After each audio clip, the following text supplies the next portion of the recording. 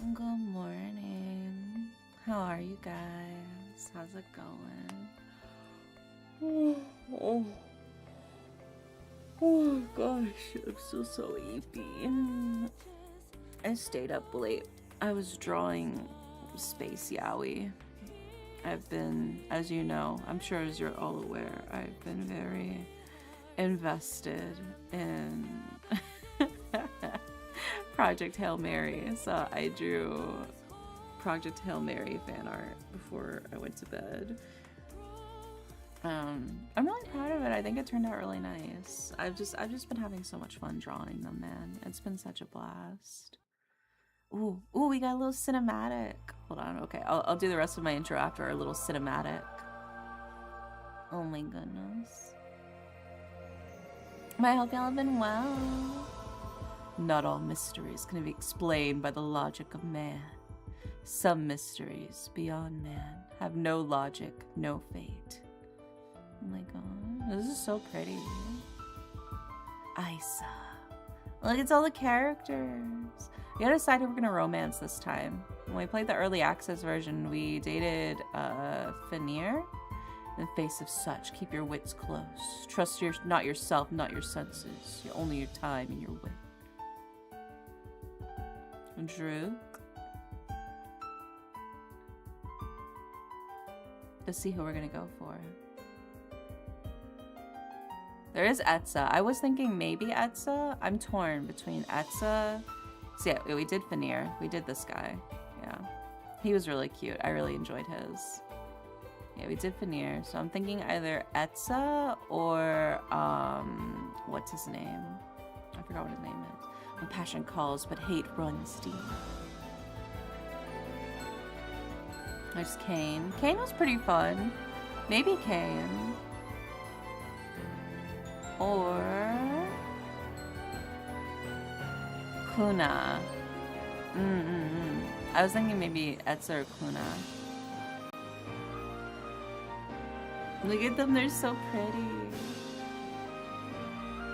Yeah, they didn't have this in the early access version. All the pretty art of them. Wow.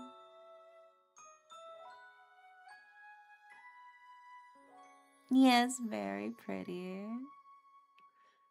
Like I said, when we played early access, we played the Fenrir route, and I did really like Fenrir's route a lot. But since we're playing a new game, I think we'll do a new route, and we'll see what we got going. What's cooking over here? So hi, Veer, welcome in. All right, let's see who we got. They're fine additions to add to the collection. So, funnily enough, nobody's grabbed my first.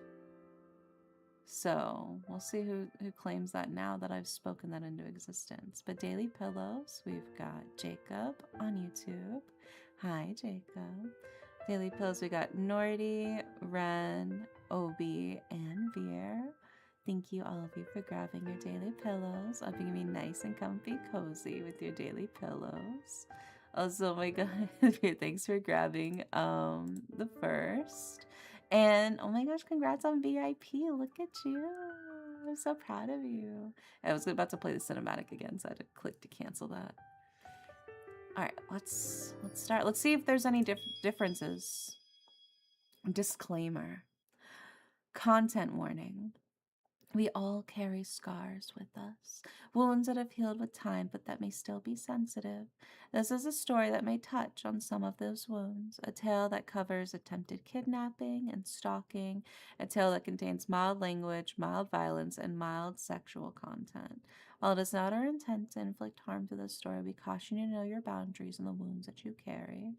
Did you get first place? I'm gonna be so real with you. I've been so busy drawing Space Rock Yowie that I haven't logged into Uma in the past like 2 days. And so I missed entering the second round of B group and therefore cannot enter the final because I'm a dumbass who's been too focused on on Grease Rocky. Also, hi, Fi. Hi, Azria. Welcome in. Also, thank you for the gift sub to yourself, Benny. Thank you, thank you. That's understandable. Yeah. The world you've come to is different now. In an era long past, dragons roam these lands, masters of the ether, harbingers of justice, keepers of peace.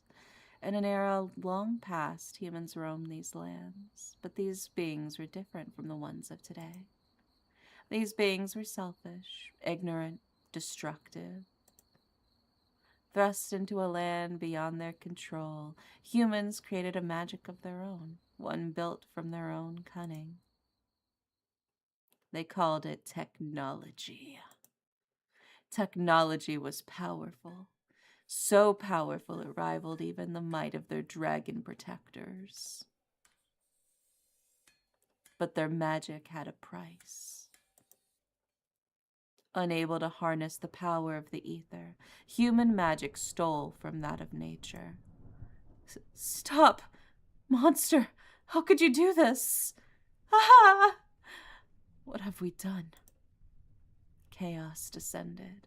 Darkness spread through the land, poisoning the hearts of many, until hope became a luxury few could afford. Yeah, it's a big-ass lizard, you're right. On a still, moonlit night, a ritual was conducted, one with the power to reverse the destruction that ravaged these lands, but came at a terrible cost.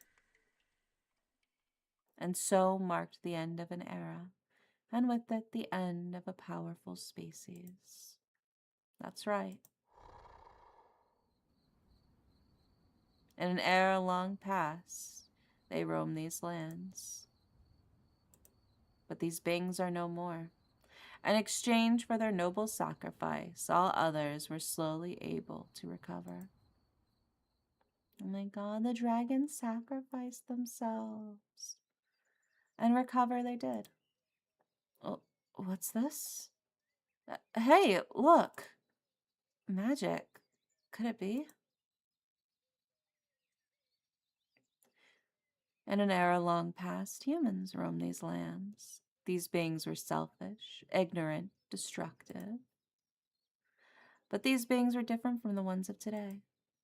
For you see, the dragons of lore left behind more than peace. They left behind their magic, magic that humans could now access.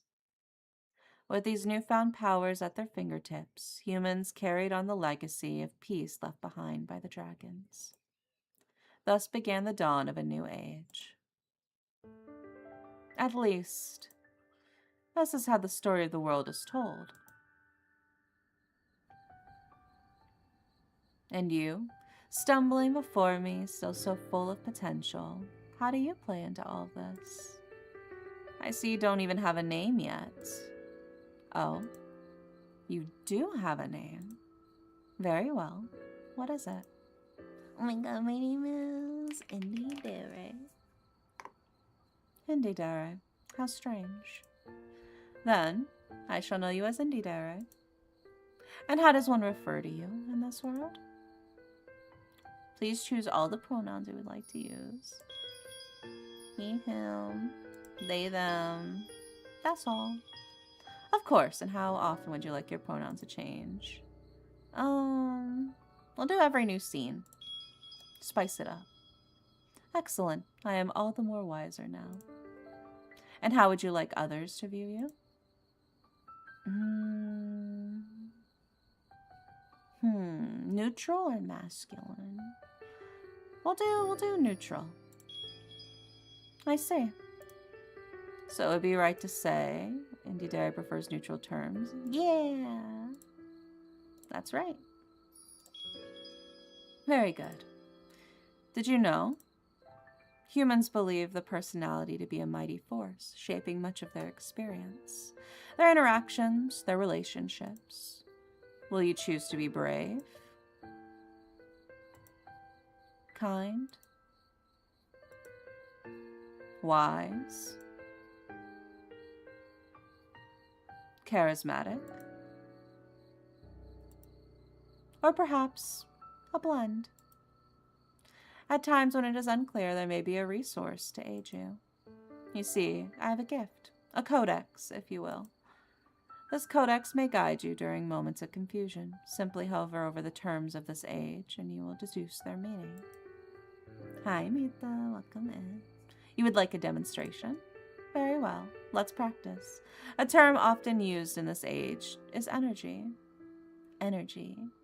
Magic that flows through all of nature. It is in the air we breathe, the water we drink, and all living beings that walk the land.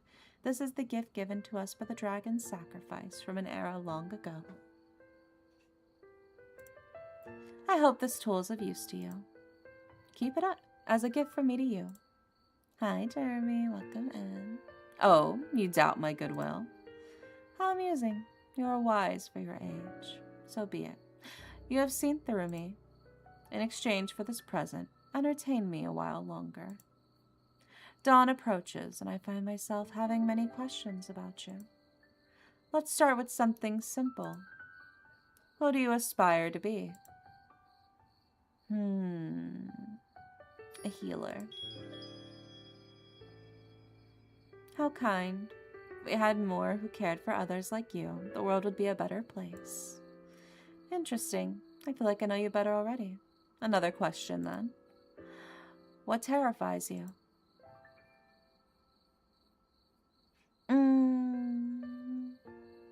Rejection. The fear of being unaccepted. That is a common one. What can one do when no one will accept their true form? But perhaps we should talk more of hopeful things. Tell me, what do you long for? Hi, Vertexiality. I long for freedom. So often people feel trapped by the norms and natural laws around them. To live freely however you desire must be liberating.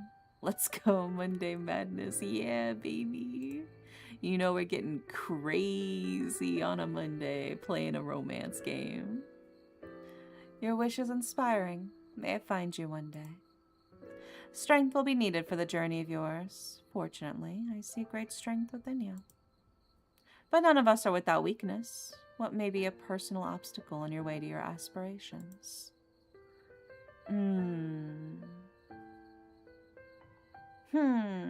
Unyielding stubbornness, fear of others' perception, or tendency to self-sacrifice. I do tend to throw myself out there.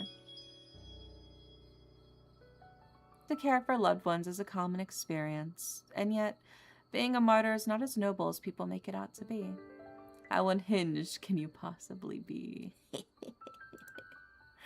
Remember, you are just as important as your loved ones. This has been enjoyable. What a pleasure to learn more about you. Personality is fascinating. It can embody such varying traits. For you, it seems kindness is important. You remind me of the caregivers of lore. But perhaps you perceive yourself differently. Tell me, how would you describe yourself? Compassionate, charismatic, courageous, or curious? I would say I'm curious for sure. I'm a curious fella. I'm Curious George over here. I see. Thank you for answering my questions. It has been enlightening. I look forward to seeing what this live has in store for you. Crazy bread, just regular bread. Oh my god, you're gonna make me crave Little Caesars now, dude. Oh, I love Little Caesars, like genuinely. Chapter 1, A New Dawn. I love the aesthetics of this game. It's so gorgeous, dude. No overworking yourself. You got it? You take it easy. That's rich coming from you. Slander from my favorite patient. Unbelievable. Look, all I'm saying is we don't want things to get worse, right? Take it slow for a couple of days. After that, you'll be as good as new. Yes, Dere. Me when I tell y'all need to sleep and drink water. Hi, Barb. There we go. Then I'll be going. Of course, hopefully our next session is the last one. The patient left right as I got a message on my communicator. Coming home? Yep. Finally. Another long day? Another long day. The energy crisis has been getting worse. Must be. I've never been this busy. Hopefully they find a solution soon. You can say that again. Well, I'm wrapping up dinner now. You can tell me all about it over some food. Yay! Mom bought Little Caesars. Yippee! Can't wait. Are you going to be passing by the grocery on your way back? Why? Do you think you can pick me up some eggs? Sure. I can pick them up. Love the Detroit style deep dish. Deep dish does kind of hit. I will say I do prefer thin crust.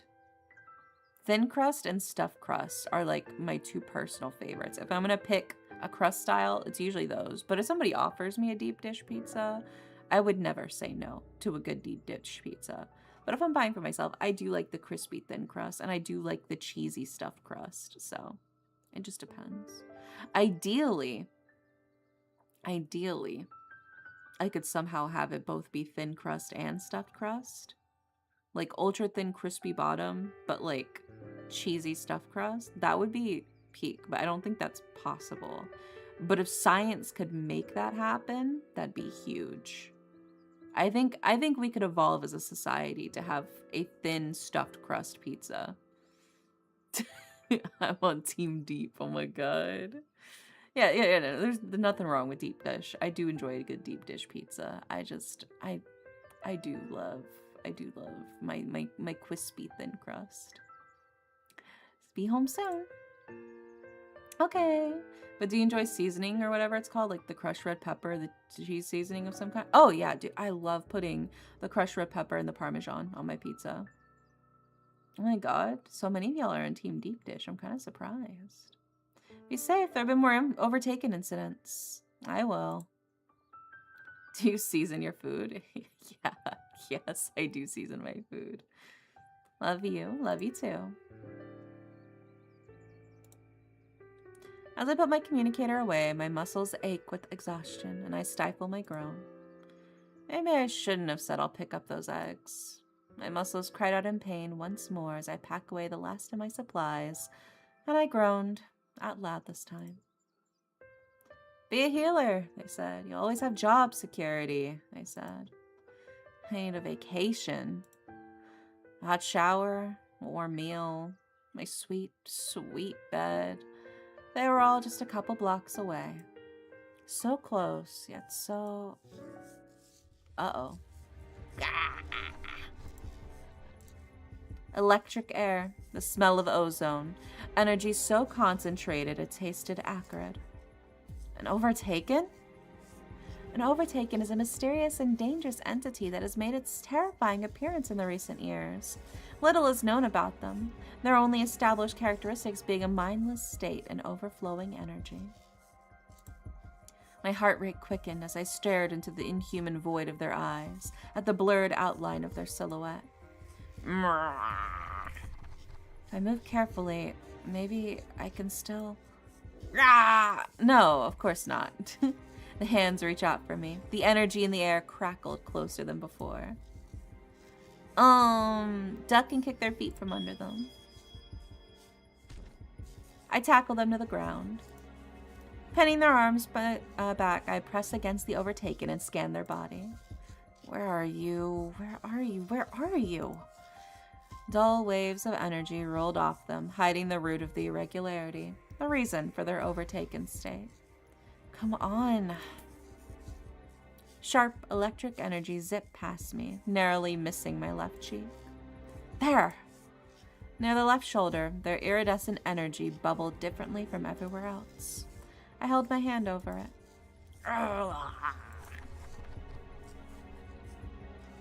Vocal one, aren't you? Just work with me here. Or don't. I channeled my energy towards their shoulder, the familiar warm feeling of my magic radiating from my hand. Slowly, mine intertwined with theirs until the bubbling settled. The overtaken relaxed, the sharp bolts of electricity ceasing soon after. Cautiously, I released them as I shifted my focus to their vitals. Everything seems stable. The overtaken incidents really are arising. This is the 5th one I've run into just this month. Where are they coming from? Please, step away from that person. Bro, I already knocked him out. I jumped to the commanding voice and turned to see 2 people rushing toward me. Drakes? Already? The protective branch of Central, Drakes are known for their physical proficiency and can be seen helping the townsfolk with laborious errands. Most recently, Drakes have assisted with subduing Overtaken. What kind of drink do you enjoy with your pizza? Water, juice, soda? Soda. I like my sody pop. Either Dr. Pepper or Pepsi. This is my go-to with my soda. It hits. Drakes? Already? Usually I'm out of here by the time they arrive. But on second glance, I could tell these 2 were different. Dragon horns. I can't remember the last time I saw someone with a physical manifestation of energy. Strength emanated from him, almost overwhelmingly so, from the self-assured way he carried himself to his towering frame to his deep emerald energy. And his partner was no less intriguing. A kaleidoscope of energy, from rubied reds to sapphired blues, followed their every movement. Hi, Elizabeth. Welcome in. I've never seen such a complex aura. Are you hurt? I'm like, oh no, I must have gotten scratched. Oh dear. Oh, and my ankle. Oh dear, you'll have to carry me. I'm a little tired, but otherwise I'm fine. No, feign pain. I need them to lift me. Work with me here. Just got off work, so the last thing I wanted to run into was an overtaken. Am I right? You seem to be rather calm right now. Well, I just knocked him down, so I'm not that afraid of him. Overtaken are quite dangerous. Most find themselves overwhelmed when encountering them. Slowly looking at the smash button. Yeah. Caution slowed his speech, sharpened his gaze. Were they suspicious of me? I guess that makes sense, given how difficult Overtaken can be to take down. That's overwhelming, but after the 5th Overtaken, you start to get a handle on things. 5? What's your secret? Oh, man, we need someone like you at Central. That's true. Many of our own Drakes struggle holding their own against the Overtaken. A Drake? Oh, no, I think you guys have the wrong idea. What do you mean? I'm a healer, so I'm less fighting the Overtaken and more healing them, I guess. You heal them? In a way, I can't really explain how it works myself, but as far as I can tell, I'm able to stabilize them. That way, by the time help comes, like you two, they're more subdued. I didn't even know Overtaken could be healed. I thought once they enter that state, they have to be knocked out. And sometimes, even that's not enough. I wasn't aware of this either. I wouldn't be surprised if you were actually the only person who knew this. Healing them. This could change everything about how we deal with the Overtaken. He gestures towards the Overtaken. Do you mind if I take a look? No, go ahead. As I step aside, he knelt and surveyed the Overtaken with a surprising amount of expertise. Interesting. Their vitals are normal, and there's no sign of serious injuries. Excuse us for a moment. What do you think? This might help with the Overtaken crisis. Yeah, I'll just be over here. It's fine. It's just one person, though. And what if it's a fluke? They said they've healed at least 5 Overtaken. Etsa might know what to do with them. They probably go crazy over this. Oh my gosh. Do you think this healer will help us, though? Let me just, I'll pretend I'm not listening. What are those 2 whispering about over there? Only one way to find out. True. All right. Let's ask. I have an idea on how to convince them. Huh? Wait, no, Kane! Oh my god. The red-haired Drake fixed their gaze on me, eyes glimmering. Usually, I prefer to get to know someone before requesting so much. Oh my god, you're asking me out to dinner? Depends. Are we getting pizza? Little Caesars, hot and ready? But we could use someone like you at Central. Your approach is certainly more effective than what we've been doing. Of course. We'd do everything in our power I do want to make it pizza. worth Look at what you your guys have while. done to me. It was all your fault. Ruby strands grazed my shoulder.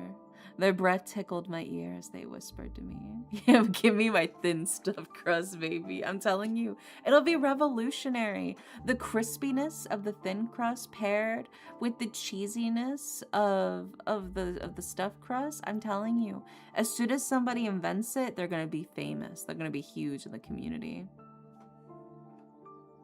It'll be so. But also, like, imagine like if the outside stuffed crust is also crispy like the thin crust, so whenever you bite it, it's got like that crunch and the crispiness to it, but the inside is like super gooey with the extra cheese. Oh, I'm so hungry. Oh, that'd be so good. Just like, hear me out, okay? I need it. Okay, where were we? Oh yeah, he was hitting me up. Ruby strands grazed my shoulder. Their breath tickled my ear as they whispered to me, I'm sure we could reach an arrangement that would make everyone happy. I could hear the smile in their voice. They were enjoying this. Before I could stop myself, my hands were on their chest, pushing them away. My push barely did anything, their frame far sturdier than I had imagined. But my intent was clear. They hastily stepped back, their hand over their chest, seemingly surprised at the sudden contact more than anything. The dark-haired Drake, on the other hand, appeared to be even more amused at this turn of events. About time someone rejected you. That's what you get for flirting on the job. Yeah, I'm worth more than a single $5 hot and ready, baby. I'm worth at least 2, all right?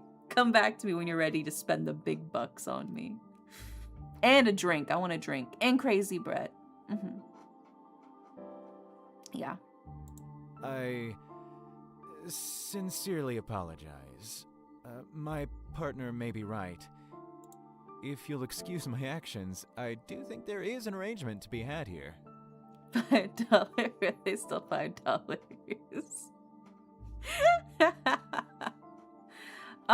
There was a promo not too long ago where they did actually have a promo where it was $5 again. I think they did it in conjunction with like Amazon Day, where if you ordered it through like the Amazon website, you could get it for $5. I'm pretty sure. So that was a thing. Their eyes seemed to plead that I reconsider the situation. Yes, well, back to the matter at hand. I'd love to help, but I'd be lying if I said my hands aren't already full with my own patients.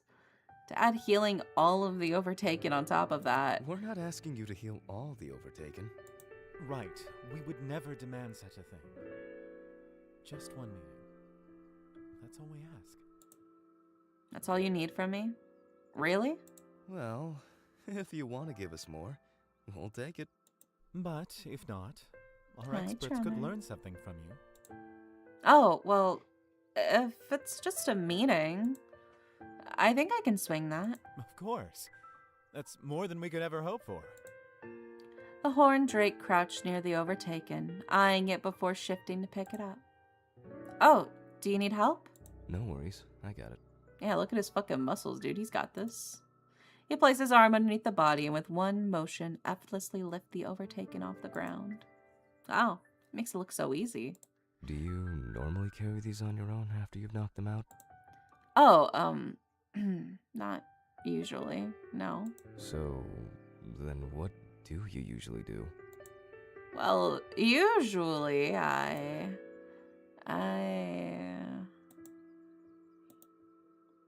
didn't want to finish that sentence, especially not after watching him pick up the Overtaken like it was a stuffed animal. But now that I had started to answer, I had to see this through. Say like it's the most normal, logical thing in the world, then he won't even bat a lash. Well, you see, usually I just leave them there. It almost worked. For a second, he nodded, as if it was normal to leave unconscious Overtaken in alleys. But then the realization settled in as he processed my words. Listen! His body shook with laughter as I tried to explain myself. You wouldn't believe how long my days are, and usually there's a drink somewhere near close by. Sorry if I... His laughter only grew, and I knew no defense in the world could save me now. Drook, you're being rude. Yeah, Drook. After being scolded by his fellow Drake, Drook's laughter slowly subsided. Pardon my partner's rudeness. My rudeness? Oh my You're the one God. getting all up in their business, Kane. Well, at least I apologized. We can take this Overtaken with us and handle things from here. But if you are free right now, we could also try and meet with Kimura. You'd want me to meet with Central now? And with Kimura at that? They didn't mention anything about meeting Central's leader. Ah, don't worry. We won't let him bite. Just follow us, and you'll be golden. Hopefully your bad luck with the Overtaken won't rub off on us. No promises. Do we get the pleasure of knowing our local hero's name? I'm Dara. And you two are Kane and Drook? Bingo. It's a pleasure to meet you. As we walked, my muscle soreness, previously forgotten, returned with a vengeance. I sighed, acutely aware that my long day was about to be even longer. Goodbye, bed. I'll only be gone for a little more. Can't believe I'm meeting with Kimura right now, and on such short notice. How highly ranked are these two Drakes? I saw it myself. Dare heals the Overtaken. But the point remains, perhaps we've been approaching the crisis all wrong. If the Overtaken are meant to be healed and not subdued, I understand. And Dare, this was your 5th encounter with an Overtaken? Oh, yes, sir. No need to be so formal. The red hair gives me yandere vibes for some reason. I don't see it. Maybe not yet. They're just flirty. They're not really yandere. They're just flirty. They're just a big flirt. 5th encounter this month, they said. Just this month? Then your approach must be effective. They also leave the Overtaken in alleys. You didn't have to mention that part. Yes, now that I think about it, I do remember reports of unconscious Overtaken being found in alleys. Guilty. We were hoping Etza might be here to make sense out of Dare's process, but it seems they're out. Yeah, I believe they mentioned checking one of the nearby springs.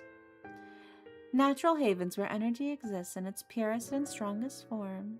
The areas are considered sacred. Of late, various springs have demonstrated an instability for the first time in centuries.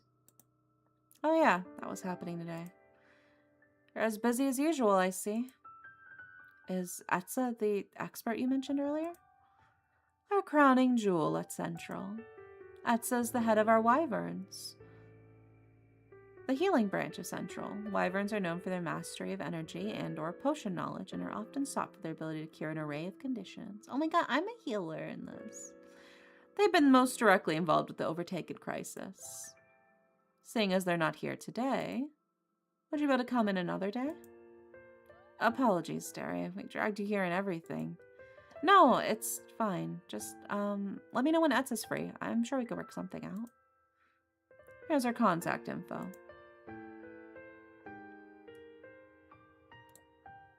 Drook. And Kane.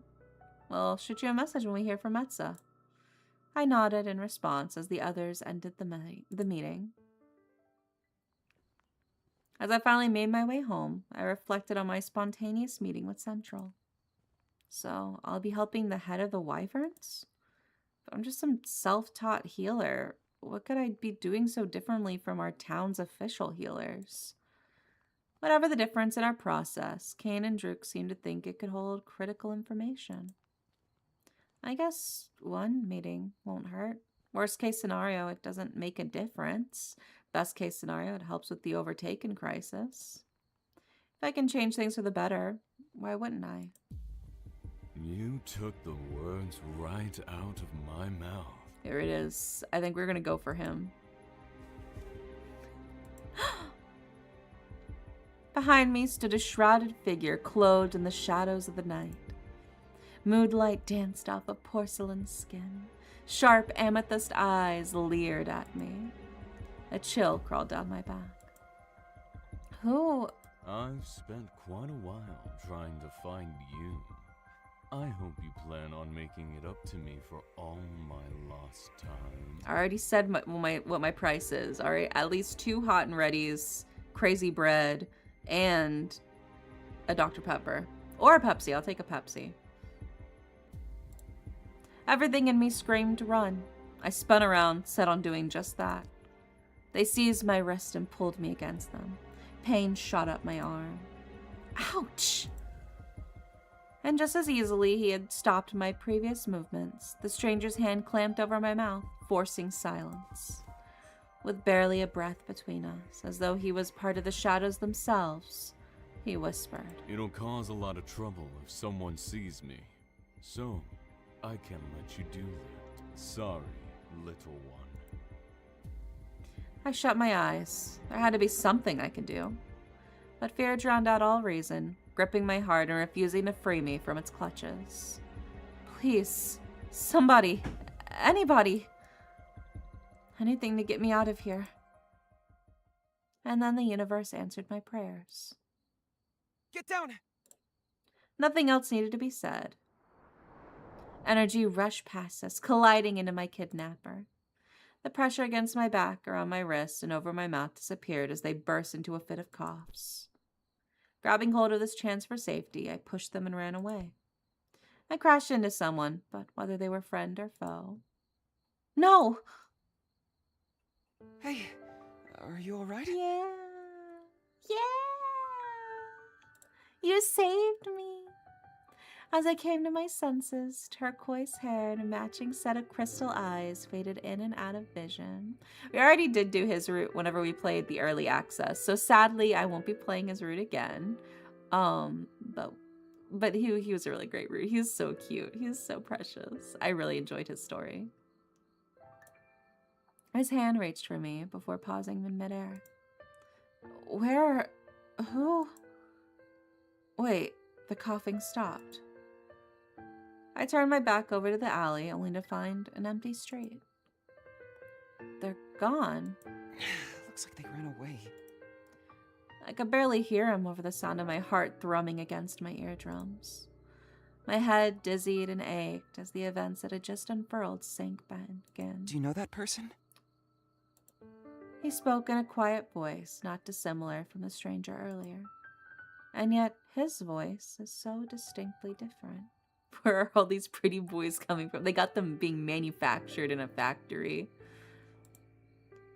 Where the stranger from before spoke in a low, raspy, rushed manner, the man before me now was gentle, clear, tempered.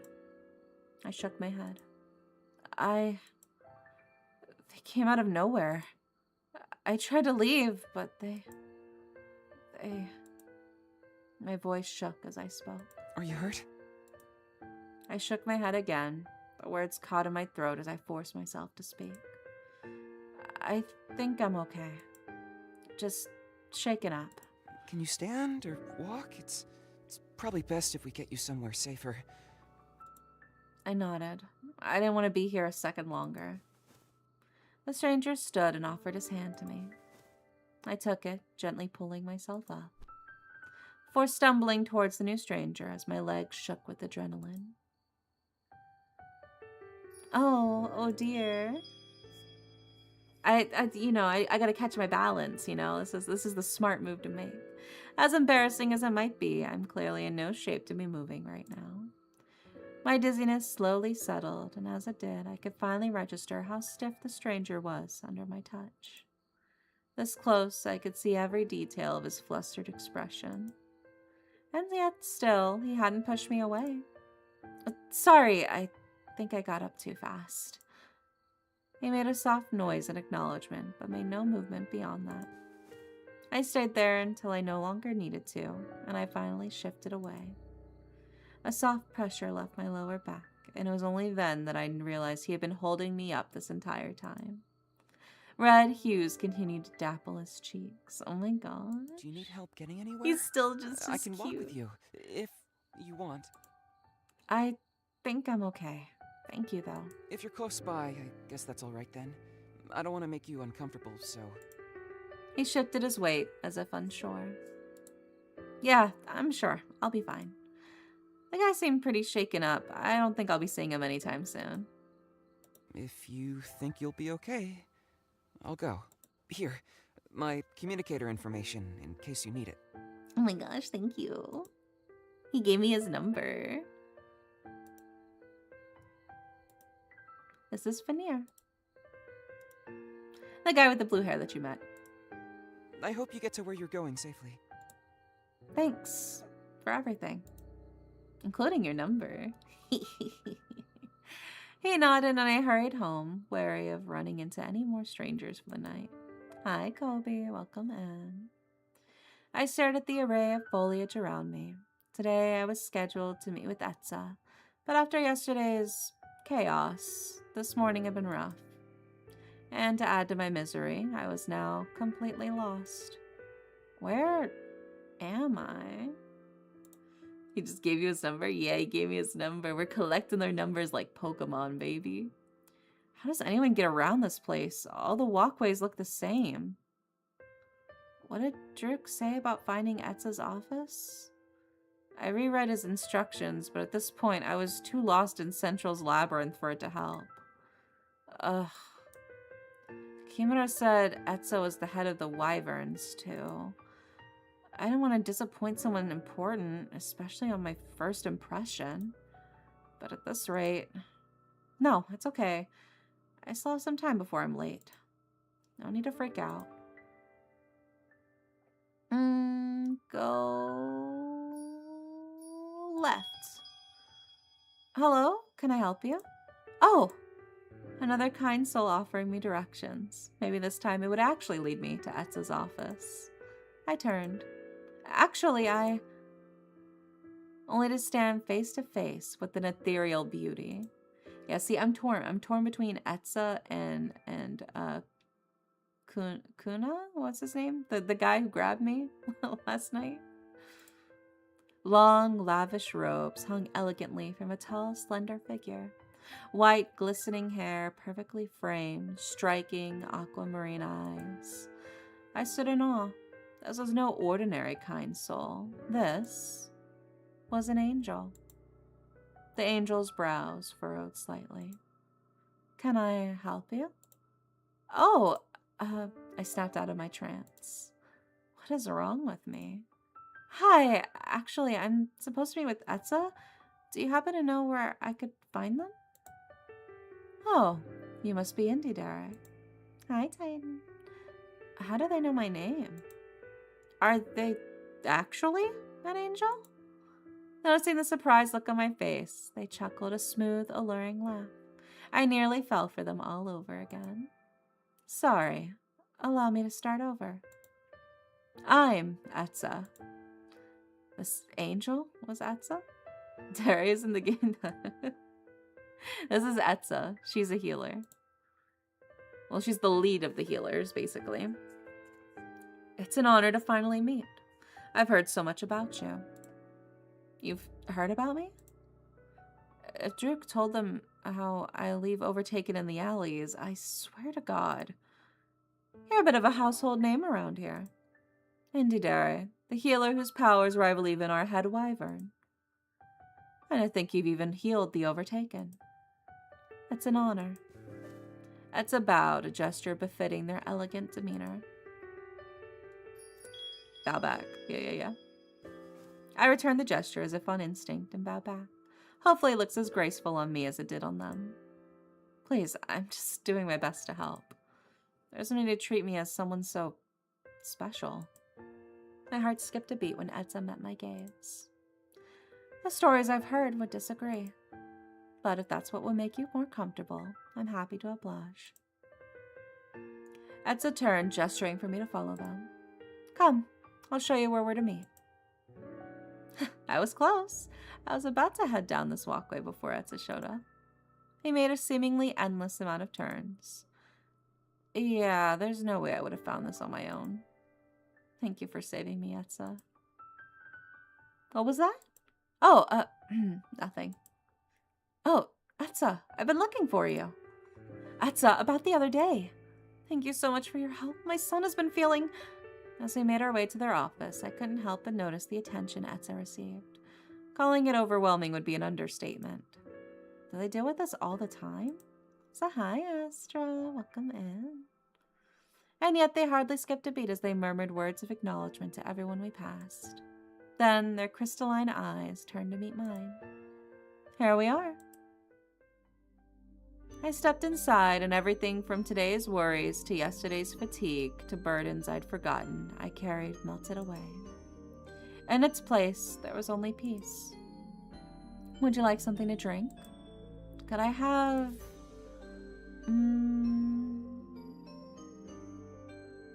I want tea. They nodded before turning to make themselves a cup of tea.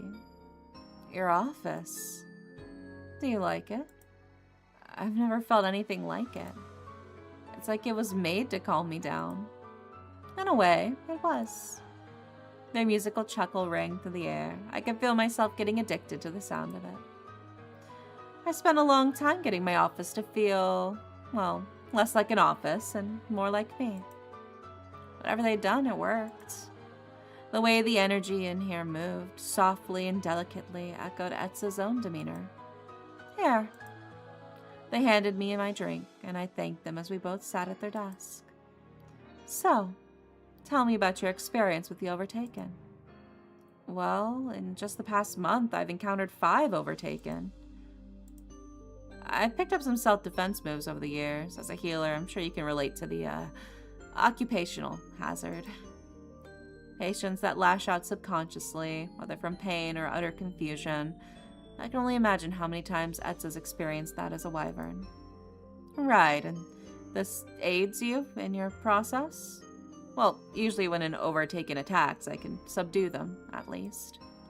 That's when I try to identify where their energy is off. And by off, you mean? Most of the time, the energy looks erratic, unstable. It's not flowing naturally, or it's heavily concentrated in one area. Sometimes it's moving weird, or it seems to be disconnected from the person. You can see it? And cue the weird look everyone gives me. Right, I know it sounds strange, but I can see energy. I braced myself for the look of disbelief, unease, and judgment. The one people always gave me when they found out I could see energy. But Etza's gaze held none of the animosity I'd come to expect. Instead, their eyes glimmered with something akin to excitement, wonder. Actually, I understand. I'm the exact same. Wait, really? Well, I can't see energy, but I can sense it. Shifts in energy, the flow of it, I can feel it all. It's how I was able to attune my office. I've never met anyone who's been able to do the same. I haven't either. Anytime I tell people, they look at me like I'm crazy. Exactly. Good night, Ian. Good night, Jacob. Sweet dreams. Silence extended between us. My heart raced at finding someone just like me. I wasn't sure if Etza felt the same, but as they held me in their gaze, I couldn't help but hope. Eventually, they looked away and cleared their throat. So, your vision helps you with healing the Overtaken? It helps me see the areas of instability, yeah. Instability. Have you ever been to a spring, by any chance? No, I've never had the chance to visit one. Why? It's nothing, man. I've already inconvenienced you with this meeting. I don't want to burden you anymore. What is it? You could tell me. I'm here to help. It has to do with the energy crisis. As you may know, the springs have grown more unstable over time. It's affected everything, from our magic to our way of life. Yeah, I've been seeing an increase in patients because of it. As have we.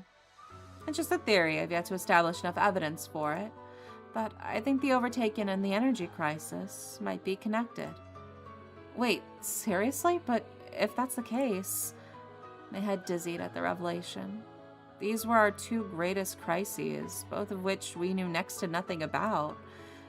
Are you saying the energy crisis is responsible for the Overtaken?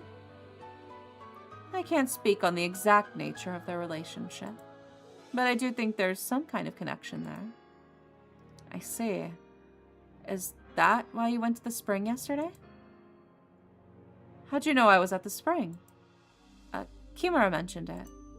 But wow, if the two crises are related to each other... I mean, the Overtaken are one thing, but the energy crisis is a whole nother level. Yes, well, at the end of the day, it's a mere theory. As someone who can see energy, I was wondering if you ever noticed similarities between the Overtaken and springs. But seeing as how you haven't been to a spring, perhaps we should stay focused on the Overtaken for now. Does your sensitivity to energy not help you see anything? I'm afraid I'm not familiar enough with the Overtaken's instability. The Overtaken cases usually focus more on healing the person rather than reversing their Overtaken state. Healing the Overtaken state isn't an option we'd even considered. Oh. I guess that explains the number of drakes I see handling them. Yes, but our current approach is draining and dangerous. Healing the Overtaken's instabilities instead, it's nothing short of a breakthrough. Breakthrough? Now you're exaggerating. Etsa placed their hand over mine, and it's obvious they truly weren't. Your process has the potential to change how we deal with the Overtaken. That's nothing to scoff at. In terms of how to use this knowledge, I'll have to think about it. Would it be possible for you to meet with me in a couple of days? Yeah, I can do that. I'll send you a message when I'm available. Here, my communicator info. We got her number. Yippee! This is Etsa. I can't emphasize how much we appreciate it. Thank you for agreeing to work with us. I look forward to the next time we meet. They're so kind. As I stared at our intertwined hands, I reconsidered the position I told Kane and Droog. Perhaps I could spend more time at Central than I thought. As I headed home, I realized I still had some free time on my hands. It's been a while since I've been able to take some time for myself. Maybe I should do something? This life of yours moves quickly, relentlessly, and without pause. We should save. There we go. In a life such as this, it's important to take control and decide how you will spend the pockets of free time you find. Perhaps you will explore this world, visiting different places every day. Or maybe you will find comfort in only one place, creating a safe haven for yourself to return whenever you please.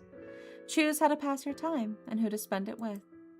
But beware, for love is a fickle thing, and rejection is a pain that few can master. With the brief time that you have, will the person you call on share your connection, or will they shy away? How will you choose to spend your time? Where should I go? The market, the cafe, the river, or the flower field? Let's go to the river. It's nice out today. What about a picnic? Oh, should I invite anyone?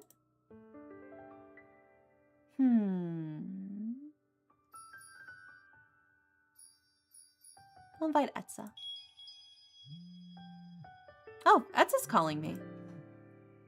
Dare? Etsa. What is it? Well, I have a bit of free time right now, and I found myself thinking of you. Oh my gosh. I was wondering if you were free and wanted to spend some time together. Maybe do something not related to work for once. I would love that. Etsa thought of me? That's so sweet. I'm free. What did you have in mind? Oh, I'm glad. I'll message you the details. Okay, see you then. There, perfect. After one final touch, I admired my work and huffed triumphantly. Staring back at me was our picnic meal. It was a true feast, one that was completely homemade. I couldn't wait. Eating this by the river was going to be sheer bliss. Sunlight sparkled off the flowing river, the sounds of water splashing over wet stone mixed with the murmurs of passing people. Let's see, where shall we sit?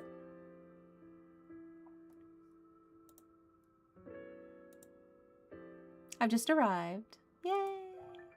I'm near the cafe up the road. You'll see me near the trees that line the riverbed. Coming. Look like Et's already found a spot. I should catch up. I walk along the riverbed, and I did eventually find Etza near some trees, as they'd mentioned. What they hadn't mentioned were the hammocks they brought. Oh my god, I love hammocks. I have my own little hammock that I bought. Interesting picnic blankets. Ah, Dere. I asked Kane to borrow them. The weather seemed perfect for hammocks. Though I can't say I've ever used them, so... Admittedly, I'm struggling to hang everything up. Here, let me help. I set my basket on the ground before joining Etza, and we set to work hanging the hammock between the trees. Oops. There, that looks sturdy enough. As I retrieved my basket and prepared to hop into the hammock, Etza offered their hand to me. Do you need help?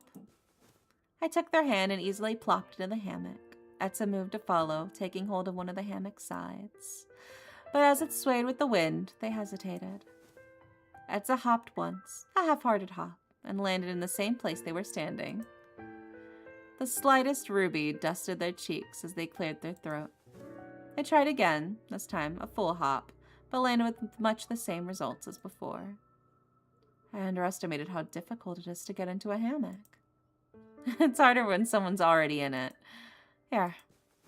I sat up and shifted to the edge of the hammock, planting my feet on the ground and tilting the hammock so it faced Etza. Sit next to me? Hesitantly, Etza sat by my side. Now, lay down like I was earlier. I followed my instructions obediently, and with a smile, I swung my legs back into the hammock. We lay next to each other, my feet by Etza's head and vice versa, as the wind swung us back and forth. There we go. Thank you, Dere. Well, now that we've earned our meal, should we dig in? I pulled myself to a seated position, and Etza mirrored my movements. Ready for the big reveal? Couldn't be more ready.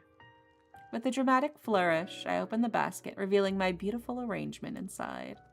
Ta-da! You made this? Yeah. I can't even fathom making something close to this. You can't cook, Etza? I'm actually not sure. I can't say I've ever tried. Ever? I'm afraid I missed the age where I could ask for help. It's never too late.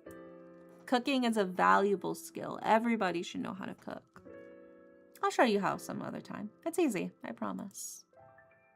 I'm sure with you I'd be in good hands. Excitement shone in Etza's eyes as they pulled the food out and handed me my portion. Well, shall we? Cheers! What do you mean you don't know what conditioner you use? You're saying you're just blessed with naturally silky hair? Etza? Etza? I peek at Etza only to discover they'd fallen asleep. Oh. Golden sunlight washed over their tawny skin. Their silken hair hung through the hammock netting. Ivory strands glistened. There's no way you don't use special conditioner for that. We swayed together in the light breeze, the smell of fresh water carried by the wind. With the rocking rhythm of the hammock, the quiet lullaby of the river, and the cozy warmth of the sun, it was easy to see why they'd fallen asleep. It's nice to see them so relaxed. I hadn't been working with Etza long, but it was clear how busy they were. Etza shifted, curling slightly into themselves and nuzzling into the hammock. I'm their partner, right? Isn't there something I can do to help them? I leaned back and watched the clouds drift by as I mused ways to ease Etza's workload, Swirls of blue and gray blended together in the sky. Those clouds are so pretty. Wait. I straightened and studied the mix of colors. Oh shit, it's about to rain, isn't it? Don't tell me that's... Shoot. I nearly fell at the hammock as I rushed to gather the picnic materials. Etza's gaze followed my movement as they blinked from the sleep for their eyes. Sorry, Etza, I think it's gonna rain. We should get out of here. Slowly they glanced around as if they'd momentarily forgotten where they were. But soon enough, Etza nodded in understanding and pulled himself from the hammock as I began untying it from the tree. They approached me with the last of the picnic materials. I quickly stuffed them inside the basket. How much longer until the rain? Soon. Wait, you can't tell? Etza chuckled, taking the picnic materials from my arms as they headed to the nearby cafe. The sky's completely clear to me. What? But earlier, you nodded. I assumed you knew what I was talking about. I don't have to see the rain to know that I trust you, dare I? Etza wrapped their hand around mine as they broke into a run. Whew. I swiped the dripping water from my face. Well, we almost made it. Apologies if I hadn't fallen asleep. Etza, I'm glad you fell asleep. Next time I'll make sure you get a full 8 hours. Water ran down my cheeks, endlessly, and at this point I was sure there was no hope in drying myself off. Maybe I can help. Etza's energy gathered at their fingertips as they held their hand out. I nodded, grateful for anything that would turn me into less of a sopping mess.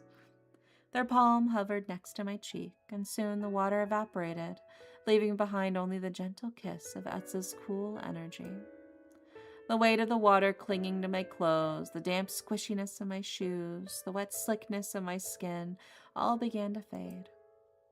Being this close to Etza, it was impossible not to gaze into the depths of their sapphire eyes. But their focus was elsewhere, as they rid me of any remaining discomfort caused by the rain. With one final sweep, the last of the water was gone, and their knuckle lightly traced the contours of my cheek. There. Thank you, Etza. Always, Derek. Etza finally tended to themselves, elegantly brushing the water from their body.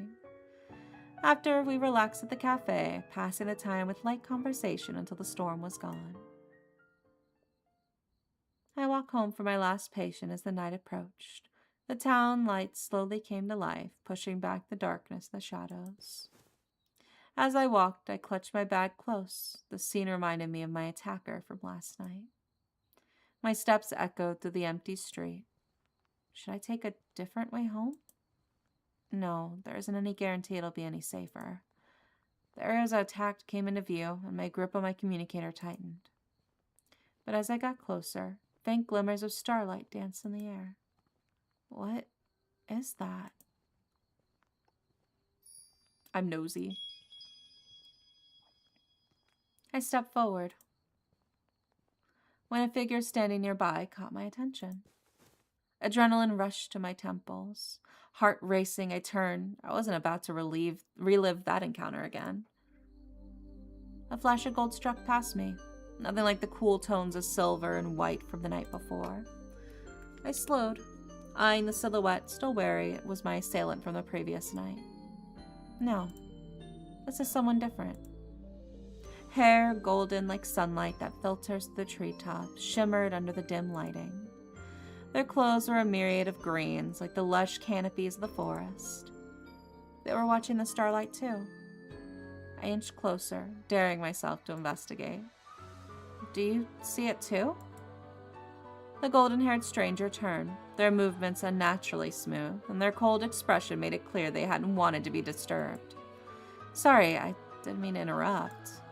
I noticed that light too, and I didn't know what it was, since you were also staring at it. As if every word I said made them reject my presence even more, they scowled, the crease between their brows deepening. Their arms swept upward, and with it a gust of wind so strong it threatened to uproot me from where I stood, rushed past me. Jeez, I get it. I don't need to be so dramatic. Wait. I paused and squinted before realizing only now it seemed so odd. It wasn't the eeriness of their golden gaze, or the unusual starlight, or the seemingly endless darkness around us. It was the nothingness that came from them. The complete lack of energy. But how is that? Everything has energy. The clouds, the trees, the air we breathe. To have no energy, what did that even mean? Questions rushed through my mind, but they were the one I had no intention of answering. After last night's attack, I wasn't about to spend time with yet another unfathomable stranger. I ran, focusing only on my destination. A single word echoed through my mind, repeating itself over and over. Safety. I weaved through alleys and corners, my breath growing shallow from the physical and mental toll. But I pushed past the strain. I had to. The only thing important to me was getting home. Are you sure you're all right? Worried hands gripped my shoulders, forcing me to turn around as my mom inspected me. My heart thudded against my chest, finally slowing down from the adrenaline. Yeah, I'm sure. I made it home. I may have been in the safety of my living room, but my mind was elsewhere, specifically where the starlight and stranger were. Who were they? Where was their energy? How could they cast magic without it? A headache-induced storm of questions swirled in my mind. I thought I wouldn't need the answers that these questions and any desire to answer them would have left behind when I ran. But it was clear that wasn't the case. Mom pulled me from my thoughts and into a hug. I'm so glad you're okay. I told you, didn't I? I tried to flash a reassuring smile, failing miserably as a grimace graced my face instead. What happened? You burst through the door in such a rush, too. I told her about tonight's mysterious stranger, their investigation of the starlight, their magic, and their lack of energy. No energy? How is that possible? Exactly. Maybe they have a special kind? One that even you can't see? Maybe. But as I uttered those words, I knew I didn't believe them. Something tugged at me. Something about this stranger was different. Well, whatever the reason, it's a mystery. Well, you know what they say about mysteries. You don't remember? No, am I supposed to? Grandma used to recite this to you all the time when you were younger. Clearly she needed to recite it more because I have no idea what you're talking about. Well, it was just another thing related to her superstitions. What was it? It went something like this. Not all mysteries can be explained by the logic of man. Some mysteries beyond man have no logic, have no fate. In the face of such, keep your wits close, but do not trust them. Trust not yourself, nor your senses, your time, nor your wit. For where time is stopped, but its flow has no end. For when passion calls home, but hate runs deep. Heed this warning and do not wait. For the laws of nature and laws of man have no logic and have no weight. Unease crawled down my spine as her eerie words hung in the air. Sounds creepy. Maybe I forgot it for a reason. Now you'll never forget it. I'm sure I won't. If only Grandma were here now. What would she have to say about my no energy mystery? Oh, she'd probably go on about those creatures she was always talking about. What were they called again? That's right. Fae. The back of my head tingled. Fae? What a strange word.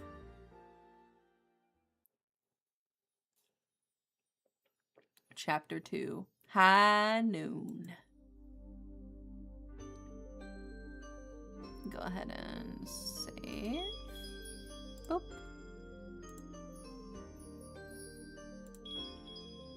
cool air brushed past my face, chilling the top of my cheeks. As I closed my eyes, I focused on the stillness of the early morning. What do I do about these strange people I ran into? I should probably report it, but to who? Maybe Kimura? Or someone else at Central? And yet I was filled with uncertainty. I didn't know the first thing about these strangers, who they were or even what they were. Fae. Was that really what those people were? Great, now I'm turning into grandma. If I told Central that, they'd think I'm crazy. I smell visual novel here. Hi, swordsman. Welcome in. I don't know what to do. Unwittingly, my pace quickened as if I could run away from this endless stream of questions. Okay, stop. Breathe. I exhaled. It was shaky, but at least steadier. So much has happened recently. The endless clients, the overtaken incidents, being brought into Central, running into dangerous strangers. It hadn't stopped. I just want someone who will listen to me. Derek? A clear voice pulled me from my tangled thoughts. Etza.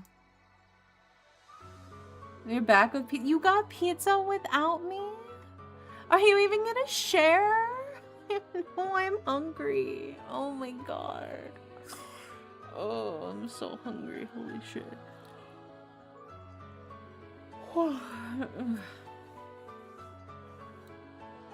Memories of our meeting, the safe and open space they held for me, rose to the surface, and I wondered whether their presence was a blessing in disguise. Are you heading to Central? Who's this handsome fellow? This is Etza.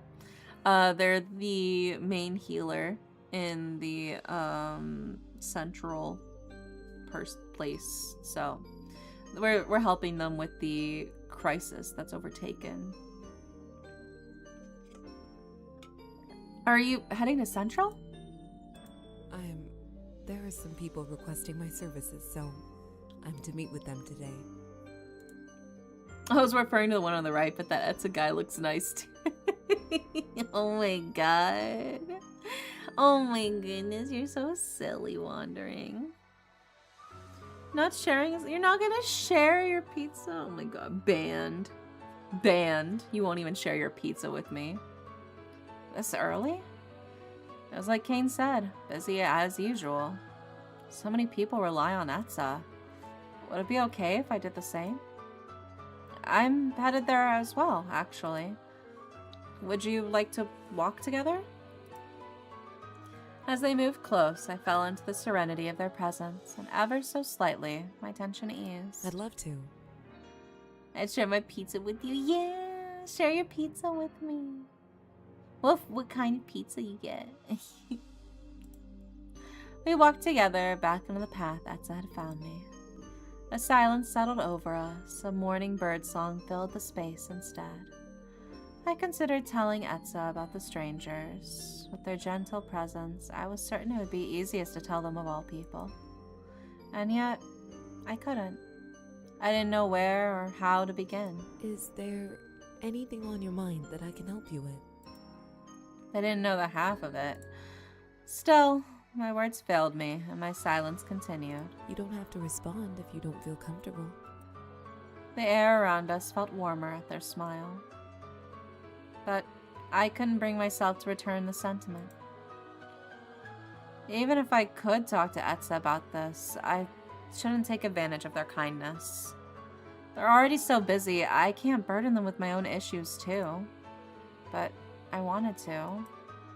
I wanted their comfort, to share everything with them and take refuge in their presence.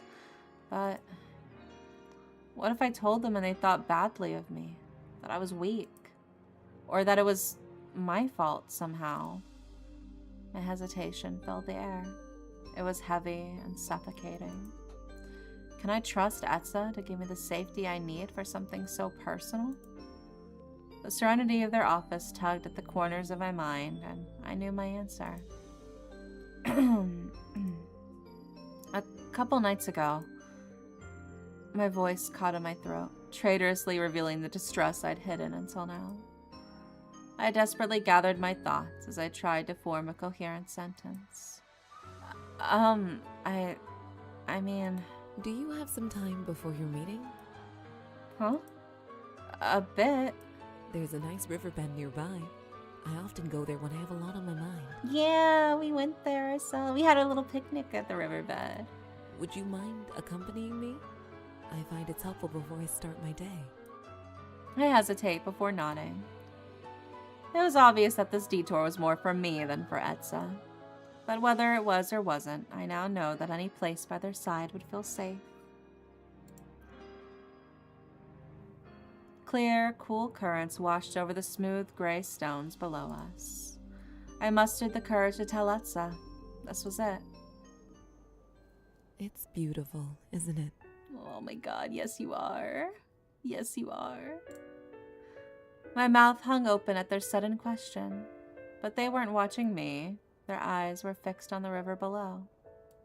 Good night, Barb. Sweet dreams. My eyes followed theirs, the flowing stream beneath us. Leaves meandered lazily down the river. Sunlight glistened off the water's surface. The air smelled fresh as the water of the morning dew and river mixed together. My breath and my mind slowed as I drank everything in. You mentioned before how my office made you feel calmer? I nodded along, entranced by the lightness of their voice as it mixed with the gentle murmur of the river. I find it often has the same effect on me. That's why I'm so partial to it. But sometimes, because of my job, my office isn't enough to calm me. When that happens, I find myself even more frustrated. When I need the room to work as I intended, it doesn't. It's then that I have to remind myself of what's been sacrificed for us. The dragons of the past, they gave their lives for nature. And when all else fails, it's nature that I find myself returning to. Etza grew quiet as if to give me the space to share what I needed to. And now that they had shared a small piece of them, I wanted to do the same. There's no easy way to say this, or any way that wouldn't make this conversation at least a little heavy. But a couple nights ago, it was actually the night before we met, I was attacked by someone. The words caught in my throat. I hurried on, chasing after the words that I now desperately wanted to say. I still don't know who they were or what they wanted from me.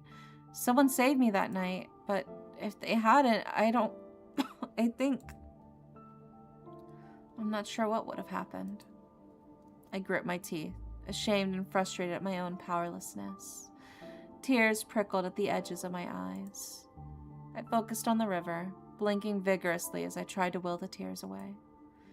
Suddenly, I was violently aware of the way my nose sniffled, my body trembled, and my chest tightened. Heat mixed with water as warm tears fell from my eyes, my body finally coming to terms with the recent events. I was going to make a joke, but I figured I'd read the room a bit. Glad I waited past I was attacked. Hi, J-Bomb. Welcome in. After a while, when my tears finally slowed and the sniffling ceased, Etza spoke. Their voice was like the sun after a summer shower, soft and clear. As a wyvern, I hear a lot, see a lot, about the drakes that others don't. While our world is more peaceful than the past, pain still exists. Many drakes are familiar with the pain of loss, grief, regret. With each story, the first thing they tell me without fail is how they wish they had done more. Trained harder, fought harder, been more aware. Things they should have or could have done, but didn't. My body wants to curl in on itself, to turn away and hide from their piercing gaze. But I didn't.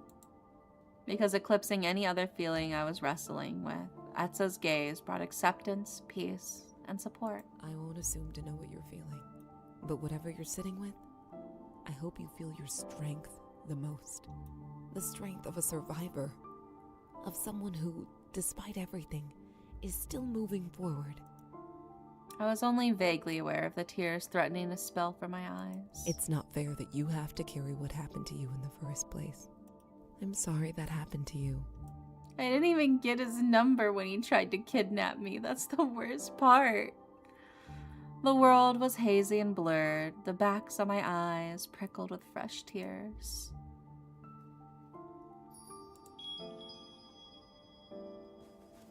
Before I could stop myself, I stepped forward and collapsed into Etza's chest. It's all right.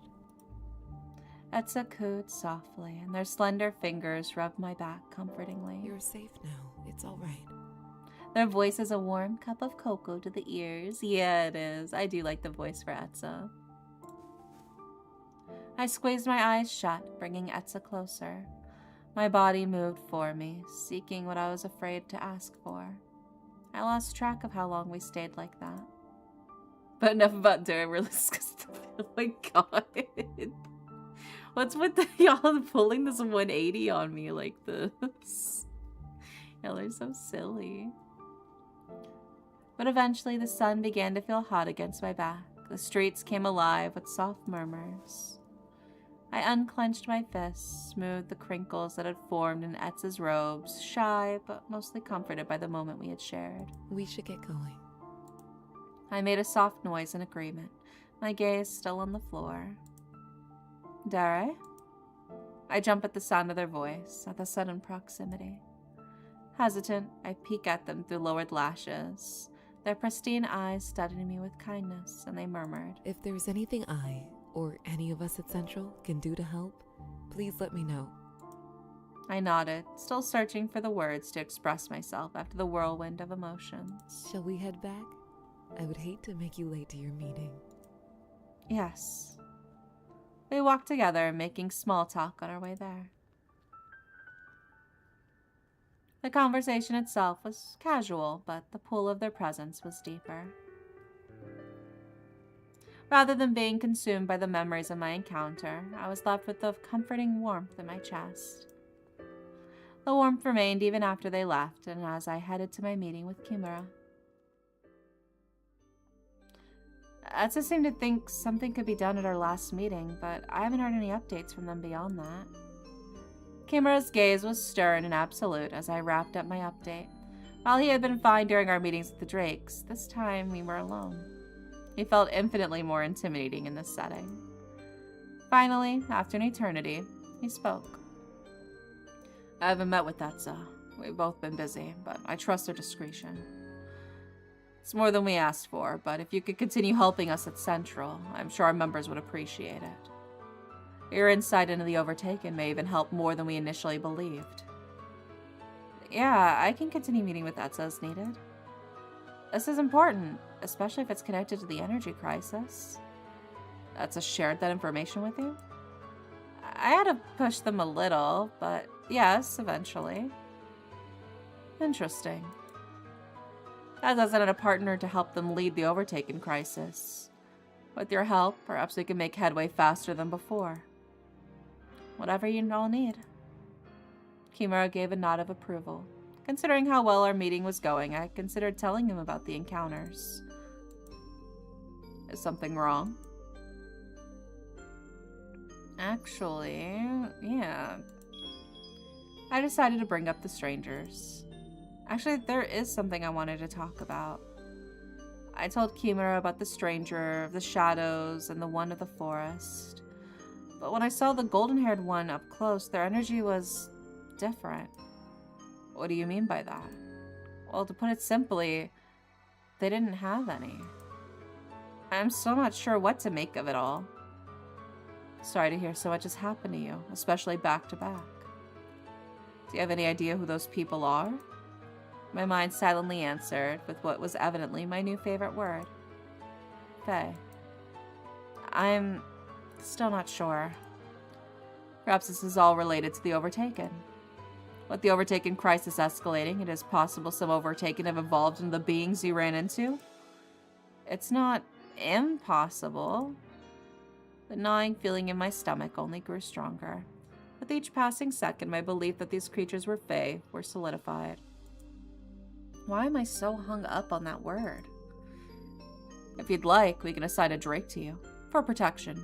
It seems like you could use it. Especially if this is related to the Overtaken. It could get worse. Protection sounds like a good idea. But the thought of these strangers compelled me. Against all reason, I felt drawn to them. I think I'll be okay for now. No protection needed. If anything changes, I'll be sure to let you know. If that's all, you're dismissed. I nodded, turning towards the door, eager to leave. Was that the right choice? Shaking my head, I strode away from Chimera, my mind a mess. Unable to relinquish thoughts of Fae, I stood in the library at Central. This is as good a place to start as any. My steps reverberated off the dark mahogany floor as I approached the main desk. Hopefully the Hydra can help me. Books lined the walls, their rich colors peeking through the lush greenery of ivy and moss. The challenge, how can you go acting as if they are Fae without seeming odd? Well, to be fair, there's dragons and shit in this. I don't think Fae is that big of a stretch, alright? Finally, I reached the desk, but stopped short at the sight before me. Is that? He turned at the sound, my suspicions confirmed. Turquoise eyes found mine, mirroring my surprise. Ah, it's you. His lips parted, but no further noise left him. Silence settled between us. Say something.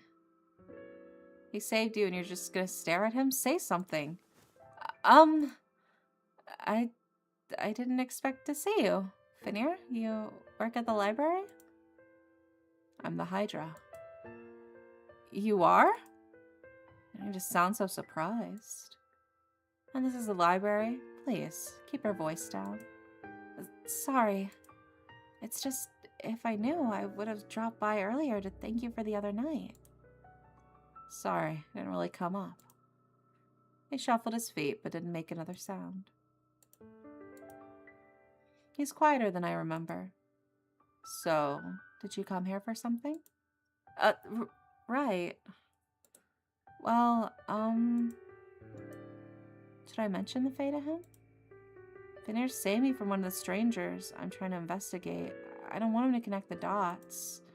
No, it's ridiculous. How could he possibly come to that kind of conclusion? Just act normal. I heard a term recently, and I never heard it before, so I wanted to learn more about it here at the library. Okay, a lot of people come to the library for that. What's the term? It was Fae. Fae. Finir searched the catalog in front of him, repeating the word to himself. I believe I've heard of it, I can't remember where. Give me a second. You can look around if you want. When I find it, I'll let you know.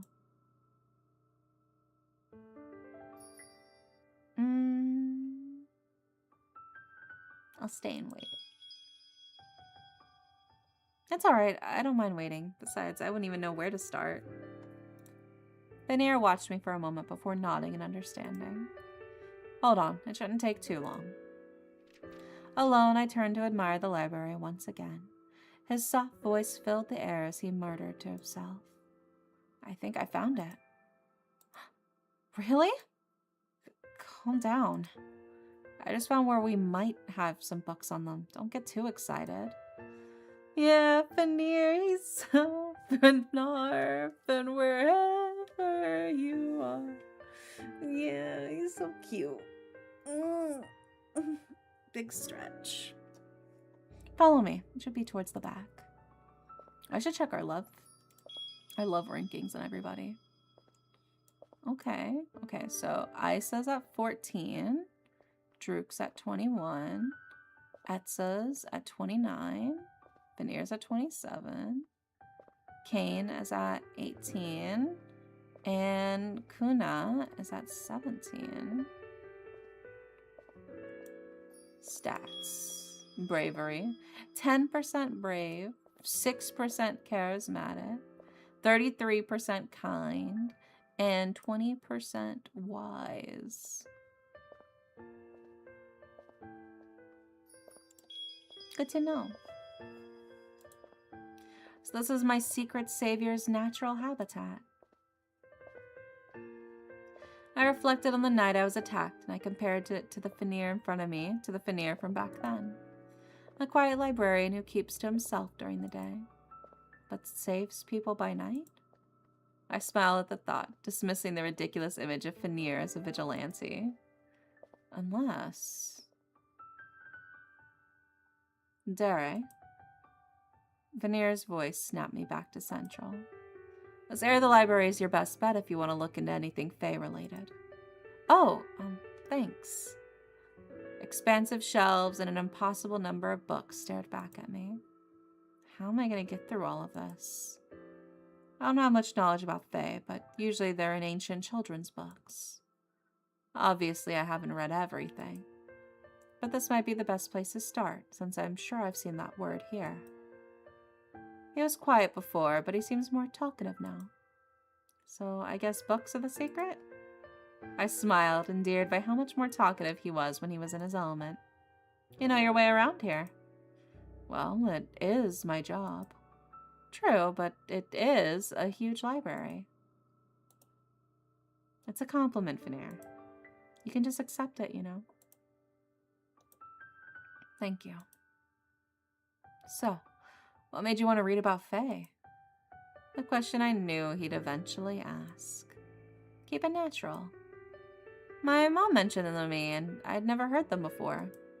So I wanted to read more about them. Simple as that. I'm a pretty curious person, so... Fenrir nodded with a smile as if he found kinship in those words. From what I've been able to gather, Fae are usually small, little creatures. Sometimes they look like people, sometimes they don't. Sometimes they're whimsical, sometimes they're mischievous. Sometimes they trick people, sometimes they help them. It's strange. I can't tell if they're supposed to be good or bad. For saying he only encountered the word a couple of times, he was more knowledgeable than I would have expected. This isn't even his area of expertise, and he can already summon that information so easily? Wow, your title as the Hydra's well-deserved. Fenrir makes a soft noise.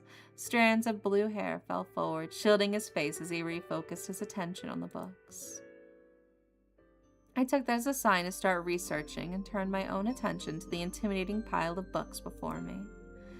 So many to choose from, some hundreds of years old, free for me to peruse. There has to be something here about the Fae. Every so often, my eyes wandered to Fenrir. He silently and expertly moved from shelf to shelf. His nimble fingers ran over worn, weathered spines with gentle consideration. Soon I was engulfed in my own search as I filtered through the shelf after shelf, hunting for the first mention of Fae. Words compelled me as I sought any clues on the Fae. Nothing here. I took a step back from the shelf. Maybe somewhere else? Dare? Huh? Fenrir's voice snapped me out of my trance. Yeah? I turned to Fenrir, my heart rate quickening as my eyes hungrily found the small stack of books in his hands. It's like he said before, they seem to be mostly children's stories. Forcing myself still, I patiently awaited the fruits of his labor. Dare? Fenrir's voice called for me, this time more urgently. Hi, Genie. With great reluctance, I pried my gaze from the small pile and towards Fenrir. What is it? About the other night. My stomach dropped. Why was I bringing up the other night? Did he really connect the dots as to why I'm looking at the Fae? How is that possible? I tried to do something, anything that would stop him from asking whether they were related.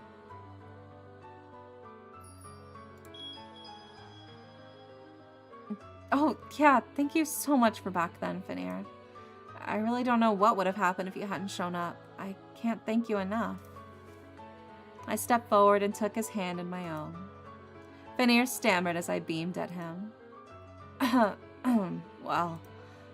Fenrir retreated, placing a distance between us before addressing me once again. It's not a problem, he mumbled softly, My stomach twisted as I knowingly made this more difficult for him. But if he asked me whether I thought Fae were real or why I thought they were real, I didn't know what to say. By the way, Thank you for helping me today, too. I stepped closer, carefully this time, so as to not make him uncomfortable.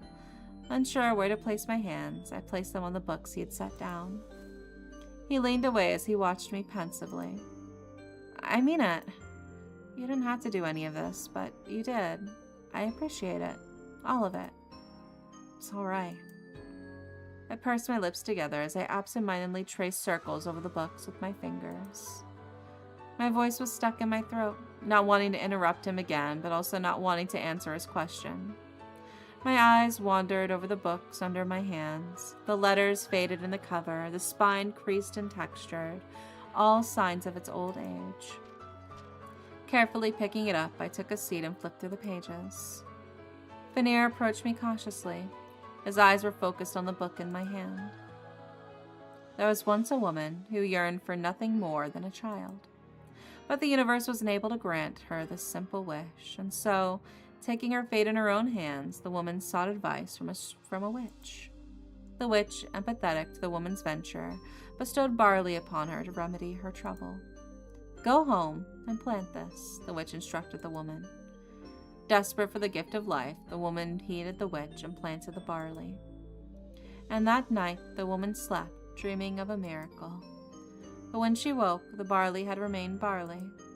Weeks passed, with no sign of a child. Nonetheless, the woman continued to tend to the barley given to her. Until one day, a tiny girl sprouted from the barley, no larger than the length of one's finger. A tiny girl? Is this the Fae? From what I remember, she's just born that way. I believe the Fae is mentioned later. It's only at the end. It's not much, but it is mentioned. Veneer leaned towards me and cleared his throat, motioning for me to hand him the book. When I did, his fingers moved deftly, expertly gliding over the pages as he turned them with care. It should be around here. Finally, he stopped and returned the book to me. His hands brushed against mine, his fingers flinched. Near the bottom. Finally, reaching the safety of an open field, the tiny woman and the swallow rejoiced. Their happiness was immeasurable. But the woman, now eager for the full embrace of freedom, left the swallow to explore the never-ending field of flowers. For some time, the minuscule woman wandered until she happened upon another like-sized person. Excited at the prospect of meeting a same-sized companion, she approached the stranger. But when they turned, she found herself in awe of his beauty. I don't believe I've met. Where do you come from, Fae? The small man inquired. Fae? My eyes consumed the text, chasing after the shadow of the word that had eluded me until now. Fae? What's a Fae? She asked, now curious of this new word. Surprised she did not know, he responded. Fae can be many things. They can be small or big. They can look like you and me, or like other creatures. And Fae have many responsibilities. Some of us tend to the cycle of the season. Some of us help grant wishes. I tend to the flowers of this field. The woman looked around, the myriad of flowers blooming, a sea of colors and textures billowing in the wind. You did this? She asked in wonder, to which the flower Fae nodded. I don't know much about Fae. I'm just a human, as is my mother. But I've never met another the same size as me, the woman informed him. She found herself taking a liking to the strange man before her, feeling a kinship she never felt before. That sounds lovely, doesn't it? The woman paused, never considering how lonely it might have been before meeting another like her. If you want, I can take you with me. We can take care of the flowers together, and maybe you won't feel as lonely anymore. The woman liked this idea very much and agreed excitedly. With a wave of his hand, the Fae bestowed upon her a pair of wings, as well as a new life for adventure for the two of them. I stared at the book, eyes suddenly tired, my shoulders slumped. They did mention Fae, but why did it feel so unsatisfying? I drummed my fingers against the book, trying to piece the puzzle together. Maybe this is Fae, but a small flower creature is not what I ran into a couple nights ago. Is it not what you were looking for? I straightened and mustered the best smile I could, flashed what I hope was a grateful smile. And while it was genuine, I couldn't deny my disappointment at where our search had ended. You're frustrated. It wasn't a question, but a statement. A conclusion based on my feeble attempt to hide my true feelings. I sighed and dropped the act. A little. I was just hoping for something a bit more informative than this. Is there anything in particular you wanted to find? Anything in particular? I'm not sure, to be honest. I guess just something more than a brief mention of Fae. Something to describe them? Something to confirm their existence? A group of voices interrupted us. A smooth and silvery in tone rang out louder than the rest, followed by a familiar figure that emerged from the shelves. Cain? Their golden eyes stared back in their surprise before settling back to their usual demure expression. You know them? Yeah, we met a couple days ago. They're the reason I'm working at Central right now. You work here? Fenir, Dare, I didn't expect to see the two of you here. You're in the library. I'm the librarian. True, but it's rare to see you leave your front desk, Fenir. I leave my front desk. What could be so interesting that it's pushed our Hydra to search amongst the books themselves? It's my first time in the library, and I was looking for something that was a little obscure. So Fenir decided to help me. Fenir shifted closer to me, the slightest smile crossing his lips at my attempt to defend him. Oh? But Fenir, don't many people come here with obscure requests? And still, not a single move from your desk. Do you two, perhaps, know each other? No. Yes. Fenir's fingers found mine, hidden from Cain's view. I suppressed my surprise at the sudden contact. He gently squeezed my hand, and I struggled to make sense of it. Maybe I should play along? So you've met Fenir, but Fenir hasn't met you. Am I hearing that correctly? Cain's playful tone only made Fenir's body more tense. I chose to remain quiet, hoping Fenir will take the lead instead. We met in passing once, but we don't know each other beyond that. Cain observed us, scanning both mine and Fenir's faces, as though the truth were etched on them. Is that so? What a coincidence you've run into each other again. Well, don't let us ruin your fun. Excuse us, we were just passing through. Cain continued past us, but not before pausing beside Fenir and whispering something low in his ear. What are they talking about? My eyes swept over Fenir, searching for a hint of what Cain had uttered to him. But there was only a soft blush and a slightly irritated look on Fenir's face. Did I dare ask him about Cain? No, just as I have my secrets, I'm sure Fenir surely has his. Dare, don't tell anyone about the other night if you can. My brows rose at his sudden request. I'm not supposed to be using my powers like that. I could get in a lot of trouble if anyone finds out. I was caught up in the moment and I didn't know what else to do, but could you just keep it between us, please? It finally clicked. What Cain mentioned to Fenir at the dial of our meeting, what Fenir had been trying to tell me before.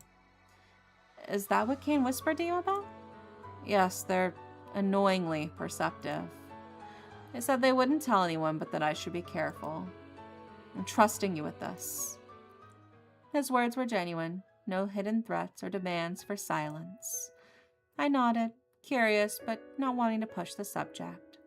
Satisfied, he led us back to the front of the library. Hi, Talia. Welcome in. If you want, take those books with you. I can check you out at the front. Okay. Still reflecting what Fenir had revealed to me, my mind flickered back to when he saved me, and I considered the true depth of his actions. Not only did he save me, but he also put himself at risk doing so. Why is his use of his power so restricted? Who's keeping him in check? Central? I shook my head, already feeling overwhelmed by my own unanswered questions about the Fae. This was not something I needed to dwell on. But I was certain about one thing. Thank you for everything. Silence was his only response as he continued to make his way to the front of the library. But when I looked closely, the tips of his ears were dappled in a familiar rosy hue. A small smile fell on my lips as we continued to weave through the maze of shelves in comfortable silence. As I headed home, I realized I had some free time on my hands. It's been a while since I've been able to take some time for myself. Maybe I should do something? Where should we go?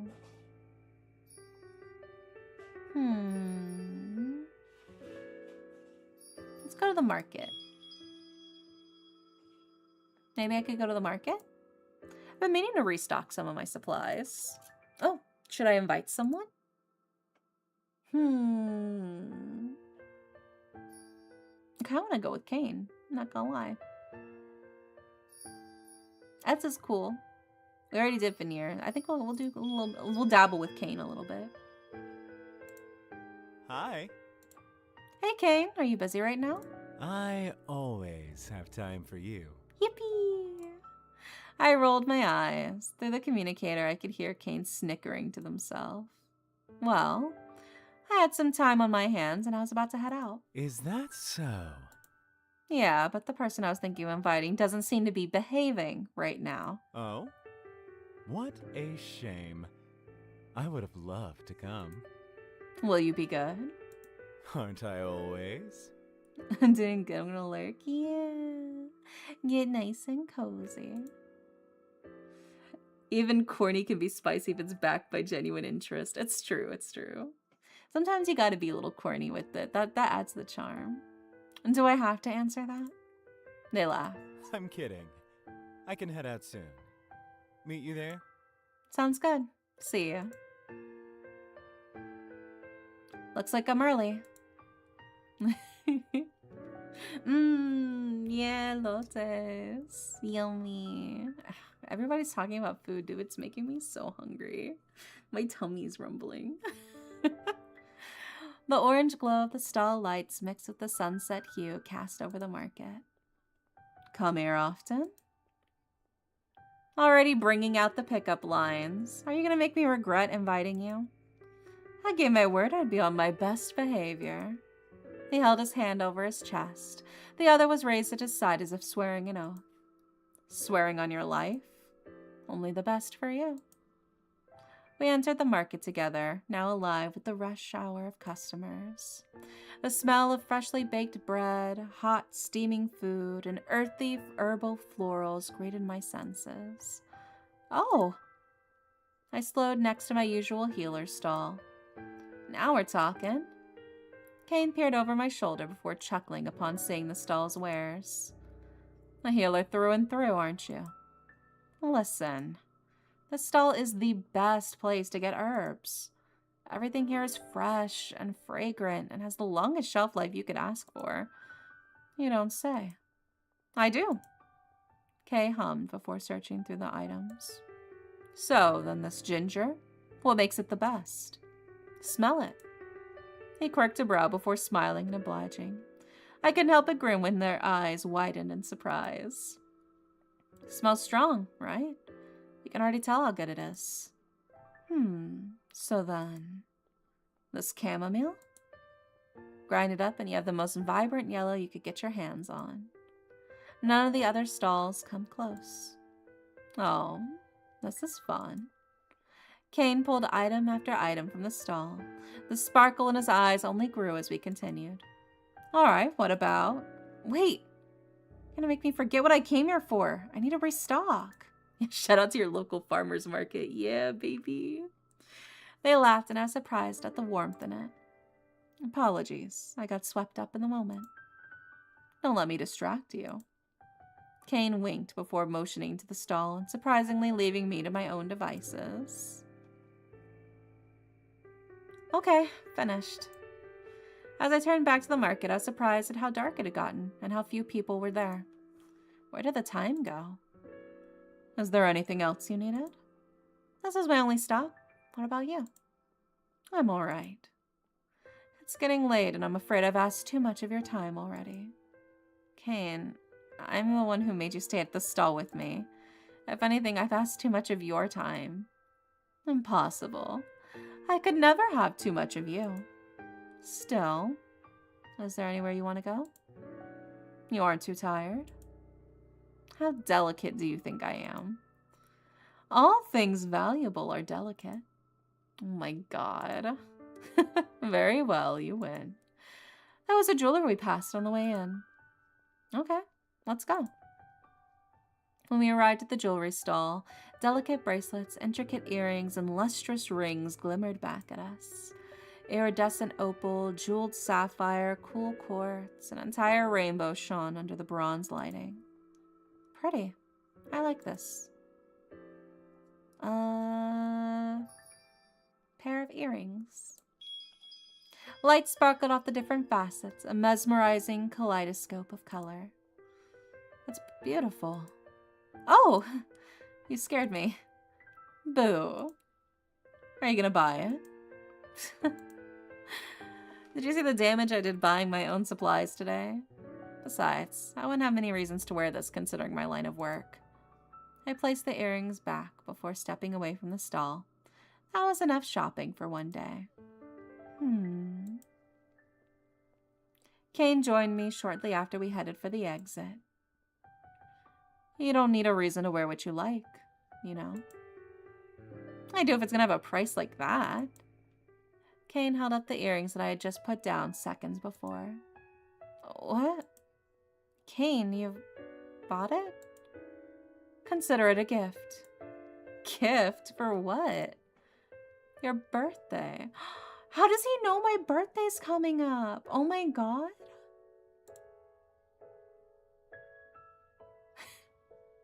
It's not my birthday yet, but it's coming up. An early gift, then. I couldn't possibly accept this. Keep it. Kane. Please. I already bought it. Besides, this would never go with my complexion, see? He held the earrings up as if to make his point. And in the light of the setting sun, the earrings stood no chance against Kane's dazzling features. The vibrant scarlet of his hair, the glimmering gold of his eyes.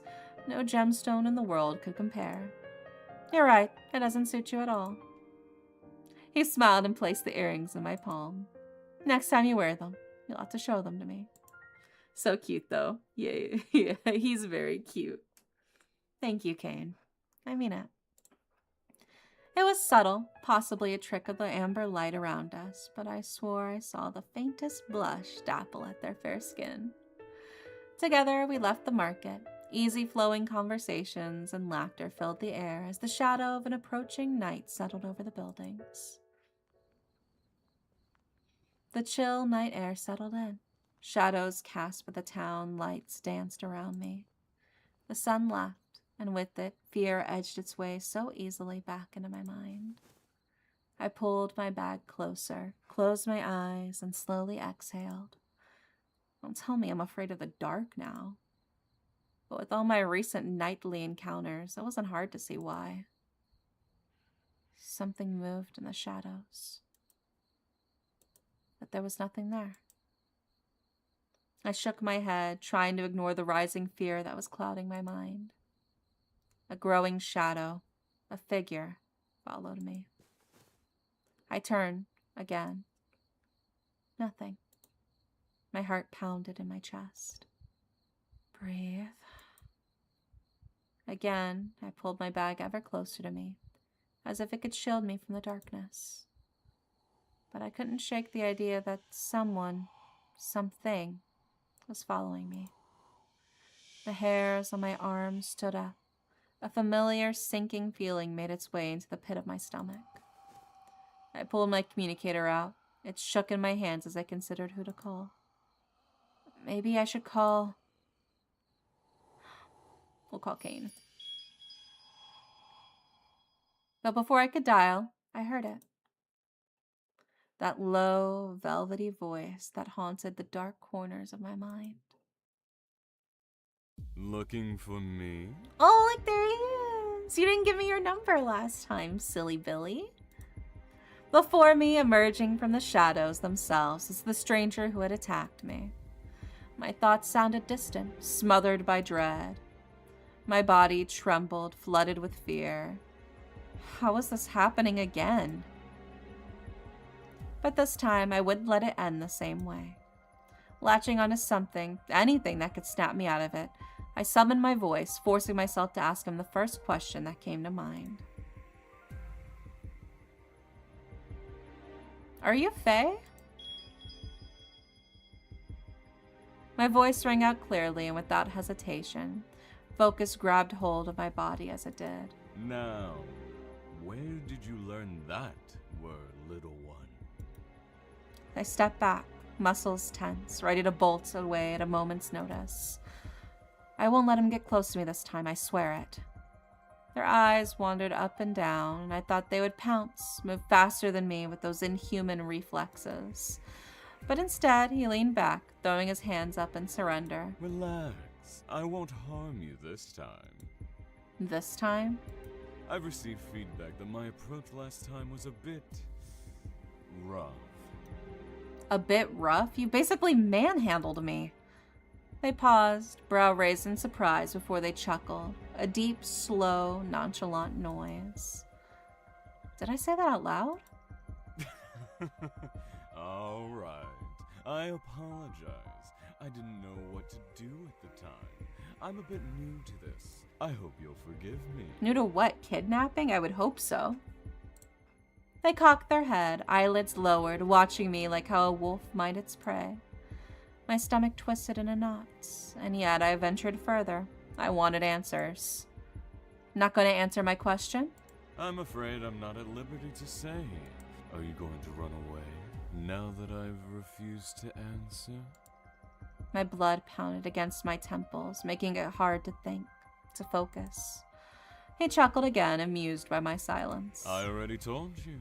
I won't go near you. If you want to run away, run away. I considered their words. Escaping was the safest option. And yet, I couldn't. Why did they so desperately seek me out? What did they want from me? I stayed, rooted to my spot. What are you at the liberty to say, then? They grinned, satisfied, almost excited. Something dark and dangerous flashed in their eyes. Not much, if I'm honest. What do you see when you look at me? What is that supposed to mean? What does it mean indeed? The gift of sight, something many believe holds a universal truth, when in fact, this is hardly the case. Color, distance, clarity, all are perceived differently between individuals. This holds especially true for you, does it not?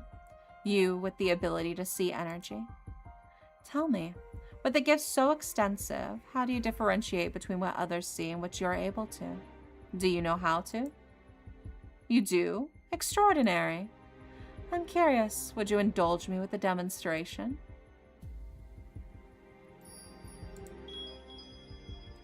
The object of your affection, perhaps? I jest, it's not for me to know.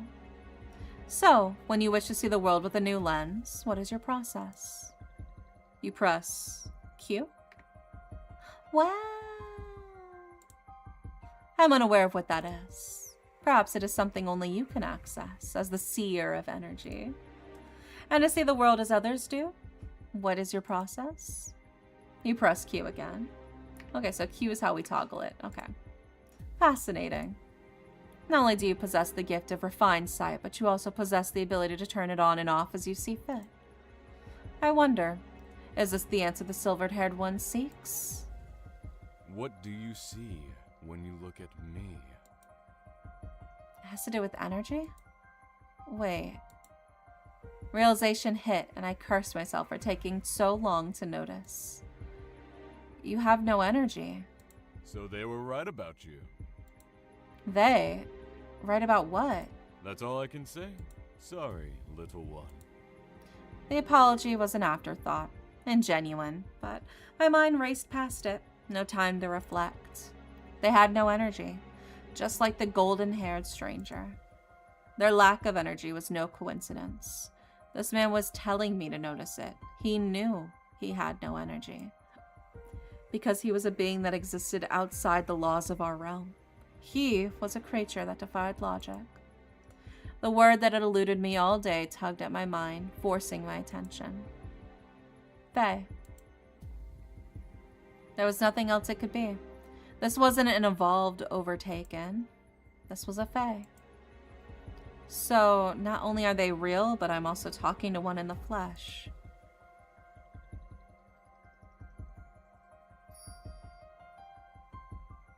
How can I help you?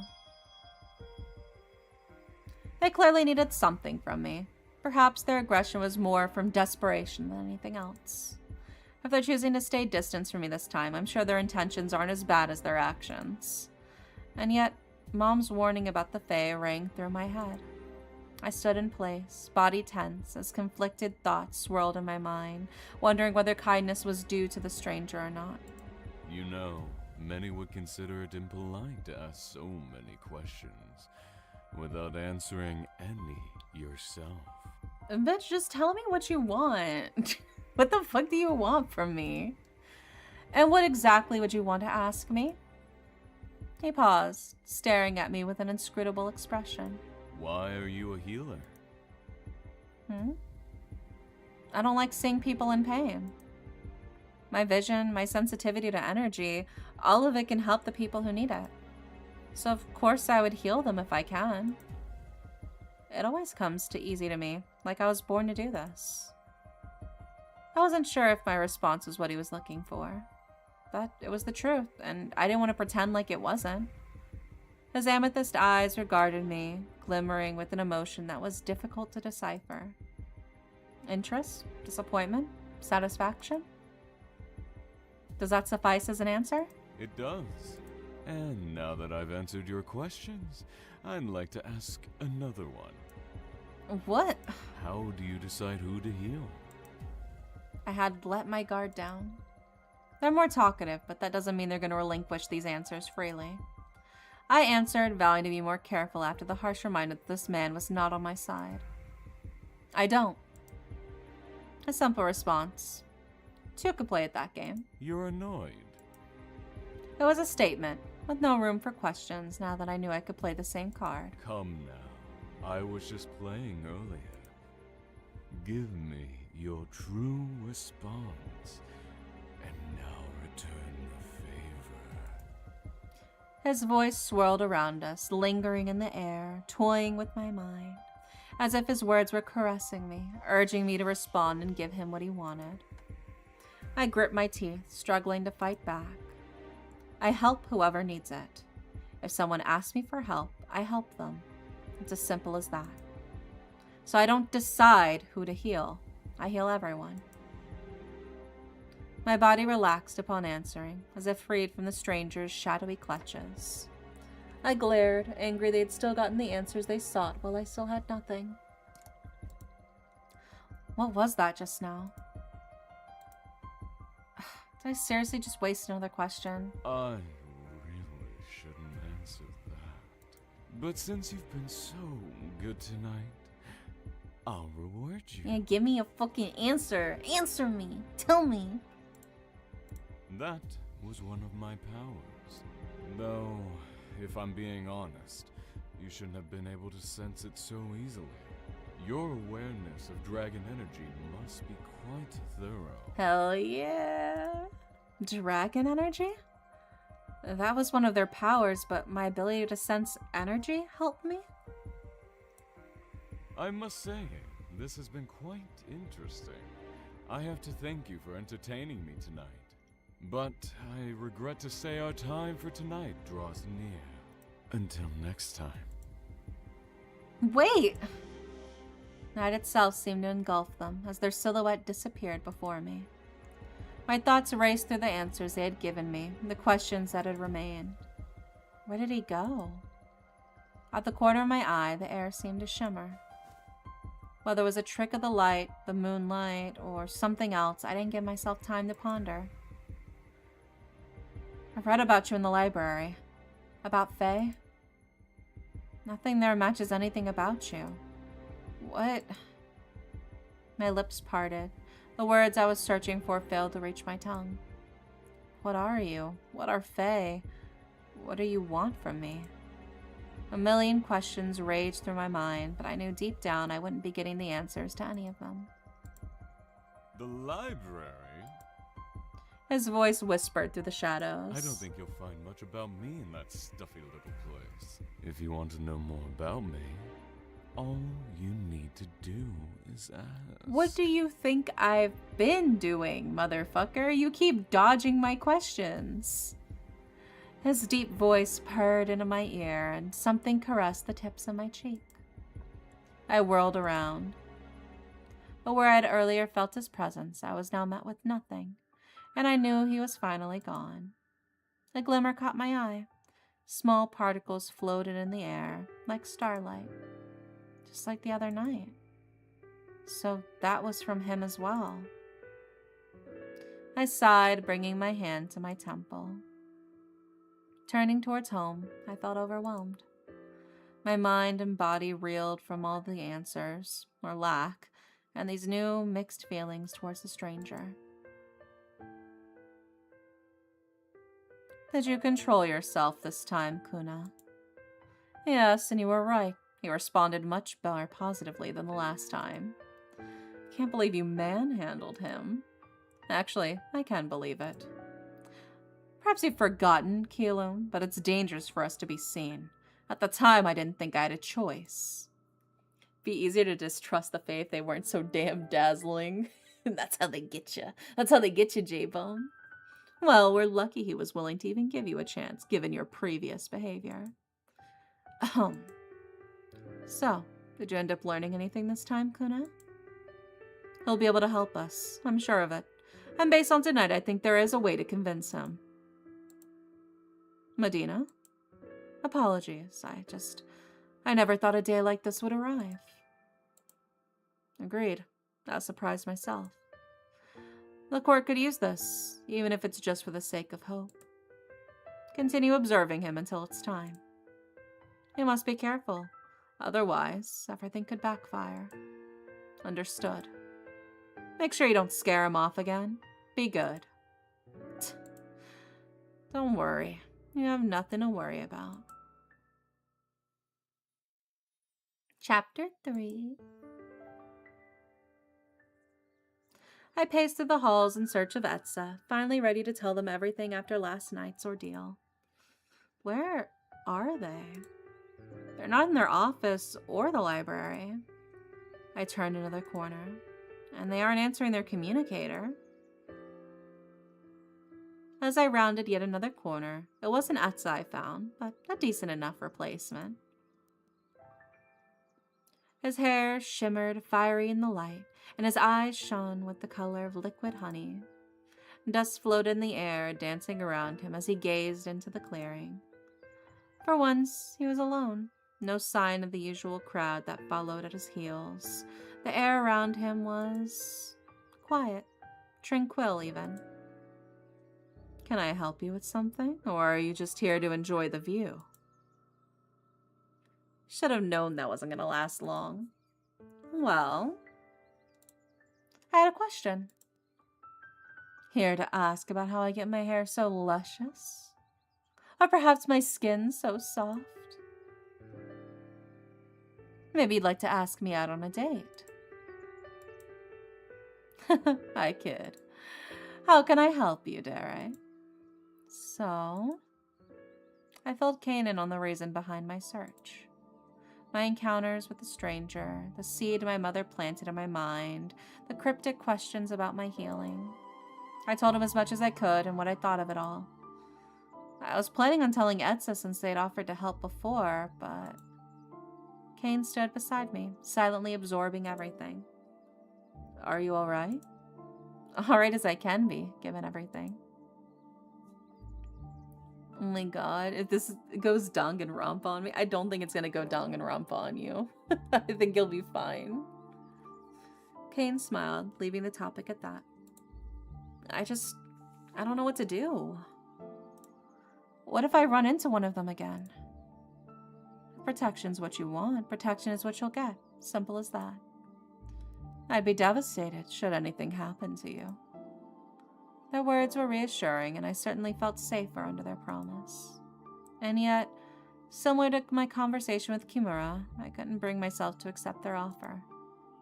Just as there was a force that pushed me from the Fae, yelling at me to run, there was another in equal opposition that pulled me to them, beckoning for me. Against all reason, I wanted to know more about these Fae. Penny for your thoughts, dear Indidere. Would you judge me if I said no? No to the protection? I nodded. Of course not. But may I know why? I can't help but want to learn more about them. There's so much I still don't know. Who are they? What are they capable of? Why my healing? I know it's dangerous and reckless, and it's natural to be drawn to mystery. His eyes were gentle, without a hint of judgment, just as he had promised. That being said, I can't have you trapezing into danger. Surely there must be a way to learn more about these beings without placing yourself so close to one.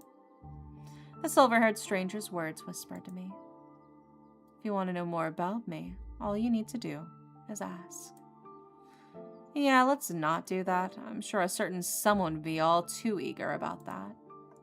I already tried the library. My mind ran through everything I'd learned about the strangers. The lack of energy, the strange magic, the starlight. A starlight. The golden-haired stranger had examined it. The silvered-haired one had left it behind. That has to be my best bet. They're both connected to it. One of them has always left something behind. It's small, but it might give me some kind of lead. Perfect. I only ask that you bring someone with you, just in case. Not protection, just a friend. Bringing someone along would help. Not just for safety, but also to have another set of eyes on it. Who did I want to bring?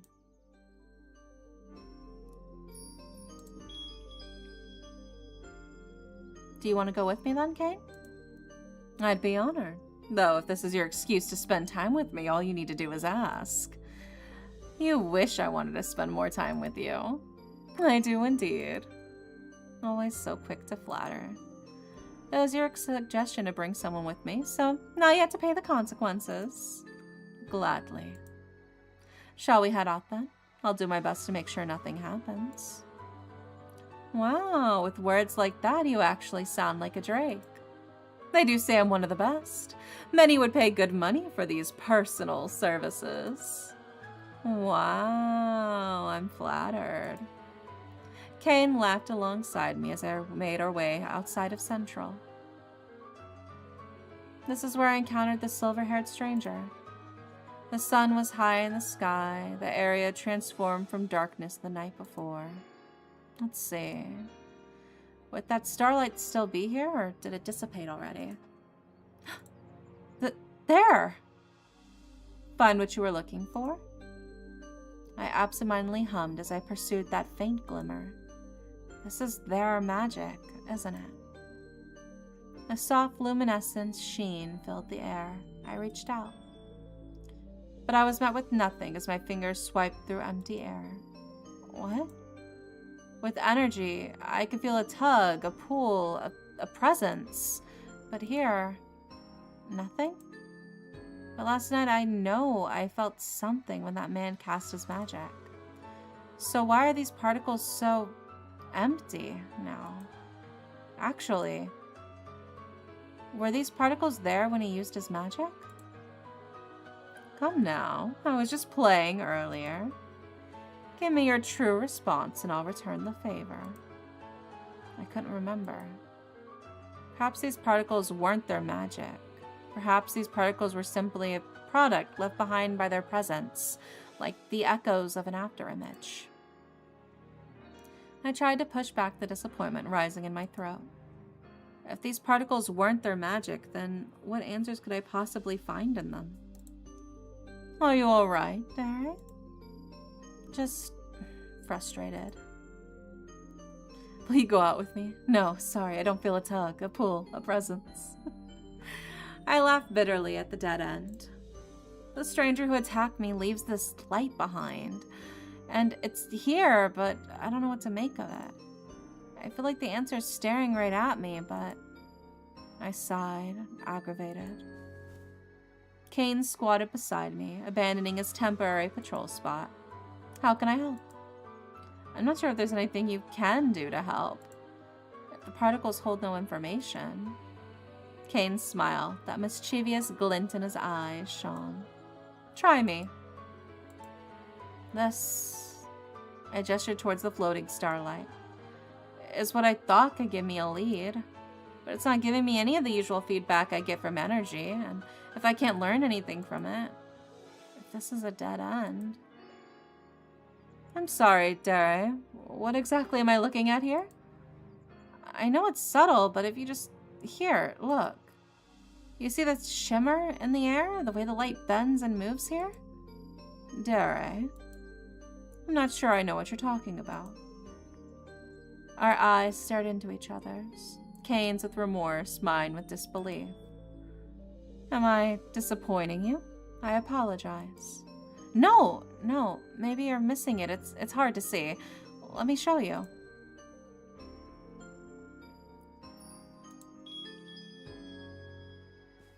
I stepped behind Kane, motioning towards their shoulders. Oh, this is nice.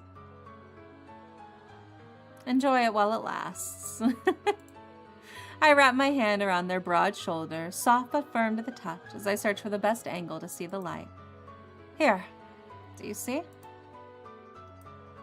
Dere, I don't think I see what you see. What, but... The gift of sight, something many believe holds a universal truth, when in fact this is hardly the case. So, only I can see it? Like, how only I can see our energy? I wasn't sure what the significance of that was or how everything tied together, but at least it was a start. Success? I think so. These strangers can use magic. It's different from our energy, and yet I can sense it. Feel the magic when they're using it. See the remnants of it linger in the air. So then, what does it all mean? I'm not sure. Maybe it's related to my ability to see energy? Maybe it's related to why that stranger's targeting me? I don't have all the answers yet. But I know it's more than what I was working with before we came here. Kane chuckled beside me. Well, you seem to be in a better place compared to this morning. I'm glad it helped, even if my hand in it was small. Kane, I couldn't have done this without you. Without you, I wouldn't have known this was something only I could see. Plus, I didn't get attacked, right? Not that you were here for protection. Right, I came just as a friend. Or perhaps as something more. Whatever you came as, thanks. Especially on such short notice. And for listening. Kane rose from his squat, offering his hand to me. Careful, Dere, or I might just fall for you. You say it like it's a bad thing. Only if you can't handle me. I'd be happy to help again, should you ever need it. Wait, slow down. You're telling me you think Fae exist? I don't think, I know. Honey, I told you about them as a joke. How long have you been looking into this? I know it's hard to believe, but for some reason I couldn't let it go. And today I found a clue. After last night, that silver-haired stranger left something behind. It was energy, and it wasn't. I don't know how to explain it, but I've never seen anything like it. So you think these strangers that you've been running into, they're Fae? From Grandma's silly little saying? About mysteries of logic and fate? Where nature's laws don't apply? Yes, Mom. Well, I didn't appreciate her tone. I couldn't blame her reaction. So then, what does this mean? Are you going to tell Central? Well, if someone from Central already went with me. Really? Who? Kane. Oh, getting close, aren't you? Mom. Just kidding. I want to learn more about the Fae before telling everyone else. All I know is that they don't use energy. But what do I do with that? I still don't know what they're capable of, their motives, what Fae really even are. You know, there's this ritual Grandma had. To be honest, I don't know what it's supposed to do. It never really did anything. But since her teachings have gotten us this far, maybe it's worth a try. You don't know what it's meant to do? Didn't that seem risky? I can't say I remember. Sorry, baby. If you don't want to do it, we don't have to. But you're so hung up on these Fae, so let's do it. I grimaced as etched lines weaved in and out before me, entwining to create different symbols on the floor. I felt unnatural, arcane, wrong. Grandma taught you this? Creepy, right? That's an understatement. We don't have to do this if you don't want to. No, I want to. After all, the worst that can happen, nothing will happen. Then I can forget all about this ritual. Remember, just say the word and we'll stop. Let's just get this over with. Her nod was short as she took my hand in hers. It was only then that I realized my palms were sweating. My knees weak, arms heavy. The ritual is straightforward. I can do it as far as what Grandma did. Anything for me to do? Grandma always told me to think of Fae when she conducted the ritual, if that's what you want to do. Easy enough. They're always on my mind already. Mom laughed, but her voice was tight with an edge of nervousness that betrayed her. Let's get to it then. She closed her eyes and I followed suit as my mind drifted to the Fae. The starlight arrived first, floating in the corner of my mind. It sharpened, shimmering as it danced in the sunlight. Sunlight that scattered into a gossamer veil, glistening and golden. Gold. The color of the mysterious stranger's hair, their eyes. Their visage sharpened, hair like the sun, eyes like liquid gold, clothes evergreen like the forest. Like the night we first met, the starlight surrounded them. The night we ran into each other. I stepped forward, reaching out to them. But a gust of wind pushed me back, rushed past me, nearly lifting me off my feet, just like the night we first met. The wind billowed against my clothes, blew sharply against the tops of my cheeks. Oh my gosh! I would have thought it was real, had the sound of Mom's voice not pulled me from my memories. Or so I thought. Before us was the stranger I had so vividly envisioned. No longer was a dreamy embodiment of soft sunlight and warm amber. Instead, smoke filled the room, burning my lungs, piercing, sharp eyes. What in the world? What is the meaning of this? Outrage flashed in their eyes before hostile recognition set in. Terry, this has never happened. You. Who are you? It wasn't a question, it was a command. This wasn't a memory, this was real. Their presence loomed closer, only to be intercepted by my mom. Stay where we are. We mean no harm. They stilled, the muscles in their body tight with restraint. Return me. I am not some animal to summon at your will. It took everything in me to speak. We just want to talk. Just a couple of questions, please. I am not obligated to provide answers. I owe you nothing. Please, I'm at my wit's end. I've consulted books, friends, even that strange silver-haired man. You've talked to the silver-haired man? Huh? Tell me more. This is it, Derek. Ask carefully. I paused, remembering the silver-haired stranger's words. A question for a question. Only if you answer my questions. You're as brave as ever, I see. Their jaw grew taut, eyes narrowed. Don't let them intimidate you. You can do this. That other night when we met, you were investigating the starlight. What is that? It's always left behind by that silver-haired stranger. I tried investigating it, but I can't figure it out. I don't know what starlight you're talking about. What? Now you're lying to me. I don't lie. Their steady gaze met mine, and I glared at them. How would I get anywhere with this person who was so willing to blatantly lie to me? So then... What did they want from you? Play nice, we've gotten this far. I'm not entirely sure what he wants. He asked me why I'm a healer and mentioned my ability to see energy. Do you know anything about that? I may. Though it is something I cannot disclose to you. Can't disclose to me? Please. I just want answers. I'm going mad from it all. My plea turned into a silent one as I stared into their eyes. Couldn't they see how badly I needed these answers? You can't keep this from me. Know your place. I do not owe you anything. I was summoned here unwillingly. Well, I've been attacked unwillingly. Enough. Wind blasted us against this as the smoke thickened. Ah! Mom? Mom! I hurried to catch her, just before she collapsed. When I looked up, my eyes were drawn to theirs, pulled by some invisible force. Slow, steady steps reverberated in the room, unfaltering. Amber smoke closed in on us. What did you do to her? They raised their hand. What are you...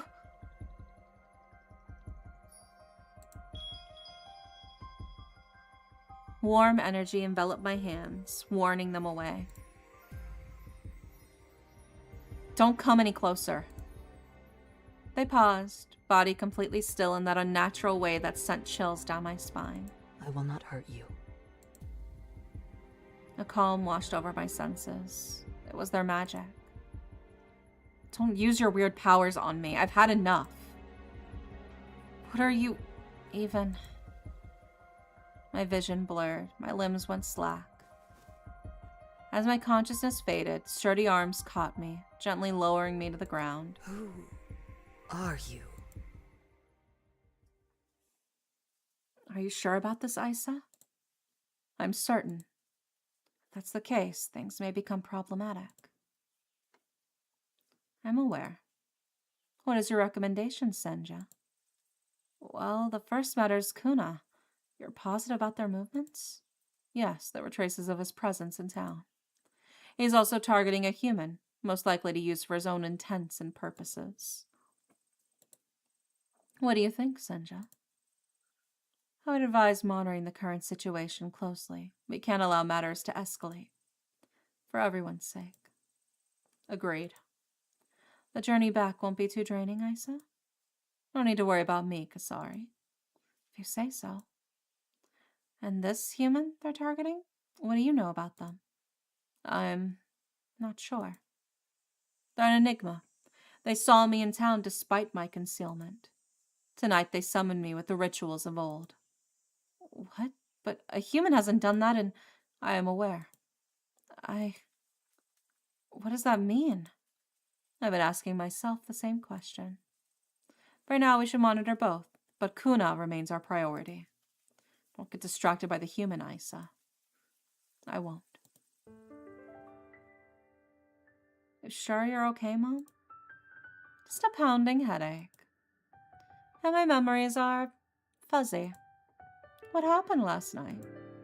You really don't remember? It's hazy. We summoned someone.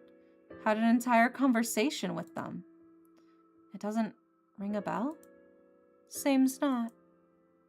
Was it that person's magic? Was that Fae magic? It's powerful enough to wipe people's memories? That's fine, Mom. Don't be too upset about it. Besides, it's not like they told us anything helpful. Still, the fact we summoned them. We were never able to summon anything. No plants, no rocks, not even dirt. For us to have summoned a whole person. I grimaced, slowly feeling like I was getting in way over my head. Are you alright?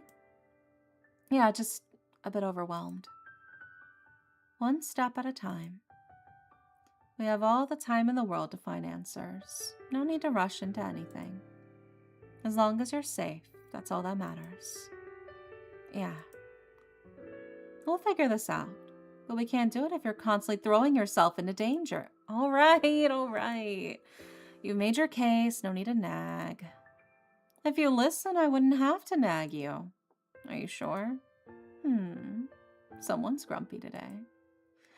By the way, before you leave, take these. I never believed in them myself, but given everything, it might help. She hands me a small bag of herbs. They're meant to protect you. I sift through the bag. Many of these I used to heal my own patients. Alright. Thanks, Mom. The recent incident with the silver-haired stranger, my investigation in the starlight, and now the fact I summoned something into my house. Any concerns about not having enough evidence of Fae were out the window. I needed protection. If Fae were after me, this wasn't something I wanted to take on alone. Kimura told me to let him know if I needed anything. But calling up the head of Central out the blue? Could I do that? Maybe Etza can help? They're kind of like my partner, right? Plus, they already offered to help at the riverbed. Please be in your office today, Etza. Oh, thank goodness, Etza, you're here! Veneer, you're here too. I was just leaving. Don't worry. Wait! Maybe it's better if you're here too. If he's the Hydra, he should know about the Fae's existence.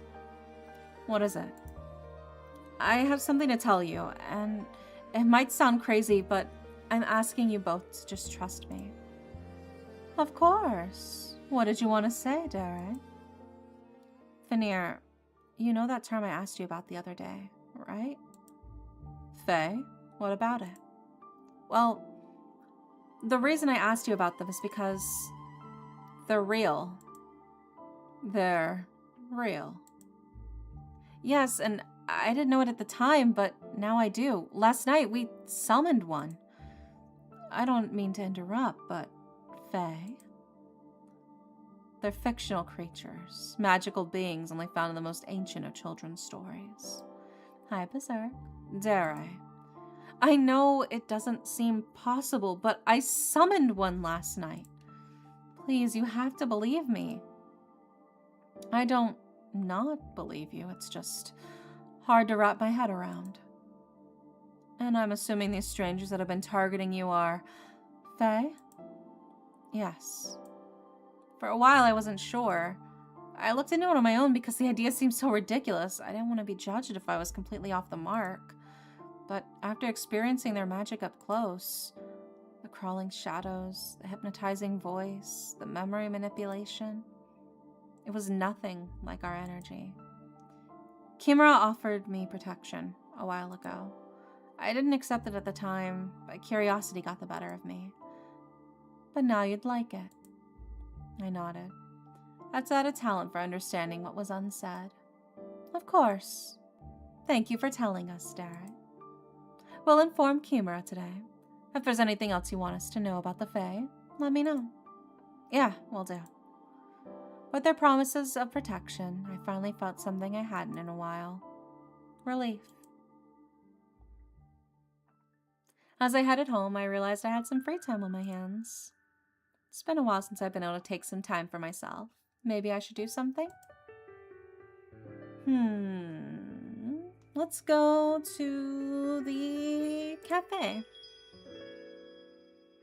Cafe sounds nice right about now. I could use a little pick-me-up. Oh, should I invite someone? We'll invite Kane.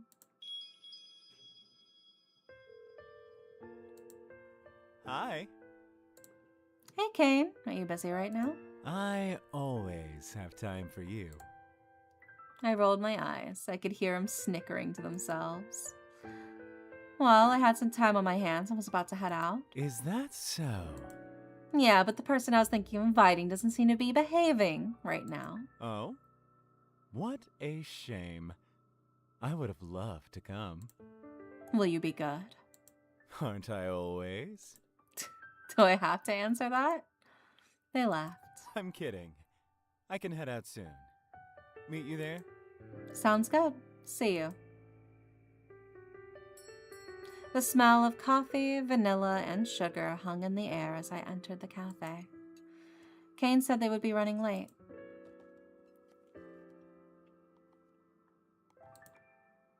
Be there soon. Boyode, hi.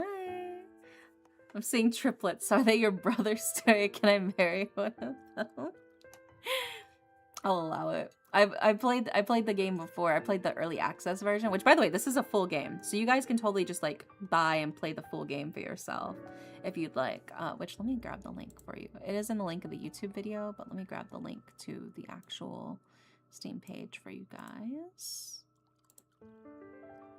In case you would like to support the devs and buy a copy of the game so you can romance your favorite characters yourself. There you go. But yeah, we've been having a good time with this. Come here often. I peered over to see a stranger leering at me with an uncomfortable interest. No, thank you. Hurry. I was talking to you, sweet thing. The voice was closer this time. His hot breath was damp against my shoulder. Ew. This is so tempting, but I will simply ignore him. The last thing I want to do is give him any sort of attention. I moved towards the entrance. Hopefully the foot traffic there would deter him. Goodbye, creepy man. I was about to ask, is hot, damp breath a good thing? Not when it's somebody you're not interested in. Not when it's somebody who's you don't know, you know. A clammy hand shot out, yanking my arm back. Ouch. Leaving so soon? I pulled my arm as I tried to free myself, but their vice-like grip locked me in place. How can such sweaty hands be so hard to escape from? A warm hand held my shoulder. Silky, stray strands of hair soon followed, lightly brushing against me. At the corner of my eye, I spotted a familiar shade of crimson fire. Causing trouble, are we? I'm not. I wasn't talking to you, love. My words faded at their tone.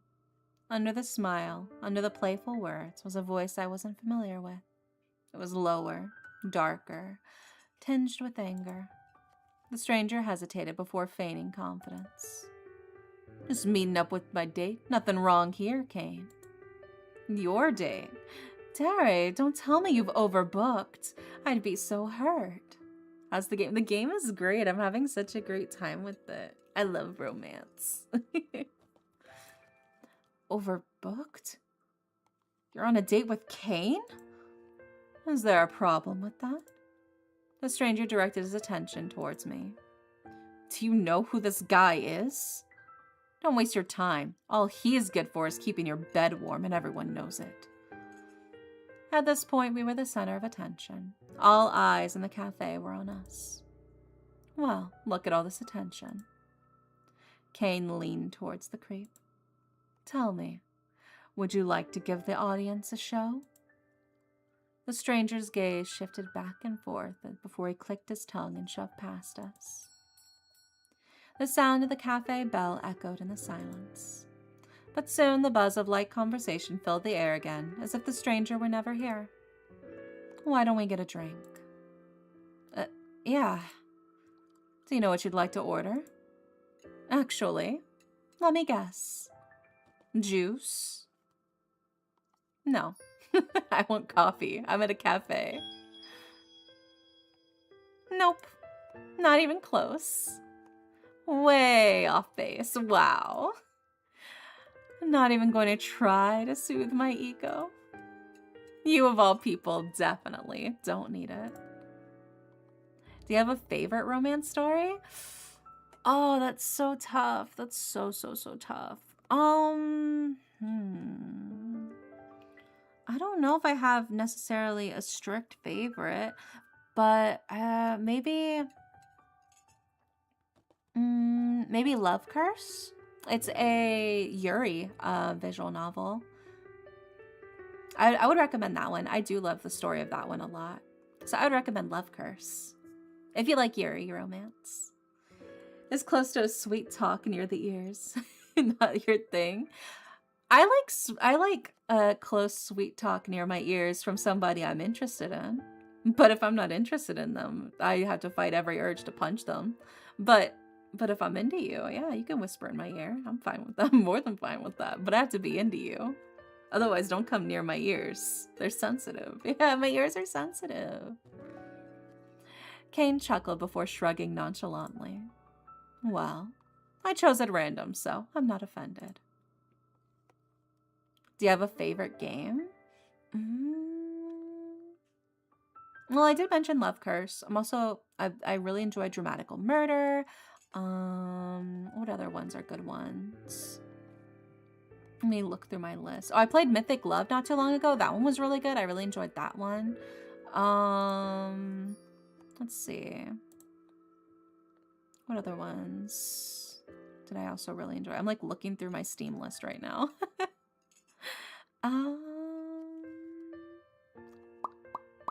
What was another good one that I really enjoyed? Oh, Dream Daddy, of course. I was a big fan of Dream Daddy. That was such a fun, silly one. It was really cute. Very light. What else? What else? Hatoful Boyfriend. Classic. I loved Hatoful Boyfriend. The pigeon dating sim really hits you in the feels. Heart Cage was so good. Oh my god. It's so spicy too. Heart Cage was very spicy. Homicipher. Oh, Homicipher was fantastic. I love my horror husbands. What else? What else? Yeah, Love Curse, Find Your Soulmate. Lover's Enigma was also really, really great. Loved Lover's Enigma. What else? What else? Paranormacite. Not a romance, just a good game. Highly recommend Paranormacite. And Zero Escape. I've been playing the Zero Escape series. I've been having a lot of fun with that one. Yeah, I would recommend those. I would recommend those games. Most of them are love, like romance games, but a couple of them are just supernatural horror. I'm sure if I'd given it 5 seconds of true consideration, I would have been right. Sure. Order for Kane and Indidere? I got them. Don't miss me too much. I'll try not to. Here we are. Thank you. As I took my first sip, a harmony of flavors swirled together in my mouth, and I hummed in delight. Good. It almost makes today's ordeal worth it. He chuckled, and we were finally able to enjoy our drinks in each other's company in the cafe. Thanks for earlier, Kane. Dealing with that on my own was obviously infuriating, I'm sure. Of course, Dere. Heading home now? I can walk you back. Are you sure? If you're busy. Busy? I hardly know the meaning of that word. Besides, after the fiasco from before, I'd loathe to leave you alone again. Oh, so you can waste my time keeping my bed warm. Kane leaned in ever so slightly. Sunlight gleamed off his annoyingly perfect lips. With me, it wouldn't be a waste of time, love. Alright, let's just get a move on, Kane. What's your favorite book? Scum Villain Self-Saving System by Mo Shang Tongshu.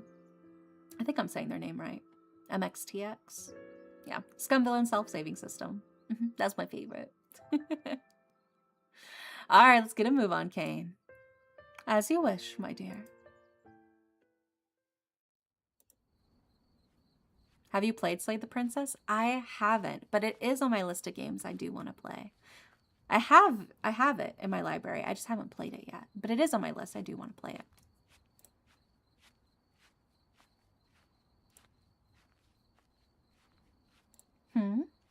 Huh? What? Where am I?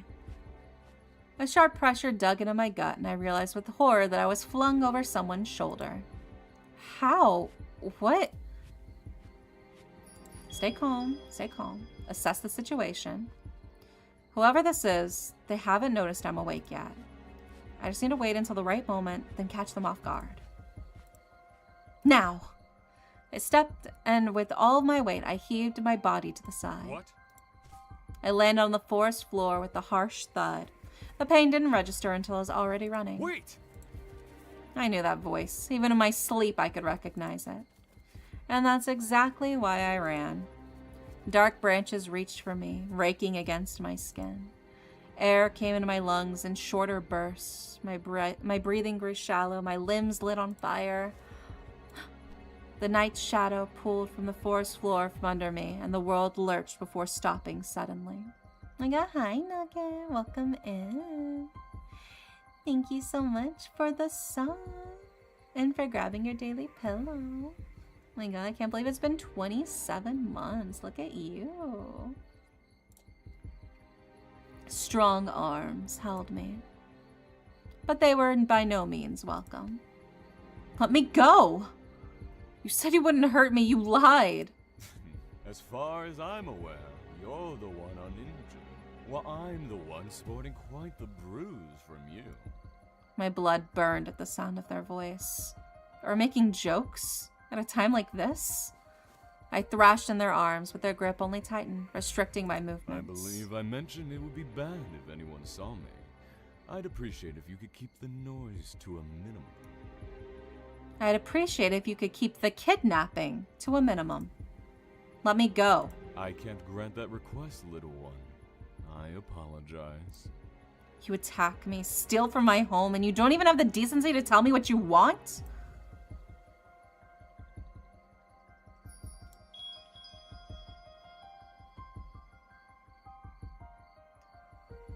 I can help you. I help everyone. Why do you deal with me like this? The knights shielded their face. I'm sorry, little one. I really am. Sometimes, when you are used to desperation, to rejection, it is difficult to ask for help, knowing how it ends. I'm running out of time. I couldn't wait for your response. I will do whatever it takes to help those who need it. Is that so, Kuna? Another voice, this one from above. Kuna's tightened his grip on me. You are bordering on dangerous sentiment if that is the case. Isa? I would say I'm surprised, but I'm not. Considering you've been following me like a dog. Oh my god, like a dog. Let them go. You put many in danger with your actions. That's rich coming from you.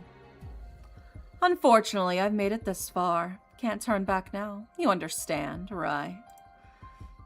Let them go. I won't say it again. Silence thickened the tension in the air, and I could practically hear the smirk form on Kuna's lips. Make me. We moved. So fast it was as if the air collapsed in on us. What's your favorite romance movie? Does Project Hail Mary count? I had to go. Hope the story goes well. Yeah, thanks so much for popping in. I really appreciate it. Take care of yourself. We moved. So fast it was as if the air collapsed in around us. The wind howled in my ears, whipping past my face as we twisted and turned through the forest canopy. Ah! Can I ask you to quiet yourself, little one? Go to hell. His low chuckle vibrated against me. I'm afraid hell doesn't exist for beings like me. Oh, well, isn't that convenient? Let them go. My heart skipped at the familiar, much-needed voice. Druk? We're coming. Hold on. You have quite the horde of supporters, don't Yeah, I do, so put me down. Kunas quickened, weaving between the trees, a forest now a blur bound us. The distance between us and everyone else grew wider and wider. No! Hot, searing energy flew past us. Cain! Another sharper magic cut through the air, splintering a tree near us, and sending me from Kuna's arms. The feeling of nothingness lasted for a second. The absence of Kuna pressed against me. The absence of the wind rushing against my skin. The absence of even gravity's pull. That is, until gravity took hold of me, latched onto every inch of my body and yanked me towards the forest floor. My screams pierced the night sky as the wind and branches cut against my skin.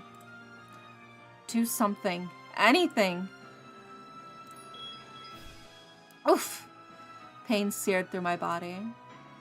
But it was nothing compared to how serious my injuries could have been. Thank God. I actually did it. I rose, only to see. Oh my God, the gang's all here. The Avengers assembled. Everyone. We came as fast as we could. Little one, please. I don't mean harm. I promise. Isa's gilded eyes waited in the darkness, their figure unmoving, hidden in the trees. I stared at everyone around me. My eyes drifted too. Ooh, now this is where we can pick. Hold on, can I save? Let me save. There we go. Save here. Okay. I do want to do Kuna's route. I've been saying I do want to do Kuna's route. This is my chance. I look to... Oh, can I not pick? I guess I can't unlock him yet. Okay, we'll do Cain then. Yeah, it looks like Kuna and Isa are locked right now. So I'll do Cain. Central. Cain, Druk, Fenrir, Etza. Each one of their stances was still, rigid. It's all right. We're here now. And then chaos descended. Kuna dropped from the trees, edging towards me with inhuman speed. Before he could take a step, a powerful wind pushed him away. I darted towards Central. The sound of combat surrounded me. I'd be careful, we know what happened to the last Cain who wasn't first pick. Oh my God. Etza and Fenrir were closer now. I was almost with them. Tere! Etza, Fenrir! We reached towards each other. To your right! Look out! What? Silver magic flew past, narrowly missing me. When I turned, Kuna was close, with arms outstretched and a triumphant smirk plastered across their face. What happened to Cain and Druk? I don't think so. Oh shit, they're teaming up on him. Look at his aura. Etza, Fenrir, get out of here. We got this. As if summoned by name, Etza and Fenrir arrived beside me, pulling me away. Do you really think you'll get away after such blatant insults? Yes. Kuna expertly parried Druk's attack, reaching once again, relentlessly, for me, before an array of herbs were thrown in their face. What? Cain joined Druk as the two resumed their attack, forcing Kuna back. The entire scene faded into the distance as I ran with Etza and Fenrir. Are Cain and Druk gonna be okay? They'll join us soon. Our mission was to save you. Druk and Cain will not overstay their company with those two. Etza says that, but Kuna seems so strong. If Cain and Druk end up hurt because of me... Cain and Druk are two of our most elite drakes. Trust in their abilities. Okay, I'll trust that they're strong enough to handle themselves. Reassurance was clear in Etza's eyes. Fenrir calmly stared back, nodding once to agree with Etza. Going back to help them when I'm Kuna's target will only make things worse. I know that, but it doesn't make running away like this any easier. After such success, I would have expected a more welcoming look on your face. Cain! Druk! There you go. That's the spirit. You're okay. We may not have had the chance to personally show off for you, but we are professionals. This is just another day in the life of a drake. Even then, when I'm the one who's responsible for putting you all in danger. Beyond it being our jobs, we wouldn't wish harm upon you. Of course, we are happy to keep you safe. Your mom called. Told us you disappeared. Given everything that's been happening recently. We weren't certain something bad happened, but we didn't want to take any chances. Aww. Etza was able to detect you, and Fenrir knows the area well. From there, it was merely a game of hide and seek. They were able to mobilize that quickly? Maybe it's because I'd never been in this kind of situation before, but I had no idea Central's capabilities extended this far. That level of teamwork and action was beyond impressive. Thank you, everyone. I don't know what to say. No need to thank us. We're just glad you're safe. A silence settled over us as the events of the night sank in. While they probably wouldn't admit to it out loud, it was clear everyone was exhausted. Soon I found myself walking in step with Cain. And to what do I owe the honor of your presence, my dear? There were many reasons. I'd never seen Cain in action before. Was he hurt? Was this kind of danger something he was used to? Admittedly, I was curious about him, but I didn't ask any of these questions. Instead, I simply shrugged. Who knows? Cain watched me attentively before smiling softly. I'm glad you're okay. Their tone was sincere, a softness I'd only heard from them during our dates. I'm okay. What about you? I assume there's no sense trying to hide it with both you and Etza here. A tree got blasted near me. I ended up hit. Sloppy, really. What? I'm alright. Nothing serious. Just a bit of light pain. Light pain? Were you gonna say anything if I didn't ask? Eventually. But you already made your way over to me so astutely. I didn't need to. I moved close to them, searching their energy for a sign of their injury. It's so dark, I can barely see anything. Where are you hurt? Just my arm. I took their arm in my hand. Okay, at least it's a shallow wound, nothing serious. If it came from a broken tree, there shouldn't be any concern for magic residue. You should have said something sooner. It isn't serious. Nothing that needs urgent tending to. Still, you only got hurt because of me. My gaze dropped as I tried to hide my frustration. Cain tilted my face back up with their index finger, and my eyes returned to their gentle ones. You didn't force me to come here. I came of my own accord. It's no one's fault but my own. Besides, a trivial injury like this in exchange for your safety is a small price. Oh my gosh. One that I'm more than willing to pay. Oh my god, you make me blush. I didn't agree, but now wasn't the best time to start that kind of argument. Does it hurt? No, my dear. The tips of my fingers tingled as I summoned my energy. Slowly, the wound sealed and their energy returned to normal. It's not completely healed, but the cut isn't as deep, and it should heal faster now.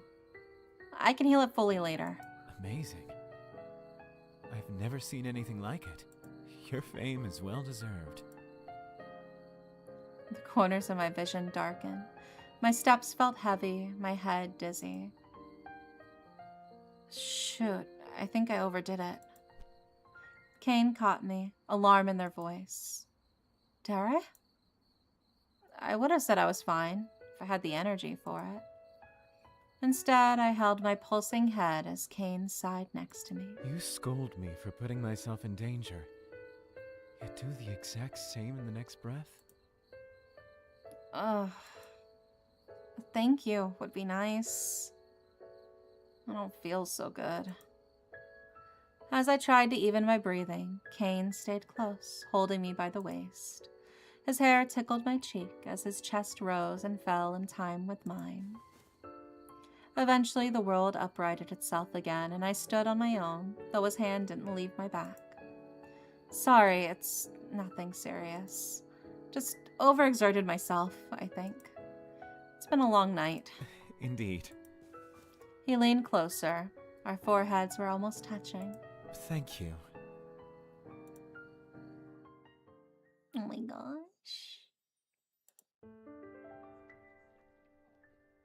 Whoa, Derry, I heard about last night.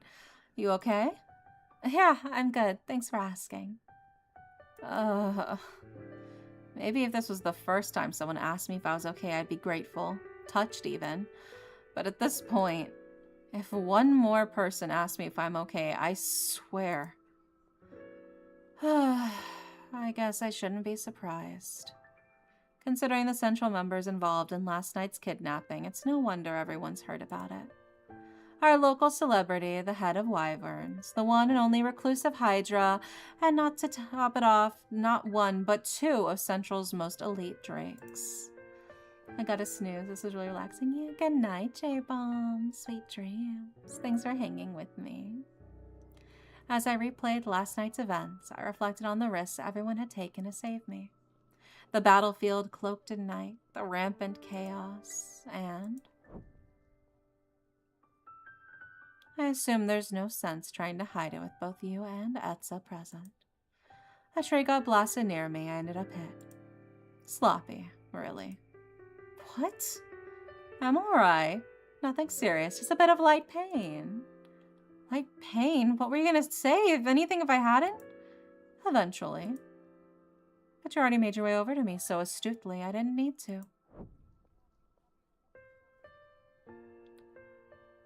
I know it wasn't serious, but he was the only one hurt last night. Maybe I should make sure they're okay? I can't believe you were able to save him, Kane. You're so brave. Derry's lucky he had you with him. Huh? If I ever get in trouble like that, I hope someone rescues me like you did. Oh no, I was only doing my job. Something to make a big deal out of. Of course I'd help anyone who needs it. What the? A gaggle of people surround Kane, practically swooning at his every word. You're okay though, aren't you? I'd hate to see you hurt. Well, I was injured, but thanks to Derry's abilities, I'm good as new. A chorus of gasps filled the air. My eyes almost rolled to the back of my head. Or maybe I should save my worry for someone who needs it. Actually, if Kane was hiding his injury last night, who said he wouldn't be hiding any others? One cursory glance revealed nothing but a few minor scratches. Looks like they're okay. No other secret injuries, at least. Another round of giggles. Better than okay, actually. Can't believe I wasted my time worrying about them. Oh! Apologies, darlings, if you'll excuse me. They're leaving their fans behind. Don't let me get in the way of your fun. Get in the way? My dear, you are the fun. Uh-huh. I was gonna ask if you're okay, but seeing as you're back to your usual self, I'll take it you're doing swimmingly. I am, but only because of you. Yes, I am a good healer, aren't I?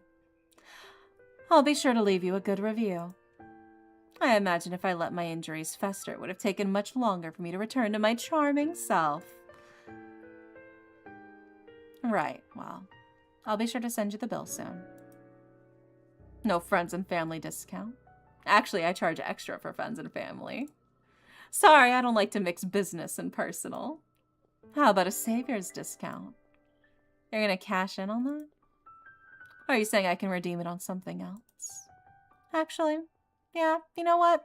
I'll just accept that now then. Never mind me, though. How are you holding up?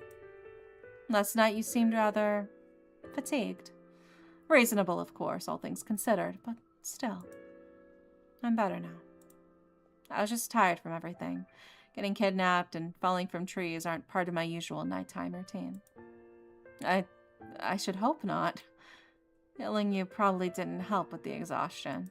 And right now, you're not pushing yourself too hard by being here? I can handle one meeting, at least. So you're saying I don't have to worry about you collapsing on someone today? No, I got a good night's rest. I'm practically good as new. Right. A good night's rest after you had just been kidnapped. I tried to keep myself from squirming under their piercing gaze. Jeez, Kane, stop worrying so much. I expect this from Etza, but you too? A small chuckle escaped them. I have to worry about you since it seems like you won't. Rich coming from the one who tried to hide their injury. Working helps me take my mind off things. I won't pass out. Promise. Promise. Besides, I'll be with Etza. True, they are attuned to these sorts of things. Very well, I'll stop nagging. Finally. I turned to head towards Etza's office. Say, Derek? Before turning right back to Kane, their eye now filled with curiosity. you still don't know why you were targeted by those two. I have my suspicions, but nothing concrete yet. Kuna's mentioned my healing before, but I grew silent as I fell into thought. Sure, I could heal, but so could any other wyvern. So could Etza. But no one else had seen Kuna. In fact, he seemed to be avoiding everyone except me. I was missing something. Maybe after last night and this new information, I'd have better look at the library. Forgive me. I didn't mean to force the topic. After everything you've been through, I'm sure discussing the Fae is the last thing you'd want right now. No, it's not that. I was just thinking. I mean, all of this is so new to me. I'm still trying to wrap my head around the fact that they're Fae. That Fae exist. Right? To think that other beings exist with magic that rivals ours. It's, Oh, I mean, he's all excited. That's so cute. I'm trying to understand it all myself. What they want. What they are. I know. I can imagine the field day Fenrir's having. He's likely searched the library top to bottom searching for anything on Fae. If he did, I'd be in his debt. I was thinking of stopping by the library today after working with Etza. If you're interested, I can let you know if I find anything. Can I come? Oh, If it would make you uncomfortable. no, I don't know how productive it'll be. You might get bored. My trips to the library haven't exactly been fruitful. Oh, you underestimate me. You think I'd ever be bored in your company? Yes, how could I ever compare to the attention you get from your millions of fans? My dear, it's not even a contest. Humor me, if just to satiate my own curiosity. You're awfully adamant. Come on, let me come. Sorry, that line was a little too... My brain went in a completely different place. I mean... Please? Now he's begging. Look at his puppy dog eyes. Oh, I'm such a sucker for puppy dog eyes. Having an extra set of eyes could help. And Kane's helped me a bit with my research already. And since Kane's battled them, maybe he'll have more insight on their capabilities than me. All right, you can come. Their eyes practically sparkled like a child who had just been given a treat. Make sure you stay focused on the books, though. I'm skilled enough to make room for you, too, should you desire it. I rolled my eyes and turned to head towards Etza's office. Kane laughed before falling into step with me. I was just joking. Please. Oh my god. I shut the book with a frustrated whine. Nothing again. If I read another word, my eyes are gonna fall out of my head. Kane laughed beside me, elegantly sifting through their own pile of books. Surprisingly, they seem to be holding up better than me. Our search had been going on for hours by now. Countless aisles, books, and texts later, and barely a hint of Fae facts. I knew this would be hard, but still, to find nothing. Patience is a virtue, my dear Derek. What? That's just wasn't something I expected to come out of your mouth. Surprised at how wise I am? How profound I can be? Insufferable. Such a little shit. Now that's something I'd expect to come out of your mouth. Here, these are some other books I've read on Fae. They don't have much, but it's better than nothing. Thank you, sweet Fenrir. Where would we be without you? Fenrir rolled his eyes as he turned to leave. You're so annoying. I peered at the books Fenrir left for us before calling out to him. Thank you, Fenrir! No response. Did he not hear me, or did he just choose not to respond? The world will never know. Fenrir really did have a field day with this. He already had these prepared for us? Our diligent Hydra is the pride and joy of Central, after all. I hummed in agreement as I reached towards the pile, picking a book at random and opening it. Well, here goes. I'm going back in. Best of luck, Captain.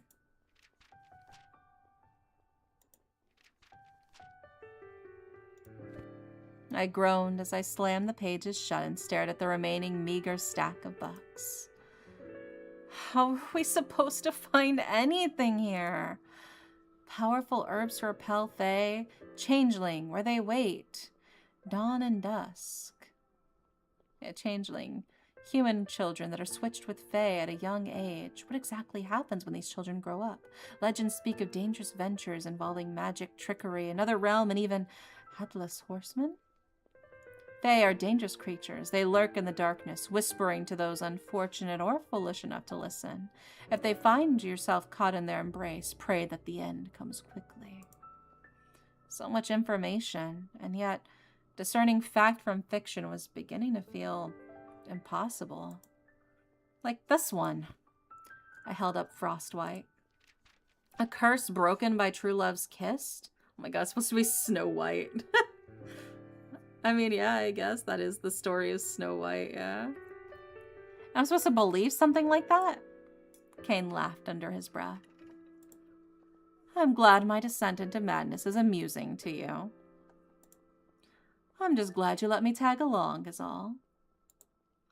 You don't believe in the idea of a true love's kiss?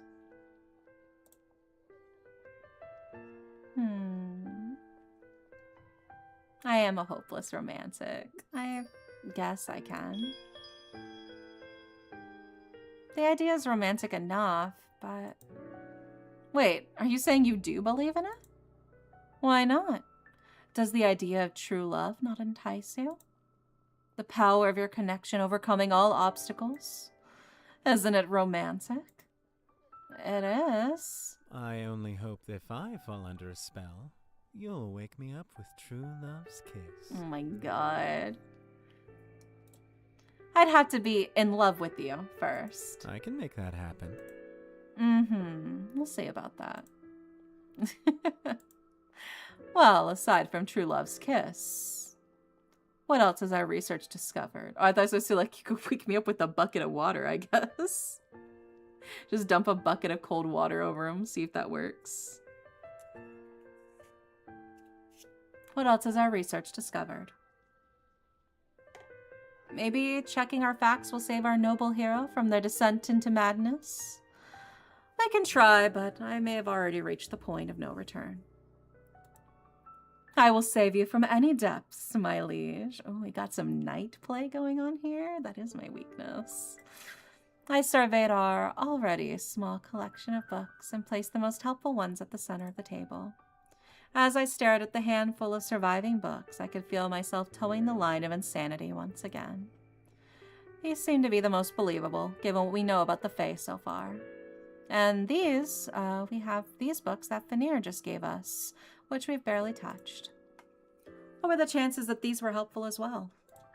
Given our current rate, not very high. I fought the temptation to throw the new books out of pure frustration. Fenrir definitely wouldn't let me come back to the library if I did that. Cain thoughtfully stared at the stack I'd placed in the middle of the table. So we know they use magic, even though they have no energy. Dare, you said you could detect their magic before, right? Well, I think it's their magic. I'm not completely sure. They leave behind this light. Or at least Kuna does. Kuna? Sorry, the silvered-haired one. I can't see it super well, but I see something. And it's definitely different from energy. It's just strange that they don't have energy. Everything does.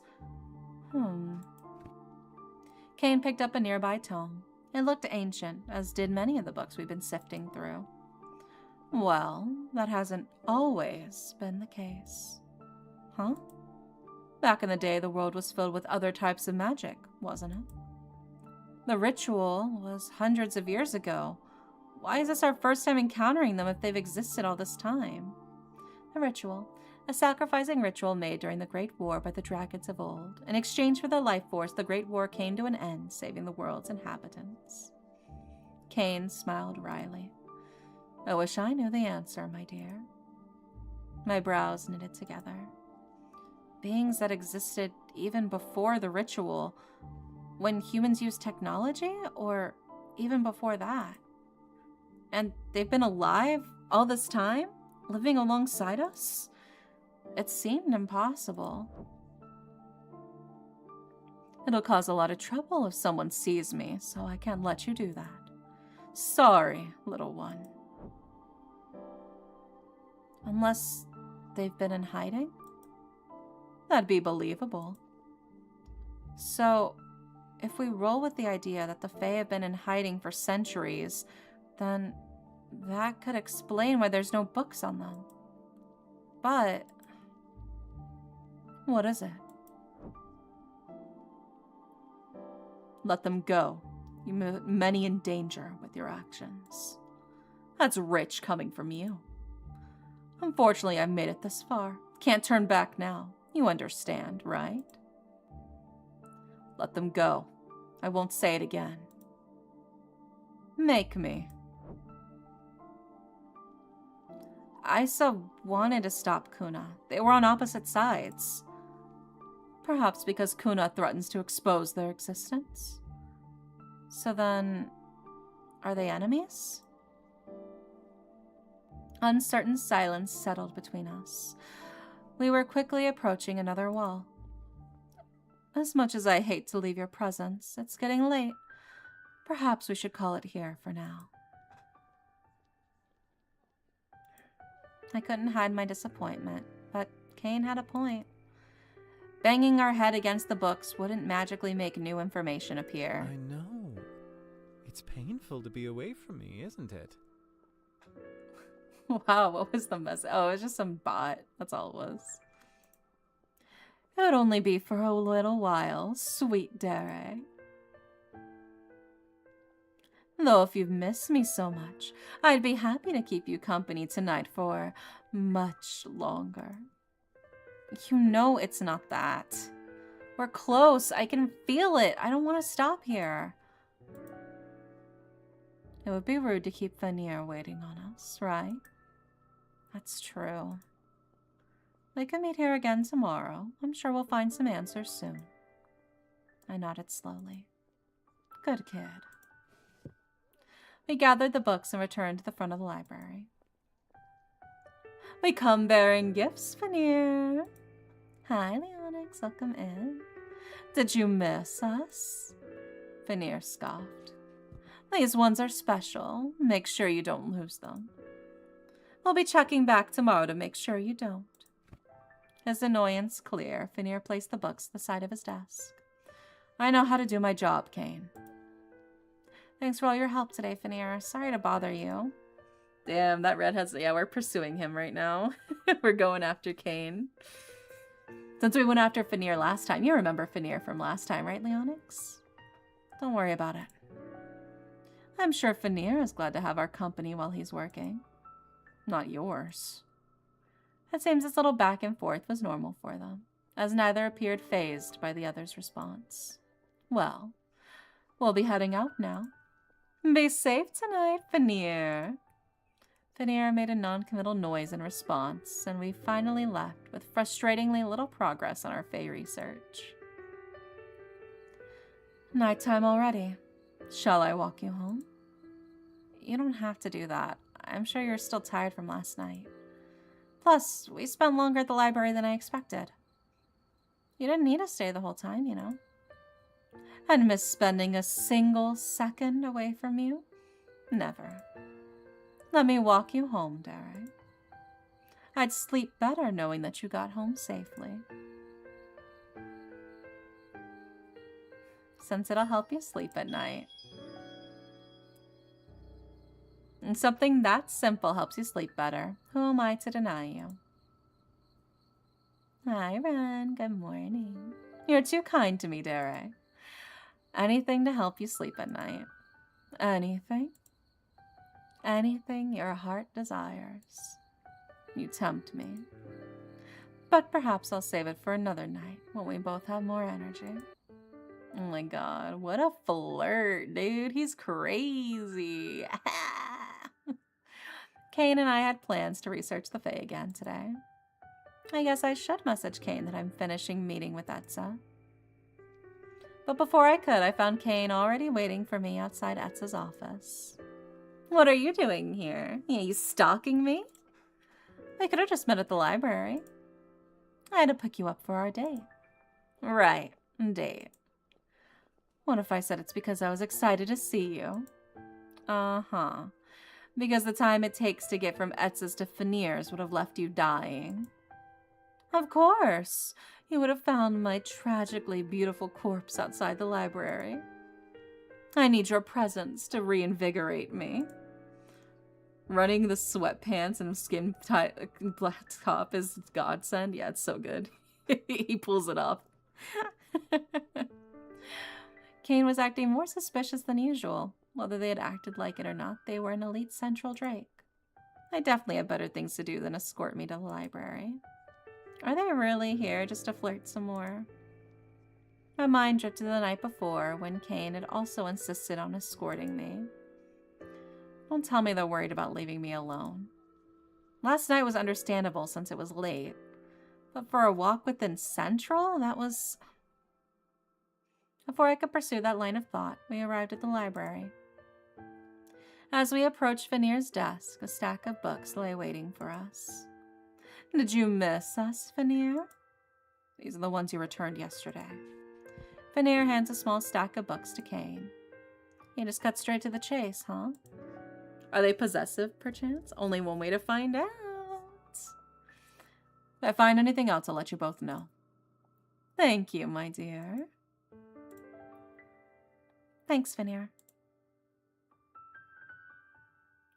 I felt the need to also thank Fenir, partly out of gratitude for helping us, partly out of sympathy for dealing with Kane. He nodded back at me before returning to his own work.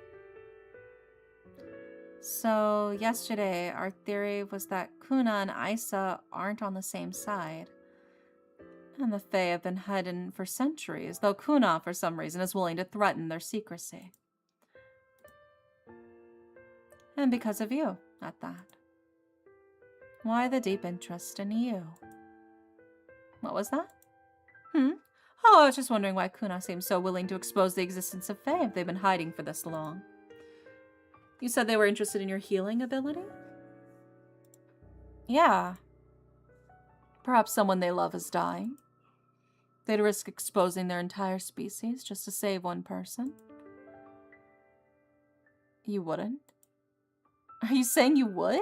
I might, if it was for true love. True love? This again? How infatuated is he with the idea of true love? You'd risk that much for true love. I'm just saying I can understand their position, if that were the case. But from the look on your face, I fear saying more. Was Kane embarrassed? Oh my god, bro's a hopeless romantic just like me, for real, for real. Why won't you tell me? You'll laugh at me. I won't laugh, I promise. You're making this hard for me. But how can I deny you when you look at me like that? Oh my gosh. And you swear you won't laugh? Pinky promise. Oh my god, wait. I said the exact same thing that they did before they did it. If Kuna had found true love, someone who loved him with their every being, accepted him to his core, chose him over everyone else. Mm-hmm. If he found a bond that was sincere, genuine, honest. Derek can see the future confirmed. I'm just that in tune with the main character in all of these. I'm sure he'd cherish it. I just get really into and character do when I'm playing anything these. to protect it, no matter the consequences. I see. Were we really talking about Kuna? Well, this is purely based on hypotheticals, of course. We have no way of discerning Kuna's true motive.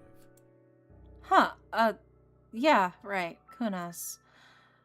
We can sit here and theorize about their intentions all we want, but without anything concrete. This is more than yesterday, though.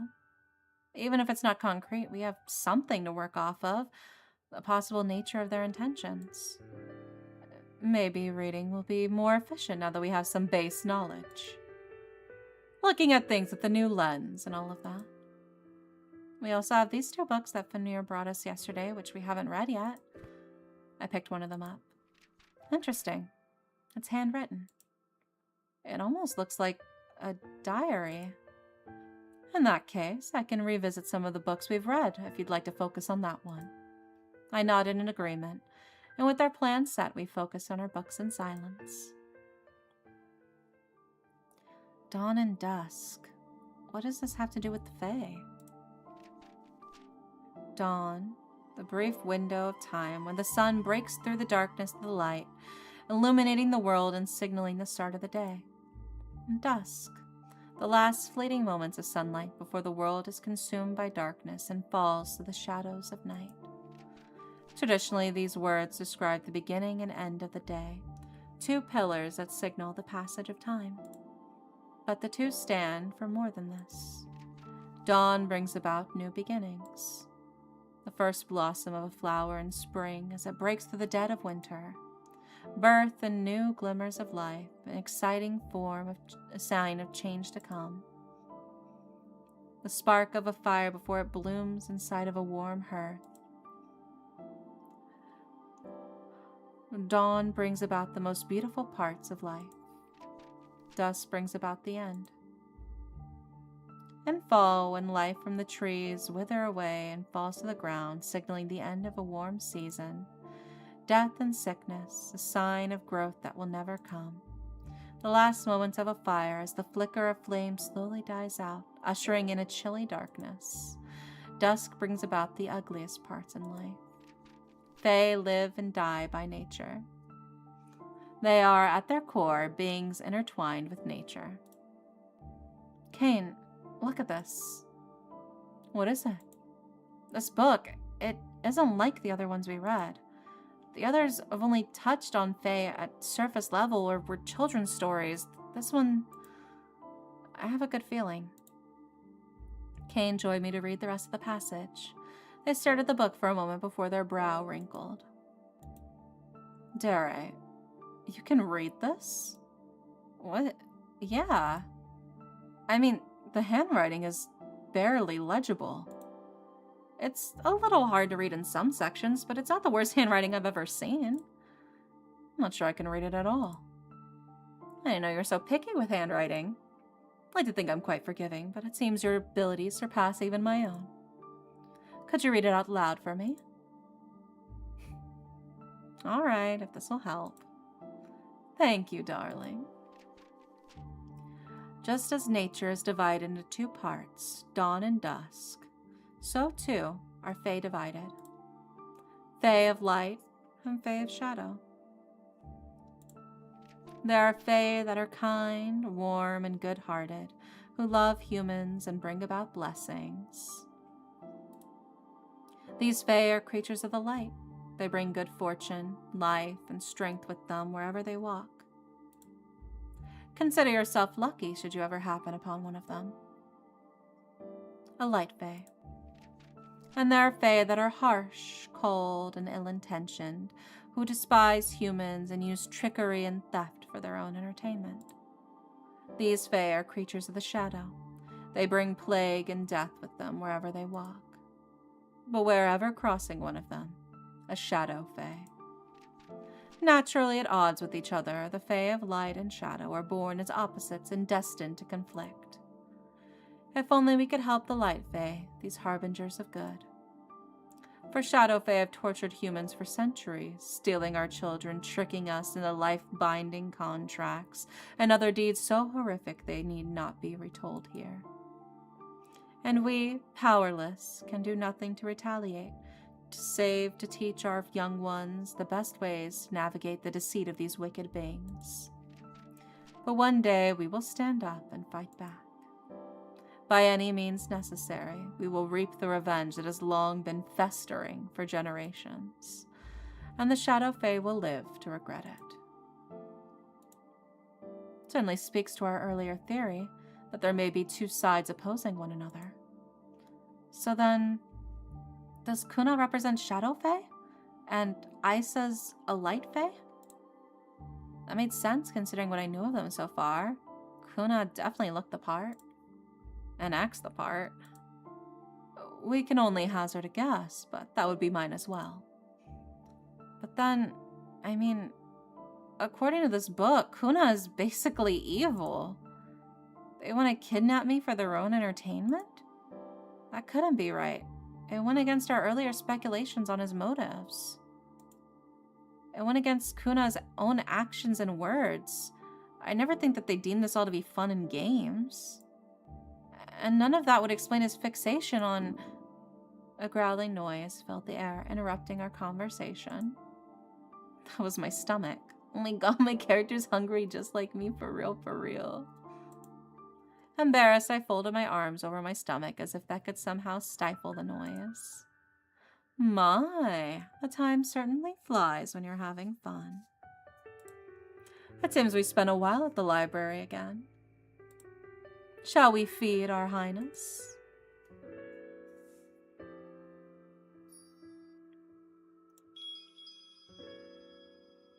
Yeah, I think we've gotten far enough. Such a good Indidere. Said that yesterday when I decided to throw in the towel too.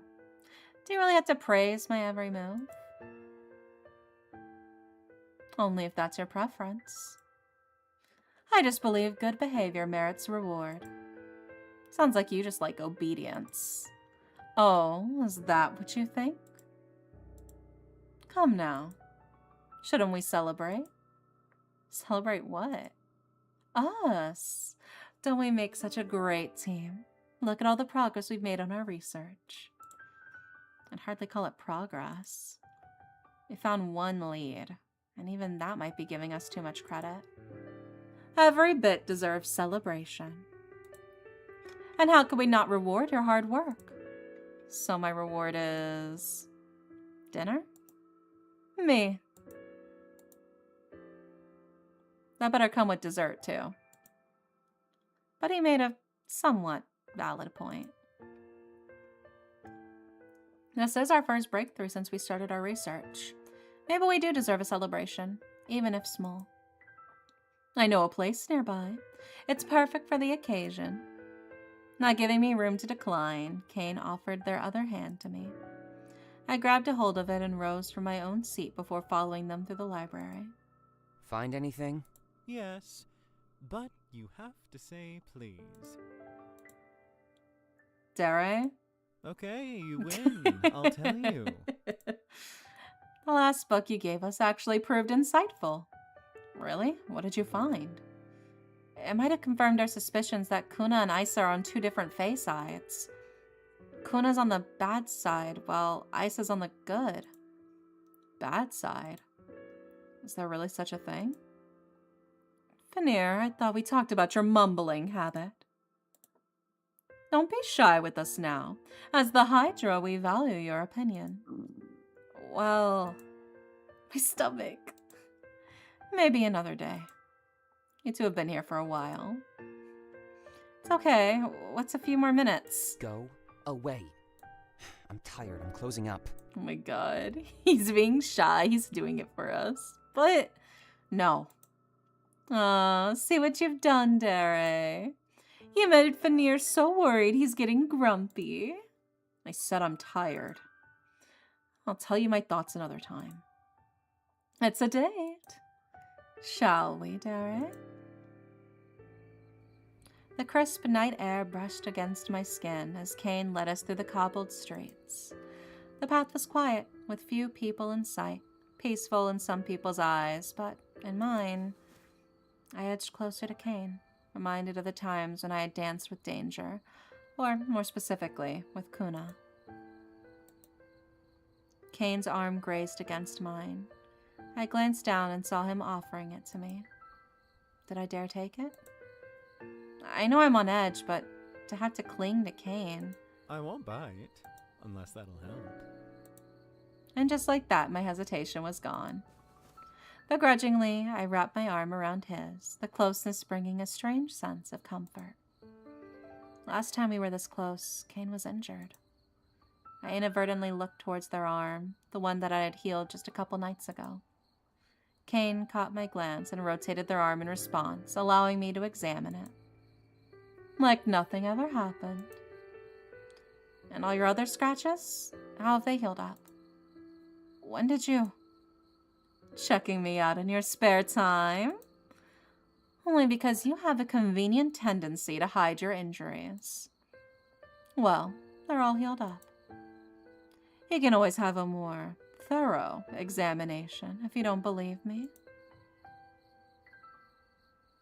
I was sure my annoyance was clear on my face. I hoped my annoyance was clear on my face.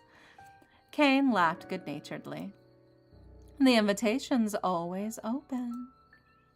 Has it been difficult for you at night? Honestly, I didn't notice it much until just now.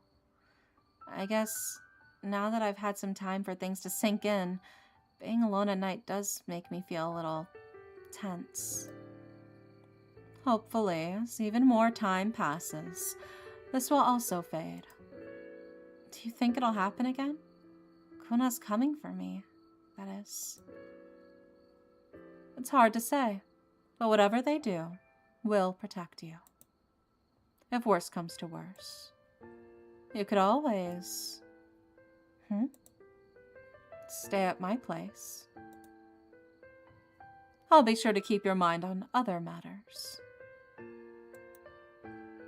We're just having a nice moment. Why do you have to go and... You're right, I'm sorry. I was only trying to help. You look so anxious. You're so... Oh, we're here. Looks like we'll have to finish this conversation later. How convenient, right when I'm about to lay into you. I assure you, if you'd like to lay into me, we can arrange for that another time. Oh my gosh, shut the fuck up, Cain. He's such a flirt, dude. We entered the restaurant where the sound of customers' chatter greeted us. As we made our way to our seats, a few of the restaurant's visitors cast inquisitive glances our way. Is that Cain? Typical, they have someone new on their arm again. I couldn't help but furrow my brow, uncomfortable at the comments. Apologies, Derek. Given the time, I didn't expect many people to be here. But it seems we still caught some attention. Cain gets a lot of attention. Good and bad, it seems. It's not a big deal. You seem used to it, though. I've grown up with it, in a sense. Their tone was nonchalant, but the implication of their words left me uneasy. How do you reach a point where you've grown numb to people talking badly about you? As we sat down, I realized I actually didn't know that much about Cain. In fact, I could list what I knew about them on one hand. They had helped me at the library, they were highly ranked in Central, and they had a lot of admirers. I'd assumed their flirting was the reason for their popularity, but was there more to it? People gossip about you often? They simply shrugged. More or less. Is it something you feel comfortable talking about? I have 2 powers. Central discovered it when I was a child. I've been a Drake ever since. Oh, wow, that's... Rare was an understatement. It was unheard of. It took years to hone your power, especially to gain the mastery needed to become a Drake. And Cain reached that point when he was a child? And mustered 2 powers at that? How do you keep all that energy under control? I'm not sure. It always comes out naturally to me. You can imagine I've had attention on me for as long as I can remember. That sounds exhausting. I mean, if it's anything like this, I don't think I'd like it. It's a lot, isn't it? But can't you relate? Hazard told me you're quite the prodigy yourself. I shrugged, unsure. Maybe. People don't really seem to bother me as much as they do you, though. Consider yourself lucky. My brow rose. That was an unexpected response. Sorry for the wait. What would you like for today? Cain and I placed our orders before returning our attention to one another. We'd spent so much time together recently, but somehow it was only now that I was seeing a different side to them. I found myself wanting to know more. And as we sat there, across from one another, I couldn't help but think about how much it felt like... It's like we're on a date. How do these dates with the infamous Cain usually go anyway? Oh, so you are curious. Just to know what the big deal is. It's simple. Conversation. That's it? That's your big move? You're disappointed. Well, yeah. There's beauty in simplicity. That line doesn't suit you at all. Because I'm so beautifully complex. That line suits you. Attention goes a long way, darling Derek. People crave it. They want to feel seen, heard.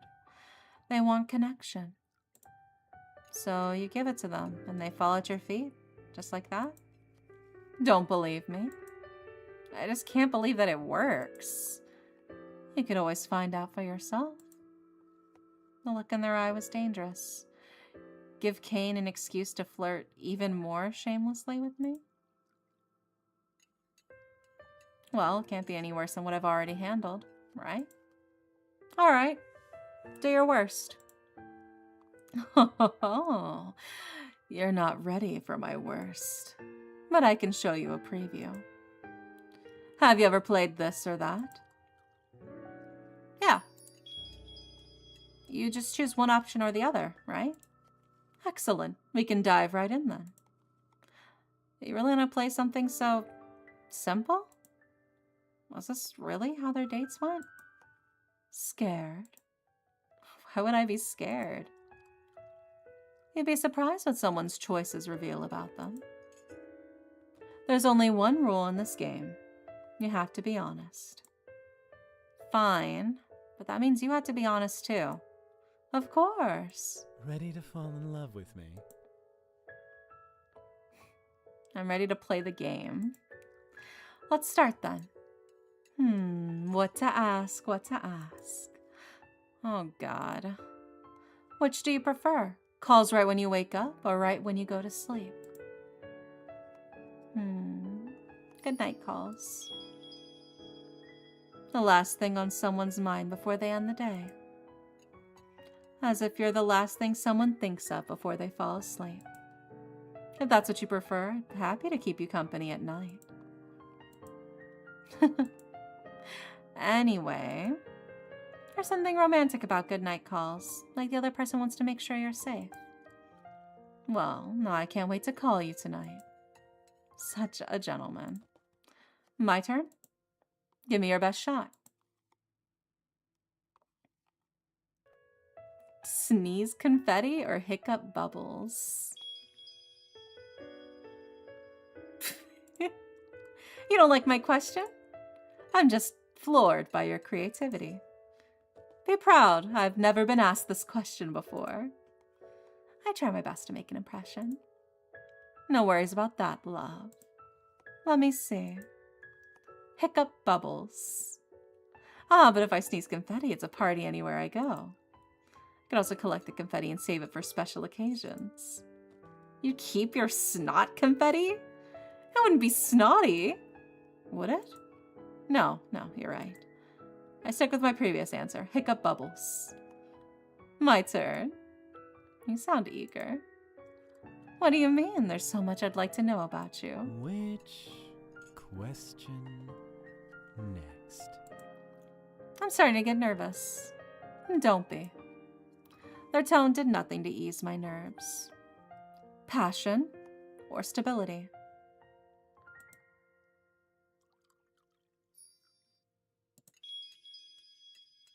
Stability. You're like Etza. I understand the appeal, but I can't bring myself to feel the same way. Stability is what makes a relationship last. It's safe and it's comforting. I want something I can trust. Something you can trust. When you put it that way, I find my resolve wavering. So Cain likes passion. In that case, I wonder just how many passionate relationships they've had. Well, it's none of my business. Words or actions? Words. Is that because you're a smooth talker? Such kind words. I'm flattered. That's not what I... Never mind. Are you saying you don't think actions speak louder than words? They can. But actions can only go so far. Sometimes you need the vocal affirmation. It's easier to lie with words than with actions, though. I know. But there's also a pull when words are genuine. The tone, the delivery. It can be addicting. I knew Cain had a way with words, but I didn't know words affected them so deeply. You look like you don't believe me. No, it's not that. I'm just surprised, is all. I didn't know words meant so much to you. Tell me, if I whispered sweet words to you every day. He leaned in, lifting my chin towards him with the slightest touch of his index finger, complimenting the way the sun dapples your skin, the way your presence pulls me in like no other, and told you I'd be forever enraptured by you in this lifetime and the next. And I meant every ounce of it. Surely, even you would begin to feel differently towards me. My face felt hot under his gaze, under the pull of his words. When he put it that way, anyone would agree with him. I think I've made my point. I answered with a simple cough, surprised at how quickly my heart was racing. Our food is taking a while. I'm getting worried. I can't have my highness passing out on me. I'm not gonna pass out. Excuse me. Yes, how can I help? We put in our orders a while ago. Do you happen to know when they'll be finished? Yes, the kitchen should be wrapping them up now. Apologies for the wait. No worries at all. Thank you, my dear. The server took their leave, and Cain turned their attention back to me. We might have time for one more. Do you want to keep going? Or have you already fallen hopelessly in love with me? I think we need another one. We can do one more. Cain nods and hummed and thought as they tapped their finger against their cheek. My eyes wandered around the cafe as I wait for their final question. The two customers from before were still here, whispering between themselves. What were the chances they were gossiping about me and Cain? Actually, I have a question, if that's okay with you. Oh, curious about me for a change? Well, you don't have to answer if you don't want to. And risk disappointing you? How can I live with myself? Go ahead. What are you dying to ask me?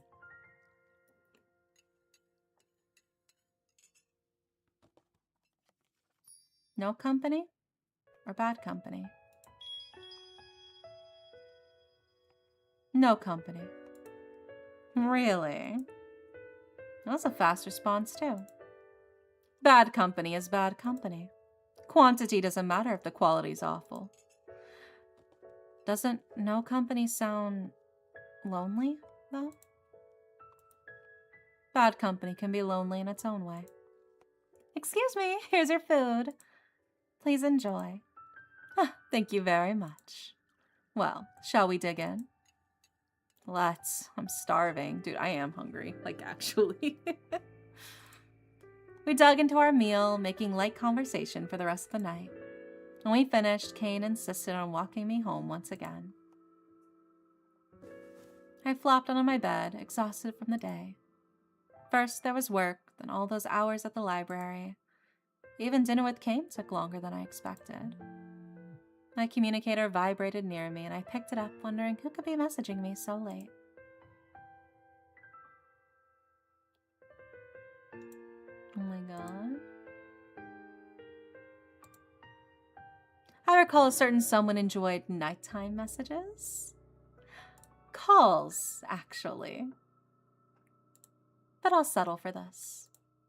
Only if it's because I'm the last thing you're thinking of before you go to sleep. I think of you at all moments of the day. But of course, I especially miss you when it's time to go to bed. Also, just got home, safe and sound. That's good. Thanks for walking me home. Of course. I apologize for keeping you so late. Yeah, how will you make it up to me? Oh, I can think of a couple ways. Oh, more help with your research? We're able to make some progress today. Yeah, I guess we did. Tonight was fun. I'm glad your stomach gave us an excuse to spend more time together. So you're saying I should come hungry to our hangouts more often? I'd rather you feed yourself and we spend more time together regardless. You should go to sleep. You've had a long day. Oh my god, say please. Please go to sleep, Derek. Fine. Since you begged. Thank you. Night. Goes so good. Night to dearest Derek. I do love a man who begs. That is my weakness. That is my soft spot. I love a man who begs. I placed my communicator away and shifted on the bed, ready for sleep to take me.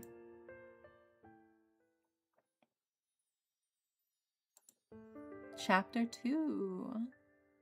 That's the person. Really? Them? That's what I heard. I'm sure it won't last. Nothing for us to be afraid of. I know that. I heard they're a famous healer, though. Think that's why Kane's been hanging out with them? How am I supposed to know? Doesn't matter. I'm sure the allure will fade soon enough. Always does. Jeez, you want a freaking microphone? This was my first time hearing that kind of sentiment directed towards me. Ever since Kane started helping with my research, people have been speculating about our relationship. And with that speculation came a lot of unwanted attention. Good morning, Derek. Sorry for the wait. Your morning routine must be crazy. What took you so long? Beauty takes time. When this becomes the norm, I might start leaving you behind.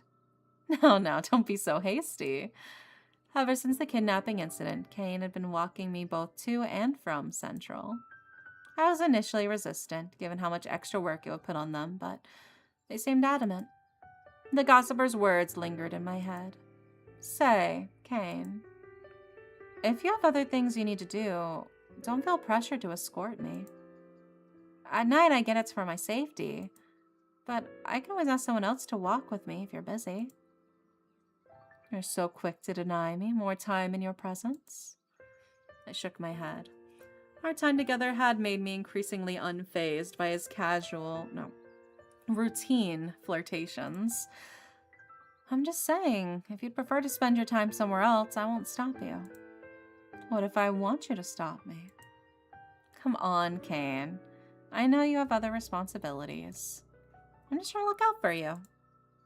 I didn't know you had so much concern for my time. Lucky for you, I keep my schedule quite flexible. According to Droop, flexible is code for slacking off. So I have more than enough time to spend with you. And how can anyone else tell me to spend my time otherwise if it looks like I'm protecting you? I see. So you're just using me to get out of your duties. I wonder. Isn't protecting the lovely townspeople part of my duties? Sure, if you were my official bodyguard, but aren't we kind of just hanging out? So you'd be okay with it if I made it official? What? Nothing. Our time together is important, though, Derek. We still don't know much about the Fae, if they continue targeting you or if they shift their focus to someone else. We need to learn as much as we can about them, especially given their strength, and we still don't know how much about their magic. I watched Kane muse to himself. I've been thinking this ever since we met, but our recent excursions to the library had all but confirmed my suspicions. Kane's much more competent than he pretends to be. Between the research of the library and their insistence of escorting me, Kane was much smarter and more serious than they led people to believe. Or maybe they're just that interested in learning about the Fae. Dare? What? Sorry. Are you sure you're okay? Between work with Etza and meeting at the library, you're not pushing yourself too hard, are you? No, I'm fine, I promise. I was just thinking about something. Thinking about what? Nothing? Are you sure? Yes. If you say so. Goodness. We're in trouble. What? Why? I'm just so concerned for our dearest Indidare. At this rate, all of my thoughts will consist of them. Unless that's what they want. Don't be ridiculous. Oh, we're here. And again, our time together must come to an end. It's a tragedy every time. Be strong, noble knight. Perhaps a kiss from my stunning...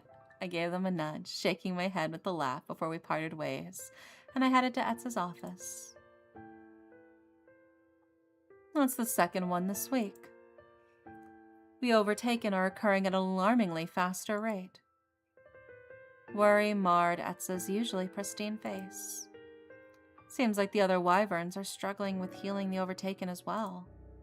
Struggling is putting it too kindly, Dare. They aren't able to heal them at all. And with the overtaken incidents increasing... The pressure's getting to everyone. Etza fell silent, brow drawn down. I could practically feel their tension. Etza? They smiled wryly, avoiding my gaze. It would be a different matter if I could guide the wyverns through the process, but I've also been struggling to master your process myself. I could barely hide my surprise.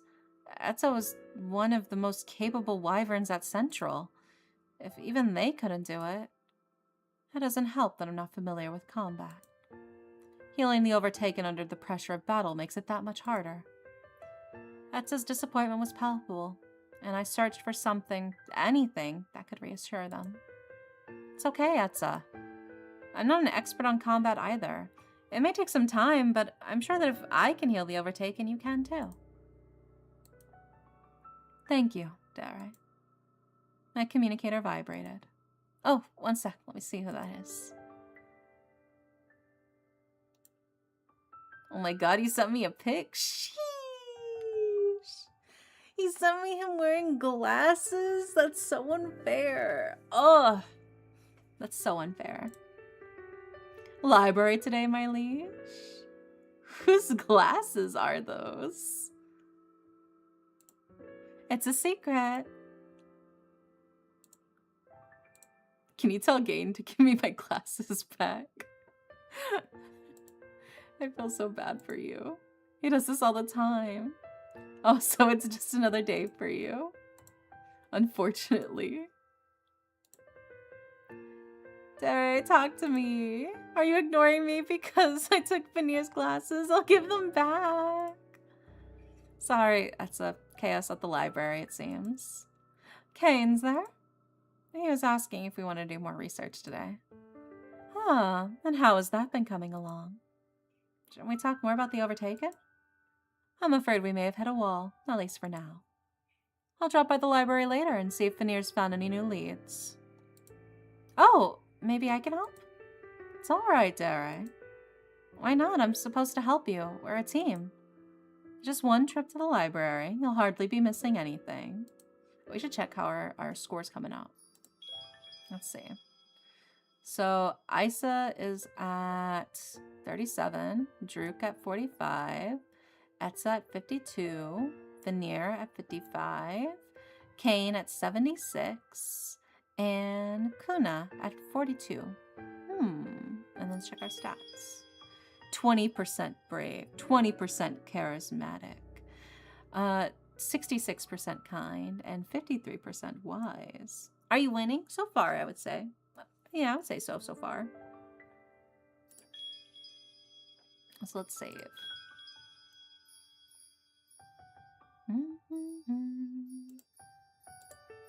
There we go. Besides, the research on the Fae pertains directly to your safety. Please, Derek, continue your research on them. Alright, if you're sure. I am. Hopefully your progress has been better in that area than the Overtaken. Don't remind me. That bad? That's too much wisdom. I need my dumb. No, that's my wisdom. I'm the smart one. We're trying to make as much progress as we can, but I don't know. The Fae research is looking a little bleak, too. That's I see. I'm sorry to hear that. On the bright side, Kuna hasn't attacked me again. At least there's some good news we can both appreciate. So the library hasn't been fruitful for you either.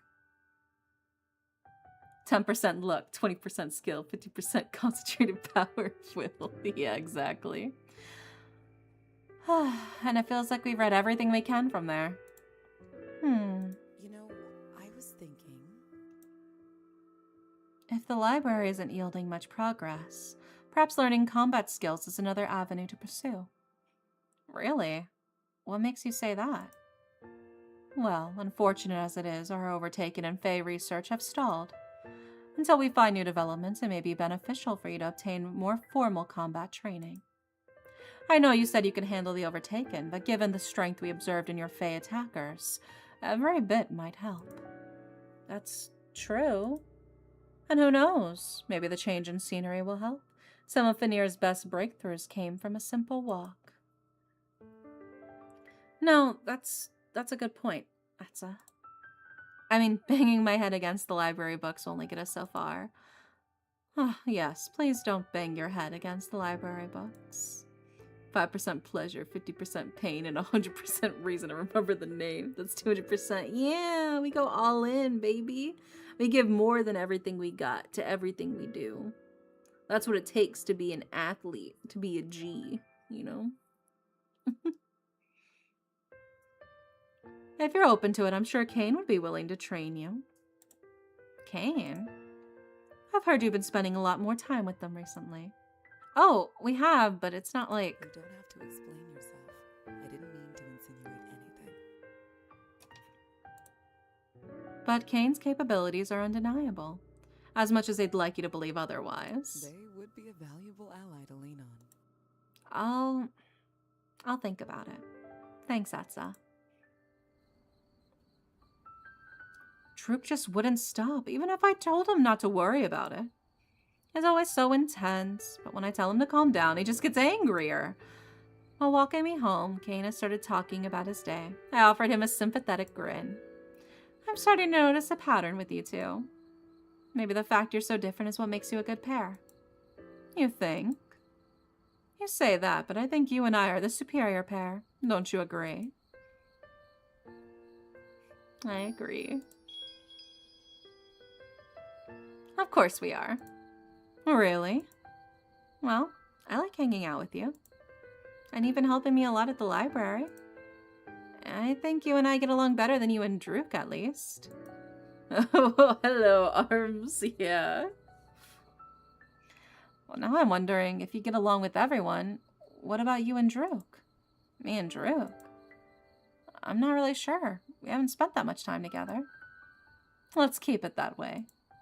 Otherwise, Druk will steal you right from under me, and I'll be devastated. Don't be ridiculous. That's true. You know, the other day he even offered to walk you in my stead. As if he doesn't trust me or something.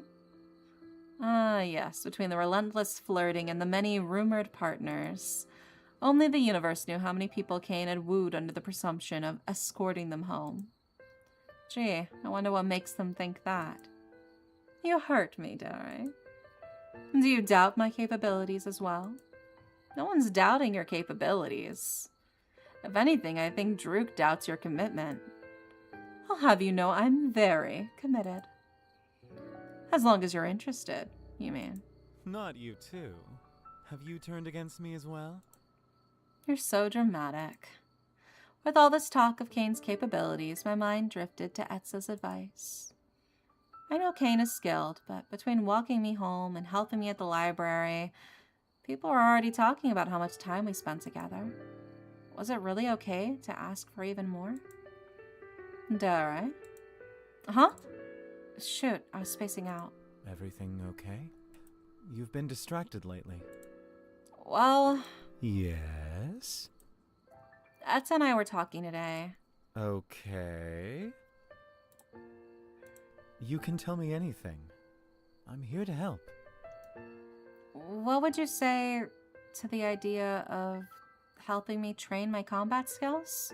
Oh, would you like to protect me now? Is it the knight's turn to be the king? Maybe I'll just ask Druk. No, don't! Very well. Since you begged, I have no choice but to submit. I did not beg. There was no begging in my words at all. Honestly, I'd been considering the same thing, but I didn't know how to bring it up. He's so whiny. You Yeah, it's already very have cute. so much on your plate after all. Etza was the one who recommended it, and they made some pretty good points. Leave it to Etza to be able to convince you so gracefully. That's rich coming from Cain and his own silver tongue. We probably won't be able to go to the library as much. That's okay. Etza said being somewhere else might give us new ideas. We can only hope. We'll also be spending even more time together. Oh, prepare to be sick of me.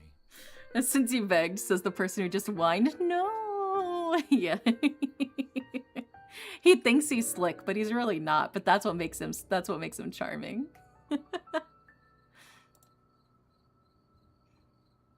Maybe I should be saying that to you. I could never. When would you like to start? Want to start tomorrow? Your wish is my command. Wooing you in the training area. This'll be fun. Maybe I should seriously ask Druk. No, stop.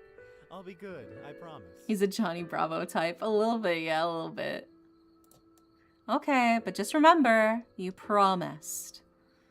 Cain brought their hand up as if to swear an oath. On my honor. I shook my head. My house's porch lights finally came into view. Well, this is me. Thanks again for walking me home, Cain. But of course. Maybe after training me, you won't have to walk me home anymore. That would be devastating. Maybe I won't train you after all then. I gave him a pointed look. Kidding. Even if you can take care of yourself, I wouldn't miss the opportunity to walk you home. Cheers. He laughed, seemingly amused by my reactions. I'll be off then. Have a good night. You too, Cain. Home. Just then, my communicator buzzed.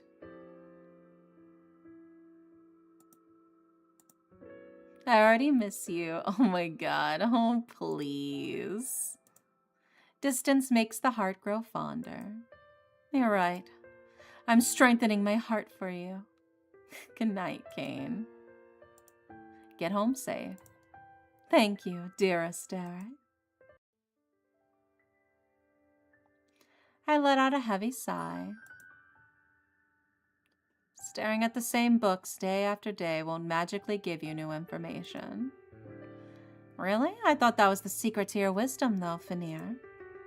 Even I have my limits. I don't know much about the Fae, after all. Fortunately for me. Fenrir grimaced, and I felt bad for the offhand remark. I know he's trying his best. I didn't mean it that way. You've been helpful, though. We wouldn't have known where to start if it weren't for you. He didn't say anything, but after spending so much time in the library, I knew it wasn't because he was still upset. In fact, at my praise, it seems the tips of his ears had gone a slight pink. By the way, remember when you mentioned how one side of the Fae might be bad? Oh, yeah, Kuna's side. You don't agree? It's not that. He kidnapped you. Obviously, he's not good. I just think the idea of one side being good and one side being bad is... Never mind. No, he's got a point. He's cooking. Veneer, you can't just leave me hanging like that. Your insight is important, remember? You sound like Cain. You don't like it? Black and white morality only exists in children's stories. So you're saying I should be wary of Aisa too? Have you not been? It's not that. I'm just clarifying. I would say to be wary of both. I nodded before turning to head out. Heard loud and clear. I'll make sure to let Cain know too. Yeah, it's a little oversimplified with black and white of like, these are the good guys, these are the bad guys. The life's more complex than that. You're gonna see them now? I nodded. I thought it'd be a good idea if I learned some combat, just to up the protection. I'm actually pro-kidnapping. I mean, when you see Kuna, I'm also pro-kidnapping if it's Kuna. Let's start tonight. Should I tell them you said hi? Please don't. I laughed as I walked away, off to my first practice with Cain. Our guest of honor has arrived. The one and only. Are you ready, Derek? As ready as I can be. I'm no expert, but we all have to start somewhere. I assume you know how to summon your energy? I do, but I've never used it for offense. Try it now. Let's see where we need to start. I nodded and focused inward to channel my energy. As I connected to the flow, I focused it around me, as if to cover myself with it. Well, thank you for the hydrate. Let me sip my water.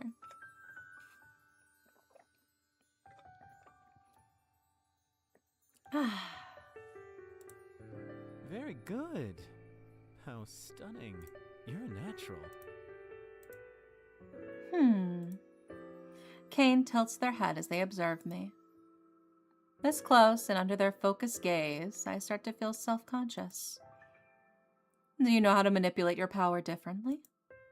Differently? Forgive me, that was vague. For example, Etza can wield their energy offensively through wind magic. I can't say I'm particularly educated on how healers use their energy to heal others, so I'm not sure what the process would be like to change the way you wield your powers. Could you show me? I think if I watch you do it, I'll be able to try it for myself. All right. Don't get distracted by the show, though. Cain closed their eyes. As their energy drew forward, swirls of red and blue floated around them. They looked sharper, somehow. More concentrated, perhaps? I focused my own energy, making it sharper rather than softer. As I did, my energy grew brighter. It felt less malleable, more honed. My brows rose at the difference. My energy has never felt like this. It felt powerful. There you go. Now for the rest of practice, keep this up until it becomes natural. Since you don't seem to have any physical enhancements like Druk, try to think of your energy as a weapon. It'll be vital to use your energy to strengthen your attacks. I nodded as I absorbed his words. Channeling my energy like this isn't hard, I'm just not used to it. It's more mentally draining than anything. Well then, shall I show you some common stances? I nodded, not wanting to lose my concentration. Focused, aren't we? You sound surprised. No, it's a side of you that I've grown quite used to. My brow wrinkled at their casual compliment. It was much more distracting now that all of my mental energy was focused on one thing. Try and keep that up while I take you through some stances. Today, we'll focus on your ability to maintain that, so we'll take it easy. Got it. I'm so sore. Drake laughed beside me. It had been a couple of days since training with Kane started. And yet, for all of our training, another late night. I couldn't get a single clean hit off Kane. It's been days and I still haven't gotten a good shot in. He's so slippery, yeah? You struggle against him too? Oh, he wishes. I'll give credit where it's due though. He's good, so don't feel too bad. Also, thanks for grabbing your daily pillow, Lemon. Kane's always so casual and relaxed. Everyone said he was skilled, but I guess I still underestimated him. He makes it look so easy. Look at you, already a pro at channeling your energy offensively. Color me impressed. Channeling energy isn't really the issue anymore. It's more about getting the stances down. True, but you should appreciate the progress you've made. I shrugged dismissively, slightly frustrated I'd still yet to give Kane a good whack. What have I done this time to deserve your annoyance? I sighed. His perceptiveness did nothing to ease my frustration. It's like he always knows exactly what I'm thinking. He's able to read all of my movements. Am I that predictable? How could I ever protect myself if I was so easily readable? I don't feel like I'm making any progress. We've been training for days now, and I still haven't gotten one hit off of you. You're making progress, I assure you. Hi, Evan. This may come as a surprise, but I know what I'm doing in a fight. It would be bad if you could beat me so quickly, no? I'm not asking for much, I just want to get one satisfying hit. I didn't know you wanted to hit me so bad. I bite back my response, knowing my frustration would only make my responses sharper than I wanted. Kane laughs before easing into a more relaxed stance. Maybe if I hit them now. I pounced forward, hoping I could catch them off guard now. But as I swiped my arm down, I was met with nothing but air. A slight whoosh and none of the satisfaction that came with actually hitting something. Something wrapped around my free arm, pinning it to my back. Playing dirty now? Their voice was low and close, sending chills down my spine. I thought I told you patience was a virtue. I was patient. I waited until you relaxed. While your cleverness is admirable, I hope you know it'll take more than that to take me down. What will it take, then?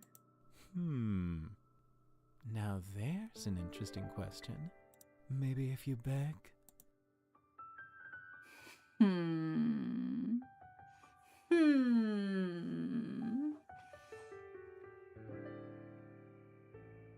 Fuck it.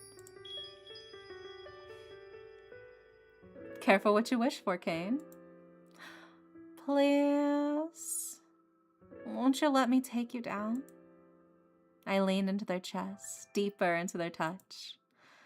It'd make me so happy. Kane coughed behind me. From this position, I couldn't get a clear view of their face, but their bodies seemed to stiffen under my touch. Even if the begging doesn't work, maybe I can still catch them off guard. Are you aware of what you're saying? You're the one who asked for it. Yes, that's true, but Their grip loosened. Stubborn, I whirled around, trying to land another hit. Maybe this close I can... Damn. But again, Kane danced from my reach before gracefully grabbing my wrist and pinning my arm behind me at my back once again. This time, though, our positions had changed. Before, my back was against their chest. Now... I released a shaky breath as I stared directly into Kane's glimmering eye. You didn't learn your lesson, do you? I never took you to be so stubborn. I struggled under their grasp to no avail. They held firm, seemingly set on keeping me from taking another cheap shot. I prefer the word determined.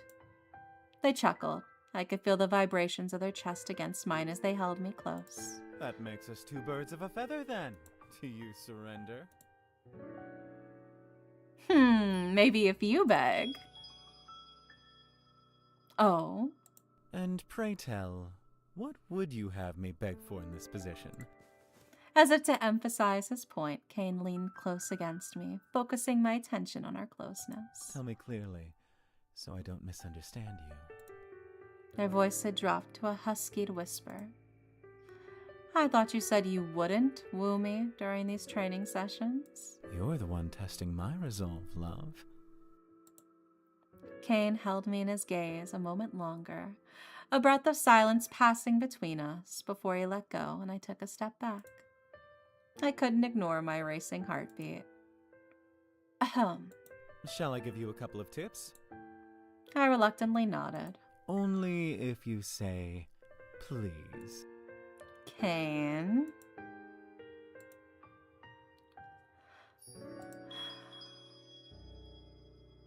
Please. Oh, so obedient now. Don't make this harder for me. Very well. Because I like you so much. Earlier, when you moved to attack, the distance between your feet narrowed. Always try to keep your stance about shoulder width apart or wider. It helps you maintain mobility. As long as you can move, you have the upper hand. No situation was lost. Okay. I shifted my weight, trying to mirror Kane's stance, something that looked so natural on them. Immediately, I felt more balanced. It was so small, but it made such a big difference. What else? You also tend to visibly prepare yourself before you attack. It makes it easier to read your moves. As you gain more confidence and experience in combat, those tells will start to go away. So don't worry your pretty little head too much. I frowned, not all comforted by their reassuring words. This is harder than I thought. And then I practiced for hours. Usually I pick up on things pretty quickly. I don't get it. I bit back my wine. Perhaps I sounded spoiled, but to be bested by Kane so many times in a row, who wouldn't be annoyed? You know there's such a thing as overworking yourself. I get wanting to wipe Kane's smirk off their face, though. Right? Especially when they're always smiling at you. They make everything seem so easy. I just... How late did you end up practicing anyway? I don't want to answer that. Yikes. The competitive side came out, I guess. Still, I didn't expect Kane to stay that long. I panted as I wiped the sweat from my forehead. It was only when I glanced around the room that I realized how silent it was. How long have I been at it anyway? I pulled out my communicator to check the time, my eyes widening at the sight. It's almost midnight? Are you still busy? No response. Did they head home? Kane said that they were going to step out for a bit, but it's been a while since they left. I put my communicator away and headed out of the practice room to search for them. As soon as I stepped out, I found Kane leaning against the wall, fast asleep. How long had they been sitting here? If they were so tired, they could have told me. I stared a bit longer, only now noticing the subtle eye bags under their eyes. All the late nights at the library, and now practice. Kane's been doing so much for me lately. They look so tired.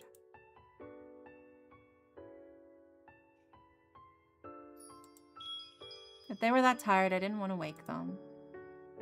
Maybe I should leave them so they can get some rest? Oh, shoot. Wait, what was I supposed to do? I didn't want Kane to see me just staring at him.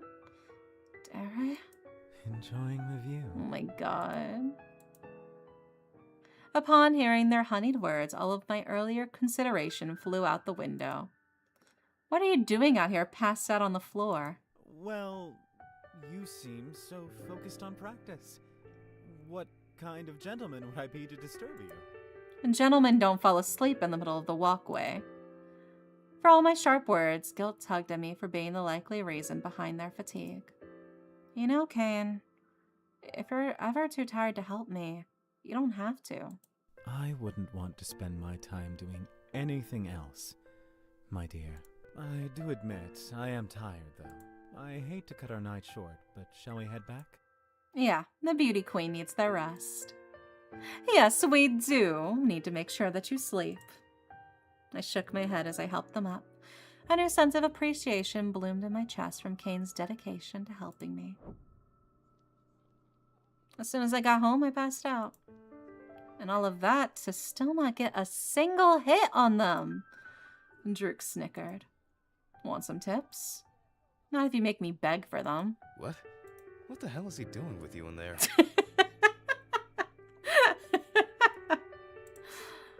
Kane gave me some advice earlier. I don't know how much more I can take. I wasn't talking about how to get stronger. Huh? What do you mean then? Kane and I train a lot together. So fortunately for you, I know all their tells. If you want to get just one clean hit off them, I can let you in on a little secret. Tell you their weak points. Begin passing out, I'm in fact shutting down. Yeah, night night lemon, sweet dreams. That's dirty. You know what they say about love and war. Look, all I'm saying is that a small win might give you the boost you need. But if you don't want it... I'll take it. I imagine taking Kane by surprise with whatever advice Druk had, and honestly, I couldn't suppress my excitement at seeing Kane's reaction. Alright, tell me. That's what I like to hear. Remember, this is just to play dirty, yeah? Yeah. You know how Kane loves mobility? That was one of the first things they told me when we started practicing together. For the most part, they're right. You should always try and keep a mobile position. It'll get you out of a lot of tricky spots. It's also the combat style Kane likes the most. They're pretty good at it. Annoyingly good at it. But, you know how their hair covers their left eye? Yes? I keep telling them to stop doing that. It's such an obvious weakness. When Kane moves around, they tend to keep their better side on you, the one where their hair isn't covered by their eye. It's smart since it makes up for an obvious weakness and suits their style. So, I should try to move to the side where their eye is covered and attack from there? That seems so easy, though. How can Kane be so good at it if it's so simple to take them down? Typically, it's not. When we fight, he doesn't let me take advantage of that. Plus, if he's really in a pinch, he'll tuck his hair back. But with you, there's no way he'll expect that, so his guard won't be up. So I can take advantage of it. Right, but only once. Make sure you don't mess it up. And don't use it as an excuse to slack off on practicing your stances. Yeah, I won't slack. No need to lecture me, Mom. Huh? Is that any way to talk to someone helping you? I laughed, starting to feel more excited about the next practice with Kane. I'll keep you updated. You do that. Wipe the smirk off their face. Oh, and if you could take a picture of them after you're done. Great, thanks. Let's do it. I hadn't seen Kane for a couple of days. With the overtaken incidents increasing, Kane had been unexpectedly busy. Etza and I had been doing our best to handle it as well. Someone texted me? Practice today, my liege? No glasses selfie today? Fanir won't let me borrow his glasses anymore. A tragedy. I know. So practice? I'm good if you are. Yay! Counting down the minutes until I see you again. I shook my head. This was our first practice since Druk gave me advice on how to get Kane. Can I pull it off today? My body had recovered from its initial soreness, and when I could find the time, I'd been practicing both my stances and wielding my energy. Counting down the minutes until I sweep the floor with you. I look forward to it. Everything okay, Indudara? Yeah. Sorry, Etza, I'll pay more attention. No need to apologize. You won't get in trouble for using your communicator. I've been busy, so I want to make sure you're not having trouble balancing any of your other obligations. No need to worry. I have the occasional clients, but most of my time has been focused on the overtaken or Fae staff. After getting kidnapped, those two have kind of taken over my life. If you ever need a break, please let me know. I know everything else may feel important, but your health is always the greatest priority. I know. Thanks, Atsa. Actually, I followed the advice you gave me the other day. Advice? About taking training lessons? I asked Kane to help. That's who I was just messaging, actually. I'm sure in their hands you'll be safe. They're actually pretty good at teaching. I have plans to wipe the floor with them today, though. Atsa laughed. You must have improved a lot then, to feel so close to doing so. Well, Druk helped me out. Oh, that sounds like Druk. In that case, don't forget to take a picture for him. Oh, you know he already asked me to. I shouldn't be surprised. You seem motivated. I'll be cheering you on, Dare. Combat round 2. Kane and I were sparring once again on the training grounds. Ha! Or rather, I was punching the air while Kane danced circles around me. I threw out another punch, but unsurprisingly, failed to make contact with Kane. We had been going at it for about an hour at this point. Our warm-ups were quicker now, and I was used to channeling my energy and going through the different stances. Because of that, today's practice had mostly been sparring, a perfect opportunity to use Druk's advice. But I was having trouble deciding when to execute it. He said take advantage of the side where Kane has limited vision. It sounds simple enough at the time, but actually doing it, I threw out another punch. Kane easily deflected it. Ah! Like I was an open book, Kane had seen through all of my attempts so far, each one resulting in failure after failure. Where I was hesitant and doubtful, Kane's movements remained sharp and certain. All of this training, and they still haven't broken a sweat against me. Shall we take a break? You seem extra frustrated today. I'm fine. It's hard to think about the moves when I'm in the moment. Harder to sweep the floor with me than you thought? I grit my teeth at his clear bait. They laugh. The more you practice, the easier it'll be to think of your next move. As fighting becomes more natural, you'll be able to think on your feet better. I just nodded. Again. Ready when you are. They shifted slightly. Based on their loose stance, I could tell they still weren't taking me seriously. But I can use that to my advantage. Druk's words echoed in my head. Only one chance. So far, there hasn't been a clear opening. I had to be patient. I aimed for their left side. They dodge. No opening. If I try to use my magic? I channeled more of my energy, but it came out stronger than I had anticipated. Whoa! Aha! Even if by accident I found the opening I needed. Caught off guard, Kane shifted towards me, primed and ready for a takedown. Feeling feisty to... Now! I pounced forward, knocking Kane to the ground. Oh my god, and now I'm on top of him. Let's go. We tumbled together, a tangled mess of limbs, until there was a firm thud as we hit the ground. I stared below me, stunned at Kane's expression mirroring my own. They were sprawled on the ground, pinned beneath my arms. I did it! Their lips were slightly parted as if they were about to say something, but only silence spanned between us. Speechless for once. It hadn't gone as smoothly as I had planned, but I did it!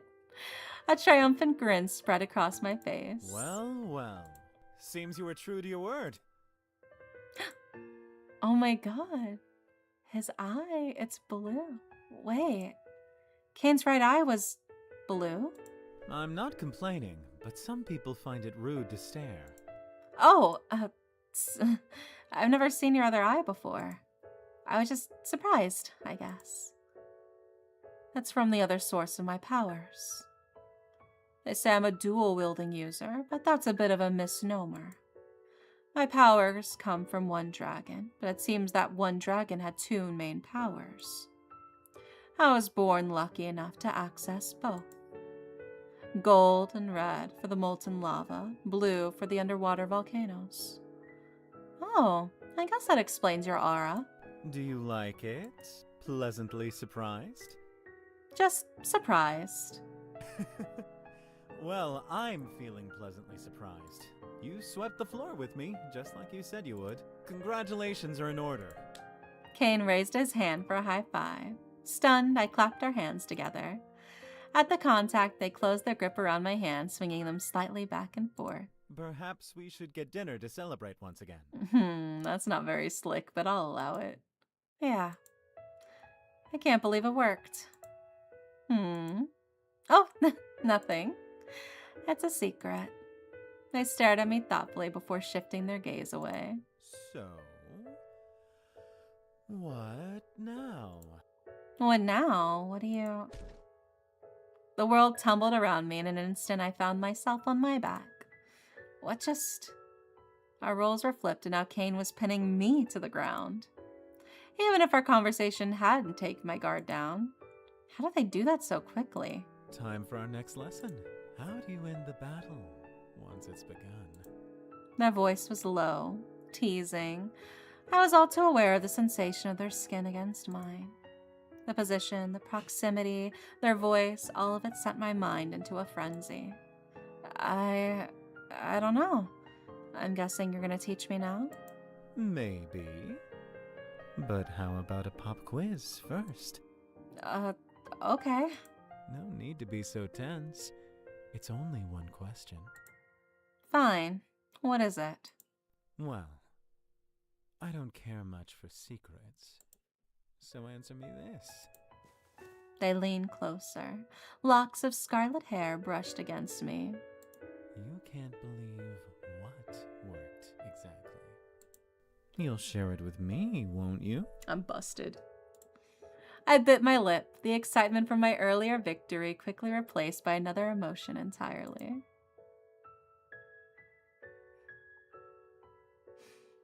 I never reveal my secrets. Secrets are no fun. Their whisper tickled my skin, but I had to stay strong for my comrade, for leading me to victory. The harder the puzzle, the sweeter the reward. Kane shifted off me and offered me their hand. Very well, I'll let you have this one. But don't think I'll forget this so easily. Let's check our stats. Let's see, where are we at? Oh, 87%. A deep connection. This person feels strongly for you. Will you pursue it? That's fun. That's fun.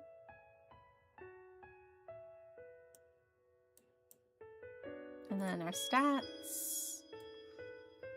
Charisma went up a little bit. We're at 33% charisma, 80% kindness, 53% wisdom. As I took their hand, they pulled me up and I stood comfortably next to them. I breathed a sigh of relief at finally leaving that intimate position. Still, I'm impressed. You're able to channel your energy better today and swept the floor with me. Even if you cheated. I laughed, slightly embarrassed at how caught up I'd gotten in beating Kane. My competitiveness got the better of me. No, I liked seeing this side of you. But now I know I'll have to keep my guard up. Well, I was only able to land that hit because I knew what to look for. I'm sure it won't be as easy next time. Oh, I plan on it. Though I guess it wasn't so bad being pinned down by you. Yeah, I'm sure you enjoyed it immensely. At that remark, I moved to shove him. But his hands wrapped around my arms as he pulled me close. Our noses were almost touching. Close again, like the position from before. I told you, didn't I? I have my guard up around you now. It won't be so easy for you to take me by surprise. I focused on calming my racing heartbeat, determined not to let Kane see the effect he had on me. I guess I'll have to keep working hard then. I have no doubt you will. Their grip on me relaxed, and I slowly stepped back. But rest is important too. Shall we head back? Only if you buy me dinner. I nodded, reluctantly. I managed to get my small win over Kane, but The feeling of Cain pressed against me, the sound of their voice low in my ear, and the image of their amused smirk flashed through my mind. I felt like he got way more out of our exchange than I did. My face and neck burned as I tried to leave any memory of our recent session behind at the training ground. I'm home. Oh, you're actually back at a normal time. We've been busy lately, so we thought it'd be better to end early tonight. Did you thank Cain for walking you home? Yes, Mom. Don't give me that tone. Sorry, I'm tired. How'd the training go? Cain said I'm getting better. I even got a hit on him. Oh, that must have been satisfying. When she said that, I couldn't bring myself to agree. It was only because Drew helped me. Plus, it wasn't as clean of a hit as I wanted. And Cain just as easily flipped the situation in a matter of seconds. Or maybe not. I only got a hit because I played dirty. And my victory was very short-lived. Aw, cheer up, babe. At least you're getting better, right? Isn't that what Cain said? Yeah, I guess. I'm gonna go take a shower and head to bed. I need to cool off. Sounds good. Night. Night. I headed to my room, absentmindedly running through the events of tonight. Before I knocked Cain over, I channeled my energy a lot more strongly. It was unexpected and I was scared I overdid it. But I think that was good practice.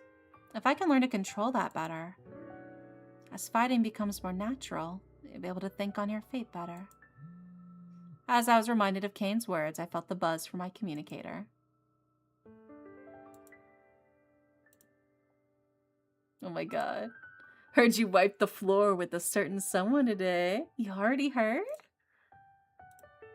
Cain wasn't too happy about it. But I bet it was worth it, huh? No. What? Why not? What do you do? It wasn't anything that they did. I don't know, it didn't feel satisfying. A win's a win, you know? Celebrate this one. The next time I bet you'll do even better.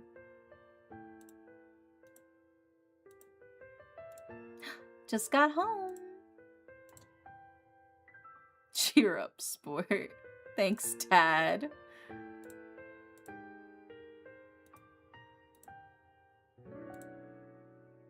Winners and Cain.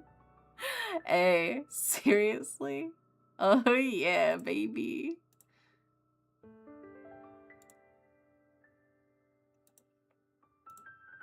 Let's see. Would you roll your eyes if I said I already missed you? Oh my gosh. Never. Don't hate the player, hate the game. Cheating doesn't count. I had never cheated against you. And Dare, you say you cheated? Dare, I've been meaning to say this, but I haven't found the best time. Oh my god, you're so dramatic. But I guess I'll say it now. I think it's time you cut Druk out of your life. Huh? He wouldn't do that. Not when I'm the superior teacher. Do you ever stop being annoying? You're saying that to me? Now, children. Let's not fight. You heard him, Cain. I won't say anything to that. Only because Dare requests peace. Then I'll tell myself my charm is finally working on you. In your dreams. Oh my god. Heard you beat Cain today. You heard too, Veneer? Druk was really excited, and we bet on it. So you won money, right? Right? Wow. Anyway. Man, that guy has a lot of pent-up energy about Cain's work ethic, huh? I can only hope that's what I dream about tonight. Did you ever give it a rest? You have no idea. Anyway, congrats. Was that praise? I should frame this. Night, Dare. For you? Never. Oh my god, it's such a sap. Good night, Kane. I placed my communicator away, Kane's messages bringing a smile to my face. A smile? Since when did our conversations make me smile like that? When we were sparring, I'd also gotten a little flustered at our closeness. No. That's just because of the way Kane was acting. They were deliberately teasing me. Who wouldn't get flustered when someone talks to you that way? And pins you down. And whispers in your ear. My body started to feel hot again at the thought. I clapped my hands against my cheeks and shook my head, pushing the memories from my mind. Let's not think about that right now. As if I would ever fall for his antics. It's just late, and I'm tired. Yeah, I'm sure that's it. And I think that is where we will call it. We'll save here.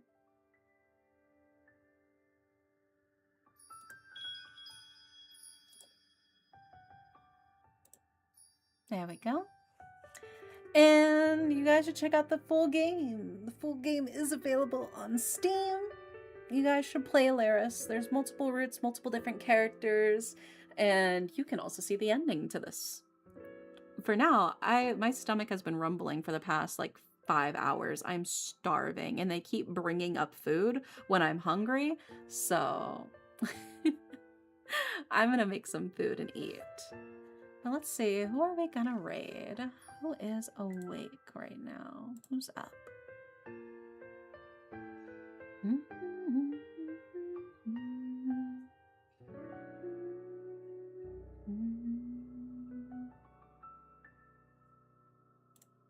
Is anybody else playing Alaris right now? Nope, just me? Okay.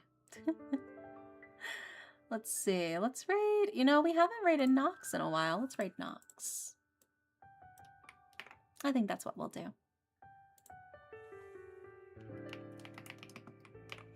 Okay, so we're gonna raid Nox, who is currently playing Cursed Companions. Yeah. Tomorrow we'll be playing a cyberpunk otome game. So if you want more romance, but this time more sci-fi rather than classic fantasy, hopefully, I will see you guys tomorrow for that. But if not, no worries. I'll see you when I see you. I hope you guys have a wonderful, wonderful night. And good night. Mwah.